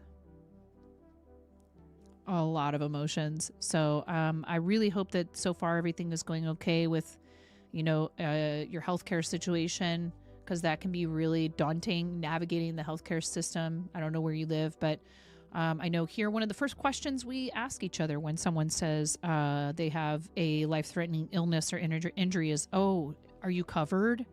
Because the assumption here is that you may not be, or that you're only partially covered by your insurance, since insurance is such a problem here and our health system is so broken. So I really hope all of that is covered for you. And if it's not, you put one foot in front of the other and you take it one step at a time and you just keep fighting. I hope these symbols and images and words bring you comfort and also help you feel encouraged and like you're ready to tackle this massive challenge that you have before you. It's really tough. And I'm glad that the universe brought you to us today. I really am, because I think sometimes, all that this is like I said, I obviously don't think this is a science, but we have developed storytelling and imagery as symbols as a way to cope with this vastness around us and how things can seem unfair, chaotic. We have uncertainty, fear, anxiety, worry, because we're capable of understanding that we are only here for a limited time. And what I think most of the time we're trying to tell each other with this stuff is to practice mindfulness as much as we can and be in the moment, hopeful for the future, because you never know what's going to happen. You just had surgery. I hope you're recovering well. It is extremely difficult period of time to go through for anyone. But we also work with Stand Up to Cancer, who I really, really love. And I don't know if you've heard of them, but their mission is to break down the barriers to communication between researchers, scientists, all the people that are working diligently across the globe to bring an end to cancer as we know it. Maybe even be able to identify people at high risk of certain cancers and prevent them from ever developing the disease. Eliminating the outcome where people receive a cancer diagnosis. So that is so huge. It's like beyond my power of description how huge that is. You know, you just realize the pouch you use to keep your current project hooks separate is fitting. Yes.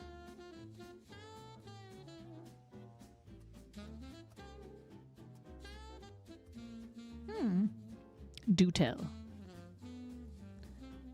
Partially covered. Cancer's expensive. Finding that out real quick. You believe you were put in my chat for a reason.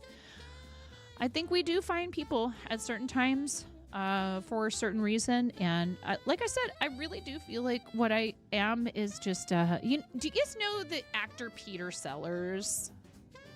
Who in here knows who I'm talking about? Peter Sellers. And there's other people, I feel like, who fit in the same category of performer.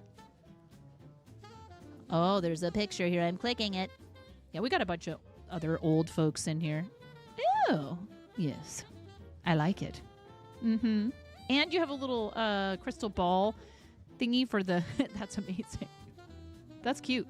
Did you buy that? Or did you make it? I would totally believe you if you said you made it. I know you are that talented. Peter Sellers was famously kind of would remark that he wasn't sure if he actually knew who he was. He spent his whole life being like such an immersed performer that he'd be like, I don't even know if there is a real Peter Sellers. And he had some issues, but I feel like that is a personality type, or it's a thing that some of us possess that can be exploited, unfortunately, where we are just like chameleons, and there's nothing wrong with it, but it can sometimes feel, if you do not have an appropriate place to use what honestly is almost like kind of like a superpower, right? But like most things that are powerful abilities, it can lead to this degradation of your own self, like your own identity. Like you don't know who you are. Which is like really hard. If we find something that allows us to use that ability to adapt to different situations for a higher good, then magically it's no longer this murky, like limbo place to be.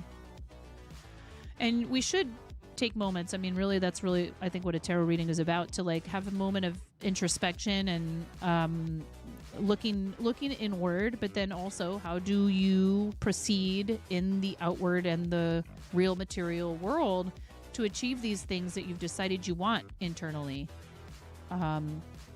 And without, with like the whole do no harm sort of mentality, right? Because I never use these sorts of things. I would never use these sorts of things in any fashion to wish harm upon someone.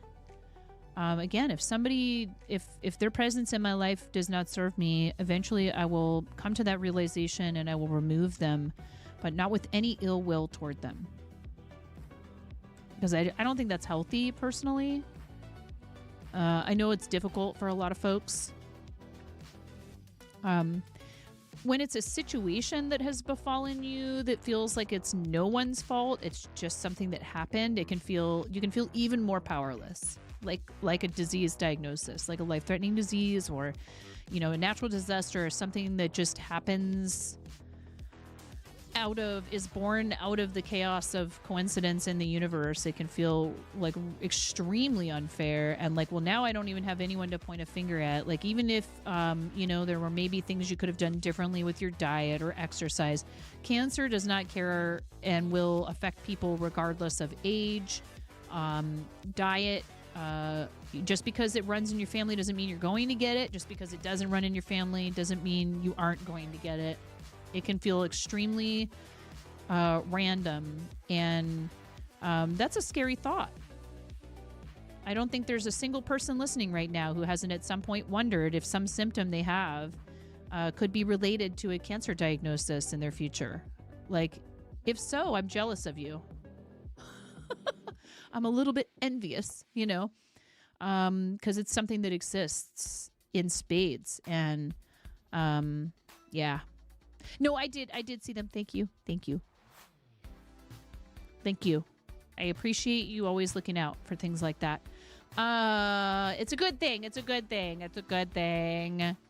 There's no drama. There is no tea to be spilt. Just Miro doing Miro things. Thank you, Miro.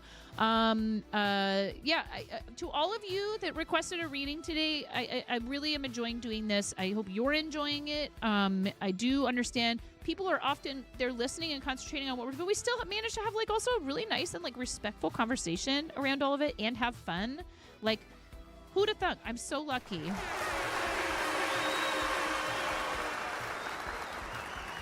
To get to try something like this and feel like that is, I don't fear that choice. I'm not anxious about it, you know, accept my own normal, will people like it kind of nonsense that I'm working on, once again, finding the version of me that existed almost 30 years ago. Well, actually more than 30 years ago, that emerged as a teenager 30 years ago, feeling like I could take on the world and do whatever I wanted as long as I had, you know, the right intentions and wanted to do good and show people something fun, funny, entertaining, important, thought-provoking or whatever, because I enjoyed comedy very much as a young performer, but I loved dramatic roles too. And I'm not, you know, I hope you guys realize I'm not afraid to talk about more serious stuff here. But, you know, we do have to admit to ourselves sometimes that we're just like mostly a clown, and that's okay. I enjoy it. I love putting a smile on people's faces. So you love it too. It's fun to listen in on. If you do not desire to have a reading done for yourself, please do not feel as though you can't contribute to the conversation here when we're doing these. I know for some people, this is considered the occult, and I understand that that may be something that for your own personal reasons you're not interested in. And I say, clearly, I would never want anyone to feel talked into something that they're not sure they're interested in. But we do request that you are respectful and allow others to indulge themselves in it and have a good time with it and derive some meaning. And maybe, like I said, it helps them to figure out some problem they've been trying to work through. You know what I mean? You definitely have boundaries, especially now. I think that things like receiving, you know, the news that you have a serious illness, etc., you're faced with your mortality, and you realize that, you know, like I said, all we have is now. We all have a limited amount of time on this earth, and none of us know exactly how much time that is. So it only makes sense to protect your peace and not to allow people to have access to you in a way that ruins that for you. It's okay to be patient and give people multiple chances. That's not what I mean. If that's your choice. It's also okay to just instantly go, I don't get a good feeling from this. And, you know, maybe I'm wrong. If this person belongs in my life, the universe will prove that to me. It doesn't mean we have to be like overly defensive and shut off and close down. But it can mean that you just go, you know what? My gut tells me this is not right. But I do believe in giving people a chance to come around. And I personally feel like I have a high level of tolerance for certain things. And I don't expect other people to behave the same exact way I do. That would be ridiculous. You're going to take a nap. Please go get some good rest. Thank you so much. I really am glad that you popped in and that you spoke up and that you accepted my invitation to have a reading with us. You don't know me. You've never been here before, I don't think. Thank you so much. Please do check in with us again if you feel like it, and let us know how things are going. Because we really do look to support one another here in a genuine way. And it's okay if people stop in just the once, but if they feel like coming back, that does say something not just about me, but about all of us here and what we've created together, which is really important to highlight. Because, yes, I'm the one who presses the button and sits here and yaps endlessly, because that is the gift that I've been given by the universe. And it's a blessing and a curse, because sometimes in person I have a tendency to go on and on and on and on and on and on and on and on, and I just like cannot stop. My husband will be like, "You don't see it." Watching you talk to someone when they're trying to leave It can be comedic and it can also be kind of painful. I'm like, I'm sorry. And he doesn't say that to me and to be hurtful in any way. He is trying to hold up a mirror to me as someone who loves me and who knows he can be brutally honest with me. One last snooze remaining. No, it's okay. We will, yeah. Let's use it. But we are actually going to go visit with somebody who's yet another January birthday. And I have 3 tabs open for the same person. That's amazing. That speaks to the community. But this is not the person. It's not the person who we're going to go raid. It's not the person who we're going to go raid. Ooh, they have a train! You guys, we have to go quickly. They have a train. And they do crafts and tarot on their streams. Oh, wait. Did the train end? Did the train end? Did we miss the train? It's okay. It's okay if it did. Poopy. It told me they had a train, but they don't anymore. But that's okay. We don't need no stinking trains. We don't need no stinking trains. We are going over to see our amazing friend, and thank you for putting a happy birthday version of the raid call. We're gonna say bye-bye to YouTube. Thank you so much. I think our friend who was chatting over there has already hopefully has already taken off, so they can go and rest and recuperate. If you've been watching on YouTube, thank you very much. It does make a difference because we are trying to get to partner level 2 on YouTube, and that requires a certain number of watch hours in the previous 365-day period. So if you made it to this point in the broadcast and you haven't yet, please consider subscribing. And there are also long-form playlists. That is where your watch hours will help the most, is long-form playlists or watching the VOD of the live broadcast on YouTube. Thank you so much, everybody, if you were over there watching.